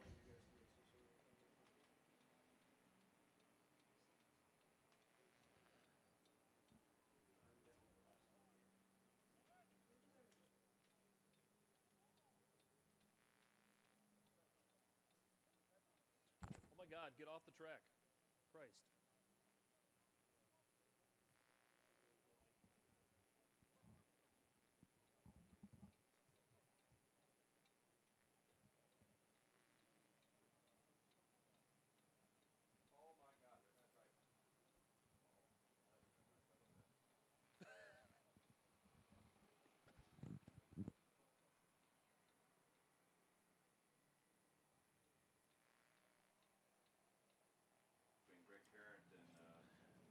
Everybody clear now of the racing surface as cars begin to fire for tonight's UMSS Wing Sprint Car feature event brought to you by V-Brock Performance Parts.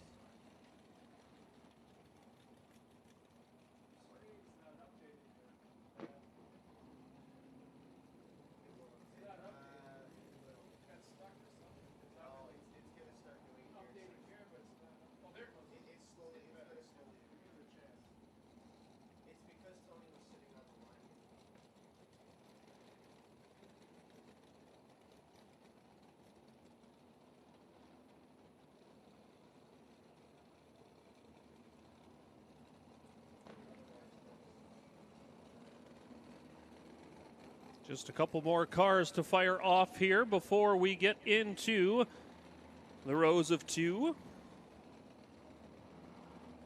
Once again, 27 cars. As it looks like all of them making the call here for tonight's V-Brock Performance Parts UMSS Wing Sprint Car feature event.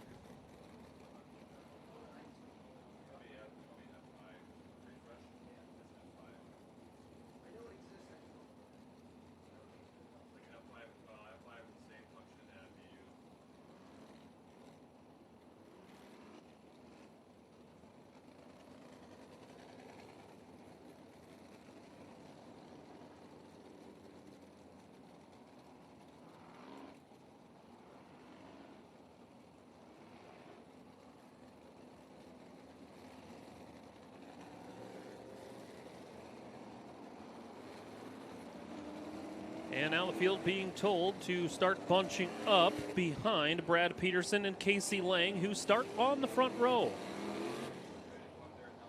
One car stopped on the top of turn number 2. It's Ronnie Erickson in the 62.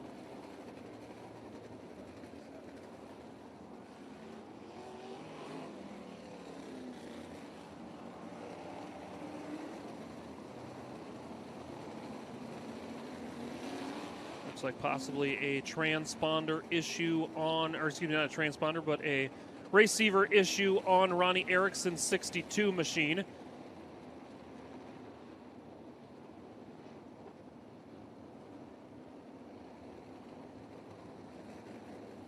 Ronnie, one of the two grandsons competing in the UMSS Wing Sprint Car division of Jerry Richert. The other one out there, Garrett Tatnell inside of that number 14 machine. Brooke, the son-in-law of Jerry.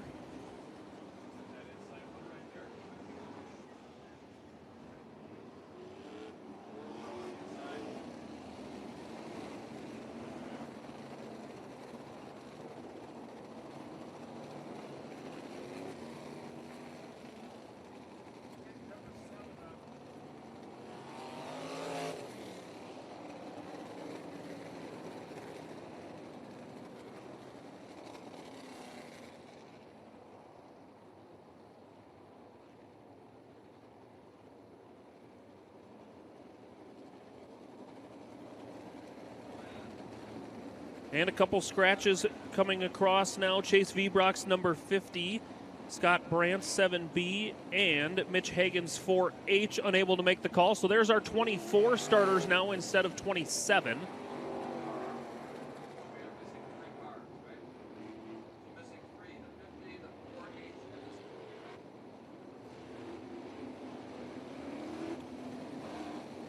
Everybody getting to their proper starting positions.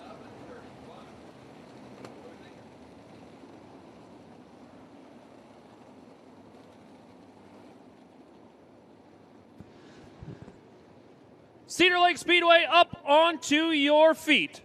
The field will get the sign this time around to go green next time around. Out of turn number 4, this is the UMSS Wing Sprint Cars.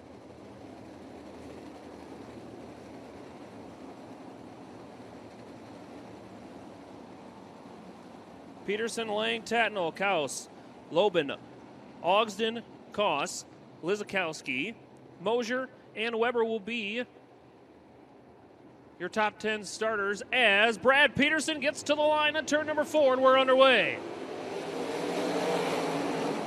Peterson right to the bottom, Lang through the middle. Tatnall will have the third spot, will battle for the lead down the back straightaway. Peterson leads the way through turn 3 and 4. He will lead lap number 1. Second is going to go to Casey Lang, and then it's Garrett Tatnall and Jamie Ogsden.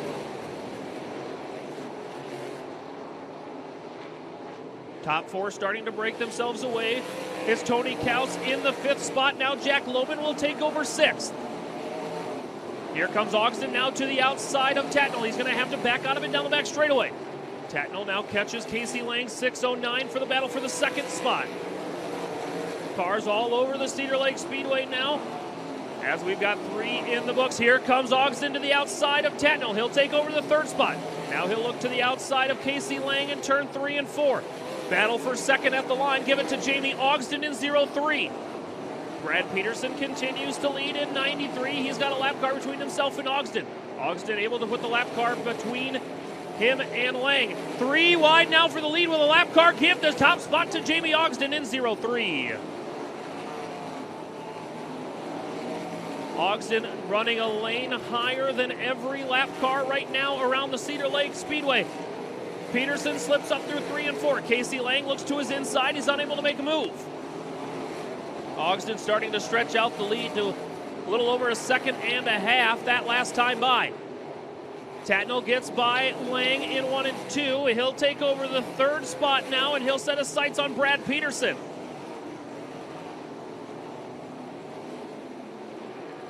Jamie Ogsden starting to stretch out that lead very big. We've got 95 of Valancourt slow on the backstretch. He's able to pull into the infield. Will stay green. Ogsden just went 3 wide with 2 lap cars. He's able to put 3 of them between himself now. Tatnall looks to the inside now of Brad Peterson. He's not able to make any advances as Peterson does close off the lane. Now Tatnall once again to the inside of Peterson for 2nd. They'll go 3 wide with a lap car. Everybody able to stay straight. We're starting to pick them off now as cars begin to pull into the infield. Jamie Ogsden out front by 5.35 seconds over the 93 of Brad Peterson. Good battling continues for that 2nd spot. Tatnall once again down to the inside of Peterson. He's unable to make a move. Peterson holds on to the 2nd spot. 4th is Tony Kaus. Jack Lobin in 5th. Jamie Lizakowski in 6th. Ken Rohn in 7th. Casey Lang 8th. Willie Ewing 9th. And Austin Mosier rounding out the top 10 in the running order currently. Ogsden on the top side around the Cedar Lake Speedway, all clear of lap traffic right now on the top. Brad Peterson starting to stretch out his advantage over Garrett Tatnall. Jamie Ogsden this time around 6 laps to go. His lead growing every lap around. This time it's 5.898 seconds. It's Ogsden, Peterson, Tatnall, Kaus, and Lobin in the top 5. Everybody fighting through lap traffic in the top 5 right now. 4 laps to go for Jamie Ogsden.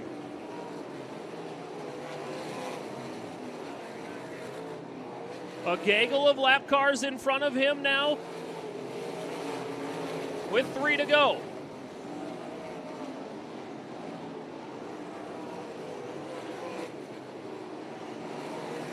Peterson back in that 2nd spot with Tatnall in 3rd. Ogsden trying to work around the top side of the lap traffic now.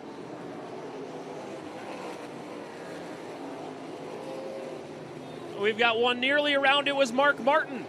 He's able to stay under power. We'll see the white flag. 1 lap to go as we've got contact between Tony Kaus and Jack Lobin. Kaus onto his side. The red flag will come out for Tony Kaus on his side on the inside of turn number 1.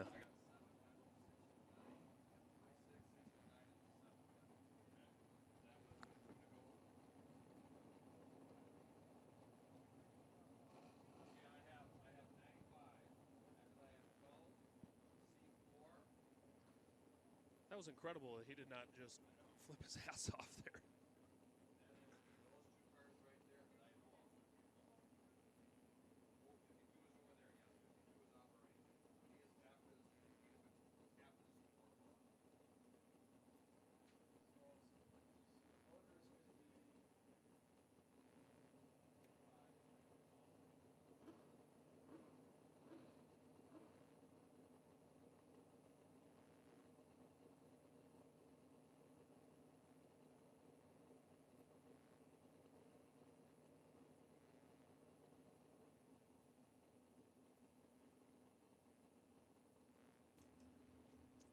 As you can see on FloRacing, Tony Kaus starting to climb out of the 3TK.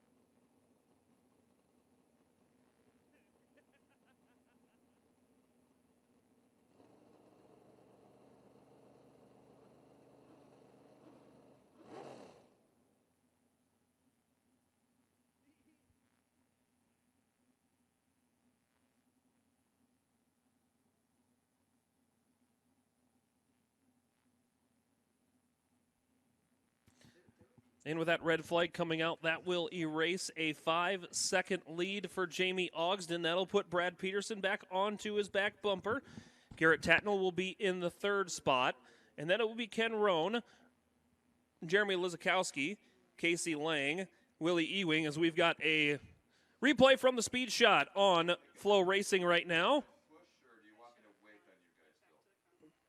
A little bit of contact on the front straightaway. Loban loses the front end, and Tony Kaus bikes up and then lands on his side. It might be a benefactor of the wet grass that we have on the infield and why that car didn't roll as hard as it could have.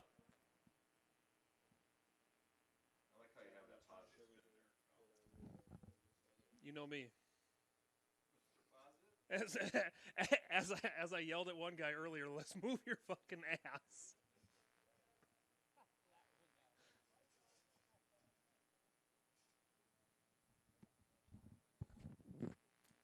As we'll get Tony Kaus's 3TK hooked up on the back of the tow truck before we get the field back fired up and ready to go for the final green-white checkered of the feature event for the UMSS Wing Sprint Cars, brought to you by V-Brock Performance Parts.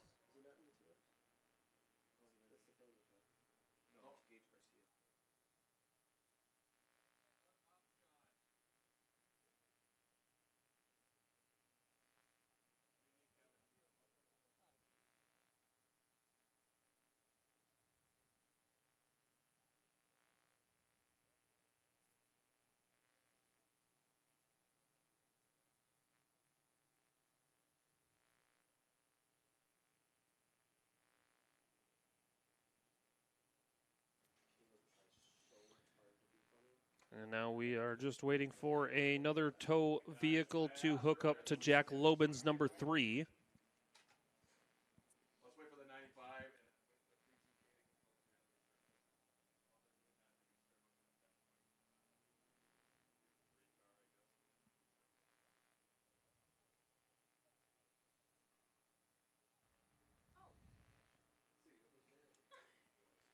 As the tow truck now backs up to Jack Loban's number 3, we are just about set to get cars back in motion for the last green-white checkered for tonight's UMSS Wing Sprint Car feature event. Third is the 14. We went 18 non-stop there before the yellow flag came out. Then we have the 96, 609, then the 7 car. 7 cars after the 609. Then I have 16, 00, 6 car,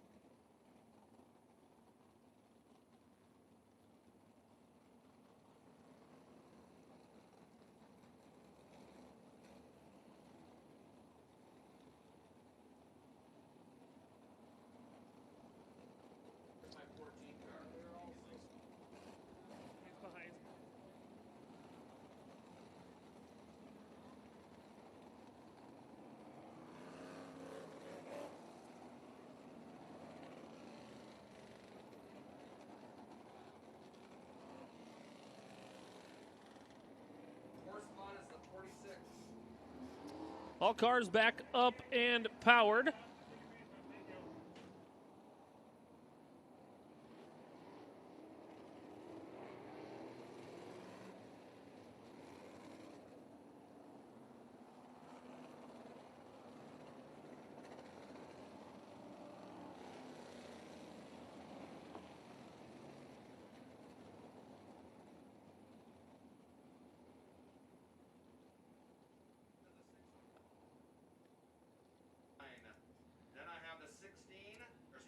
As we get everybody in the proper starting position for this last restart here. You guys are looking good. Looking good. I'm going to do the last guys here. 62, 390, 17. Yep. Lineup is good. Lights are down, boys and girls. Lights are down. Car number 03. Lights are out. We will see the green flag out of turn number 4 for a green-white checker. Jamie Ogsden will bring us to the green with Brad Peterson, Garrett Tatnell, Jeremy Lizakowski, and Casey Lang in the top 5. Out of turn number 4, Jamie Ogsden will bring us back to the green flag.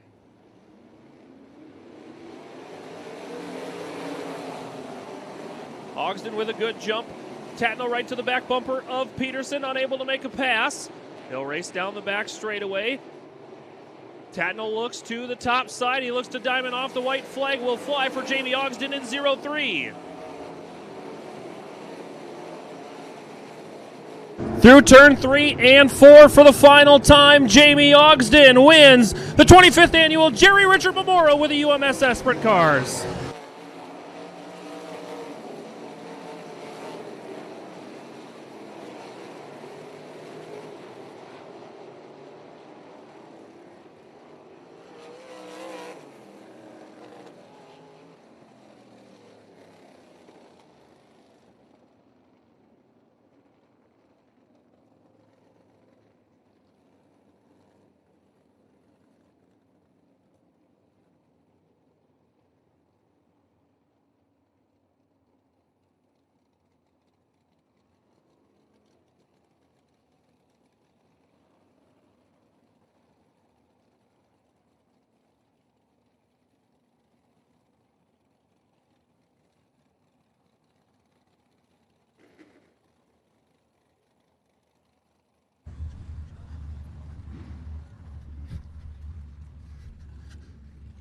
He pulls the 03 into victory lane.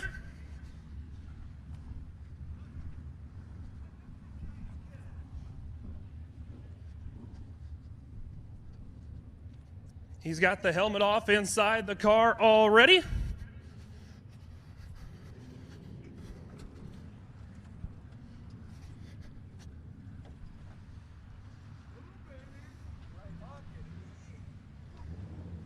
An excited Jamie Ogsden down here in victory lane.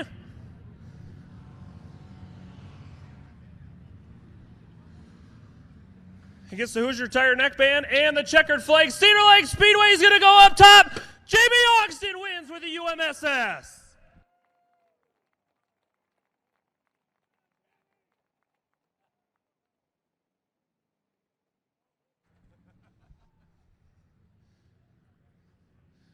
We'll get Jamie out front here. Watch your language. Yeah, I wasn't on that part. Jamie, you kind of had to go where nobody else was to the middle part of the speedway to get around lap traffic, but man, this thing was a rocket. Yeah, this kind of track you just gotta throw your nutsack over your shoulder and let her hang. And I actually kind of liked racing on tracks like this. I used to race go-kart tracks that were rougher than this. So, yeah. First of all, I just want to say hats off to Cedar Lake Speedway. I bet 99% of the tracks in the country would have called this show at 3 o'clock in the afternoon. These guys worked their asses off to get us a track to race on and a show to put on for you guys. So I hope you guys enjoy the show. Thanks to all the fans for coming out. I'm out of breath. You know, Jamie, this is a huge event for you guys, and how much the Richert family puts into the whole event must mean so much to you guys that are here every single week. Yeah, absolutely. I've wanted to win this race for a long time. We came close a couple, probably 2014 in the 360, and I know it means a lot to the Tatnells and the Richerts, and you know, Jerry Richert and Brooke Tadnell and Garrett Tadnell are good people, and Amy, great racing family with a lot of lineage. So to be able to put my name on the board of winners list on that race is a huge accomplishment to me. So just got to thank Greg Parent from GRP Motorsports. There he is. Todd and Matthew from Caliber Collision. My dad. Carissa's up in the turn 1 there somewhere, so thanks for her to coming out and watching me. Yeah, thanks to Cedar Lake and Upper Midwest Sprint Car Series, Ron Bernhagen, Casey Lang, Sherry, everybody, Mark Miser, he's a freaking G. Everybody that helps put a series together for us to race, I really appreciate it, because otherwise we'd be driving freaking 8 hours to go to Jackson and shit. So, yeah, thank you to everybody that puts this deal together. Good job, Jamie. Thank you. Cedar Lake Speedway one more time. How about it, Jamie Ogston?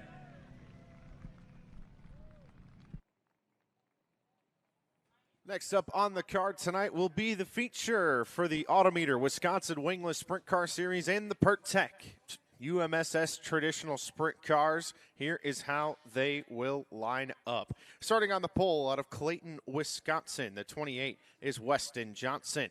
To his outside, out of Watertown, Wisconsin, the number 22 is Greg Alt. Inside of row number 2, starting third out of Kenosha, Wisconsin, the number 17 is Bryce Andrews. To his outside, out of Park City, Illinois, the number 14 is Tim Cox. Inside of row number 3, starting fifth out of Gray Eagle, Minnesota, the 3K is Jeremy Kurzman. To his outside, out of Oak Grove, Minnesota, the 7X is Dan Atchison. Inside of row number 4, starting 7th out of Grand Rapids, Minnesota, the 5J is Chris Lewis. To his outside, out of Silver Lake, Wisconsin, the 29J is Ralph Johnson. Inside of row number 5, starting 9th out of Little Canada, Minnesota, the 54 is Cam Schaefer. And to Cam's outside, out of Antioch, Illinois, the 711 is Tyler Cuxhouse. Inside of row number 6, starting 11th, out of Wheatfield, Indiana, the 18 is Adam Taylor. To his outside, out of Goodhue, Minnesota, the 99 is Brian Roach. Inside of row number 7, starting 13th, out of Chaska, Minnesota, the 955 is Lucas Grossinger. To Grossinger's outside, out of Fanny-Stell, Manitoba, the 25 is Eric Guyett. Inside of row number 8, starting 15th, out of Redondo Beach, California, the 11J is Jory Hughes. To Hughes' outside, out of Grand Rapids, Minnesota, the 46H is Ken Rohn. Inside of row number 9, starting 17th, out of Lewisburg, Kentucky, the number 41 is Dennis Spitz. To Spitz's outside, out of Beach Park, Illinois, the 38 is Alan Taters-Hafford. Inside of row number 10, starting 19th, out of Salem, Wisconsin, the 4G is George Gartner, the 3rd. To Gartner's outside, out of Osceola, Wisconsin, the 76 is Edison Aldrich. Inside of the 11th and final full row, out of North Branch, Minnesota, the 55 is Joseph Kuba. To Kuba's outside, out of Zion, Illinois, the number 12 is Sean Swim. The 23rd and final starter here tonight out of Pleasant Prairie, Wisconsin, the 29 OG is Tom Eller. Colin, you've made your way back up to the booth. Nice little sprint up and down the stairs. Does wonders at this late hour. Gets the heart rate going. Sure. Wake you up a little bit. 20 laps, the scheduled distance for the Autometer Wisconsin Wingless Sprint Car Series and the Pert Tech UMSS Traditional Sprints here tonight.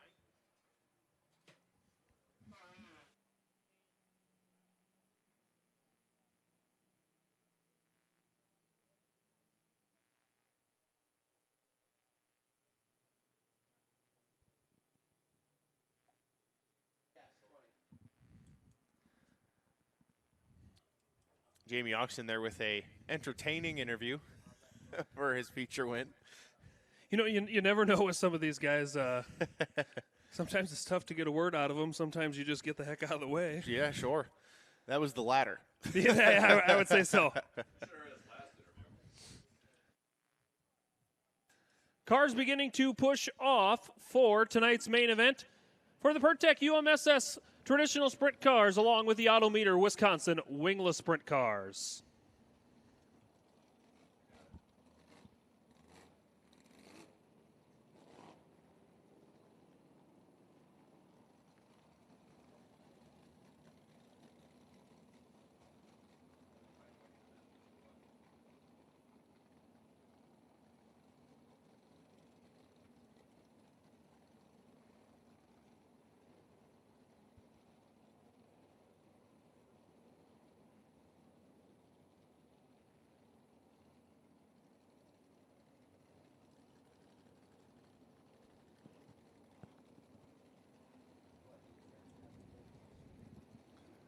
All cars now under power here around the Cedar Lake Speedway. You saw the pack trucks going around the top side of the racetrack before cars started to file onto the speedway in an effort to make the racing surface as wide and as racy as possible.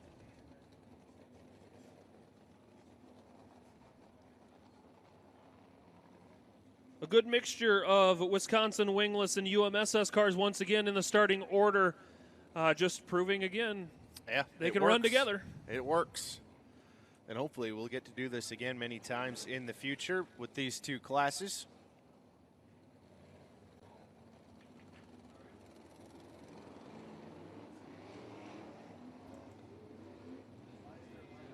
I think the storyline of this one might be how far can Cam Schaefer come forward in 54, starting on the inside of row number 5 in the 9th spot. There's 3 very, very fast cars starting right around each other. Cam Schaefer, Tyler Cuxhouse, and Adam Taylor.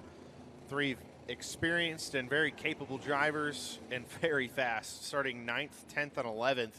And the points battle within the race here for the UMSS with Brian Roach starting in the 12th spot, just 1 row behind Cam Schaefer, 2 points back in that points battle. And this is the season finale for them, is it not? This is it. This will crown a champion. Just like the last race, Garrett Tatnell being crowned the champion of the UMSS wing cars. So we will keep a very close eye on that battle between Brian Roach and Cam Schaefer as we get the field set in their proper starting positions. 20-lap feature with the Autometer Wisconsin Wingless Sprint Car Series and PertTech UMSS Traditional Sprints. Did we have somebody not make the call?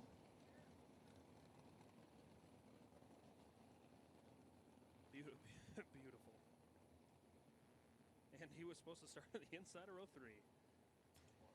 Unfortunate break. Jeremy Kurzman unable to make the call in the 3K. He was scheduled to start in the 5th position.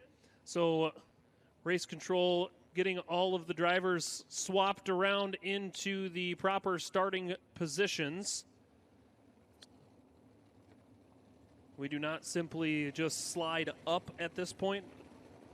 Chris Lewis now gonna run off a little bit here, and he looks like he's gonna stop to the attention of the official in turn number 2.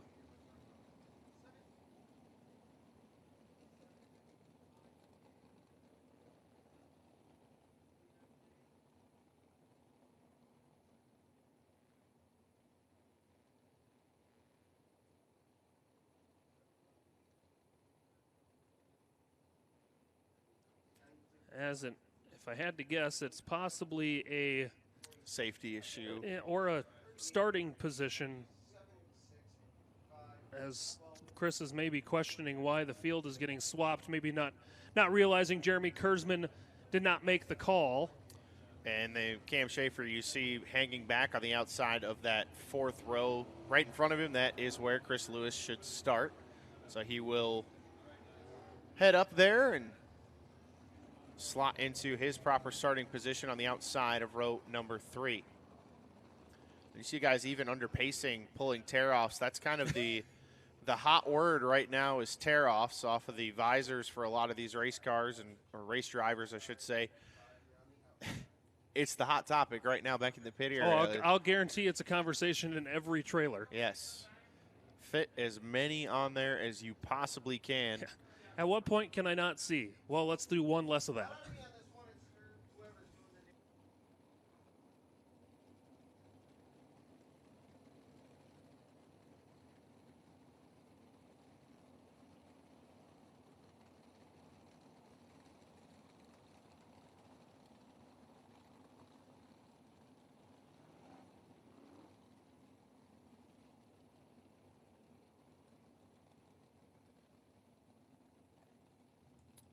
Trying to get the 76 of Edison Aldrich up there, and I think he's trying to elect to start at the tail.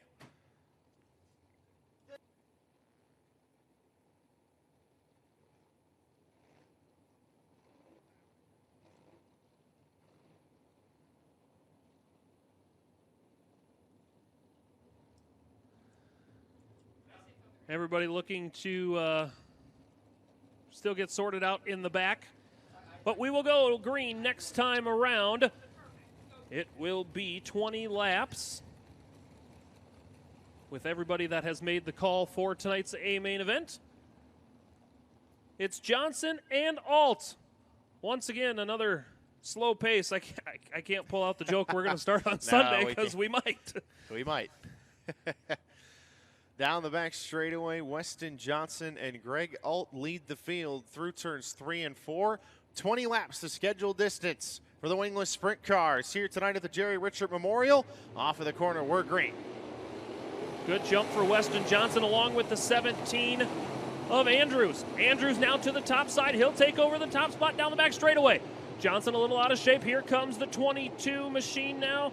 Or excuse me, the race for the lead is no more with Bryce Andrews out front.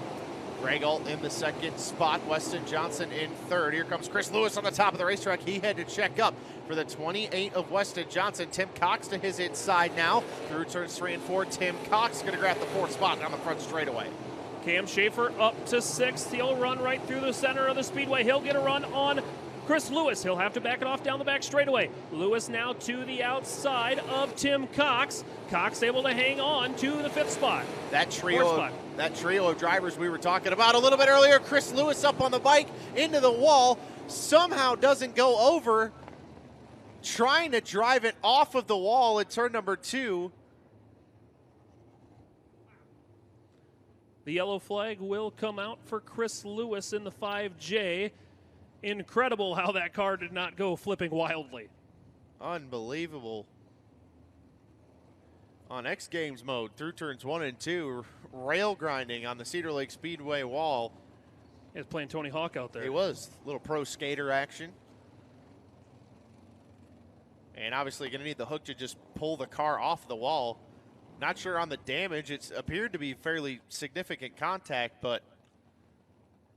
And Chris Lewis is climbing out of the number 5J. And just by the announcer's eyes, as hard a contact as it was on the wall, the frame doesn't necessarily look too horribly bent. No, both the front and the rear end still look to be fairly intact. We'll get the replay.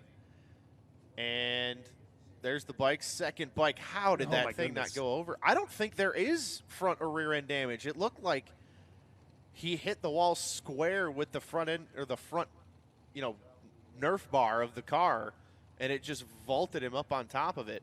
Colin, this car here. Yo.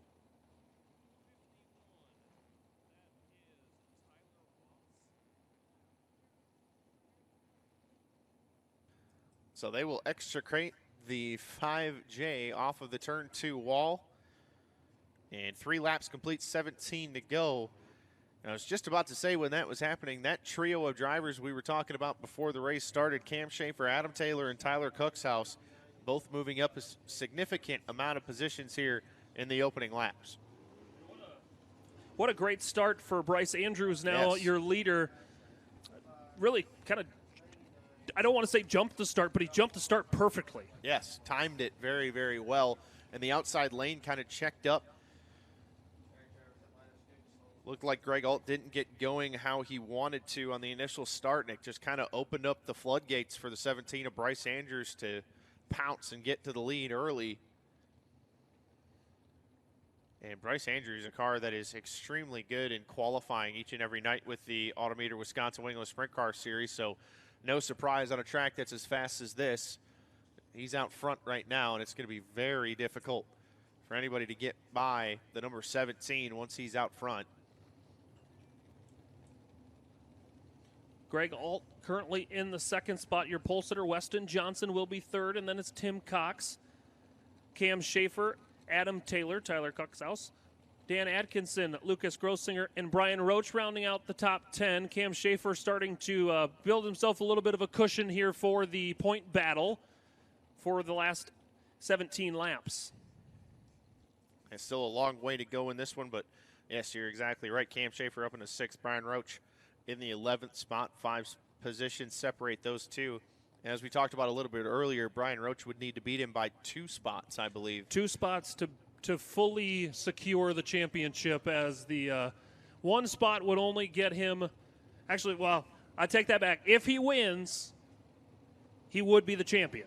Okay. But then after, if let's say Roach finishes second, then it's only 2 points back. Then he would have to have that two spot cushion. Okay. But Roach has got his work cut out for him here in the last 17 laps. Yes, he does. A lot of fast cars sitting right in front of him as well. There goes Chris Lewis's 5J on the hook. Again, I really don't see any visible damage outside of the front bumper. Put a front bumper on it. Let's go. Lights will go out. We will see the green flag once again out of turn number 4. Bryce Andrews leading in that number 17.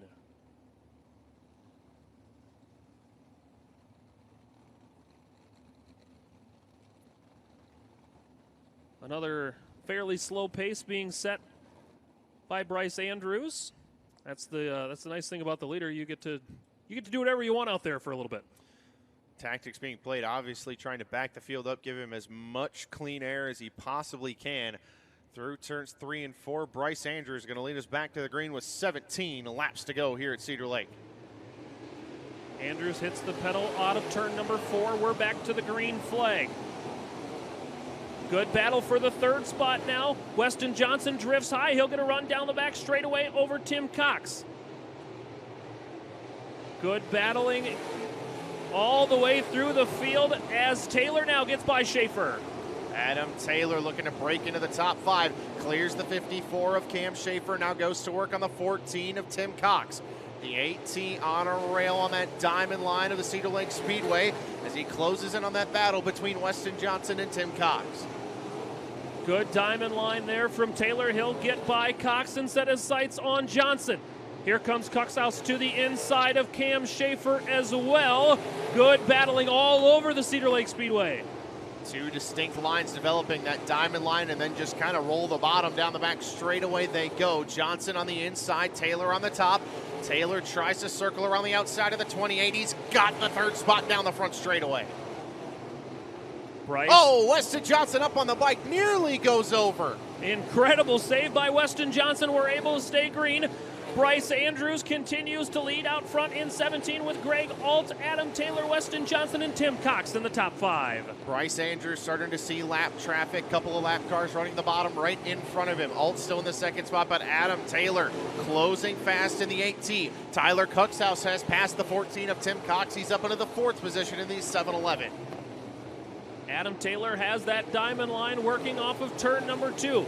He starts to reel in the number 22 of Greg Alt. This time by, we're halfway home. Alt in that second spot. Taylor in third. Bryce Andrews putting some lap cars between himself and the second place car of Greg Alt. Alt had to check up for the 7D of Josh Davidson down the back straightaway. Adam Taylor trying to close in as we hit the halfway point. 10 and 10 to go for Bryce Andrews. Cam Schaefer pulls in. That could do it for his points battle, as Brian Roach now will be your champion with the UMSS after tonight. Bryce Andrews continues to lead with 7 laps to go. Adam Taylor trying to thread the needle 3 wide through turns 1 and 2. He's going to bring Tyler Coxhouse with him. They both clear the 22 of Greg Alt. Tim Cox follows them through as well. Now it's up to Adam Taylor to close in on Bryce Andrews. That last time by, it was 2.7 seconds for Bryce Andrews out front.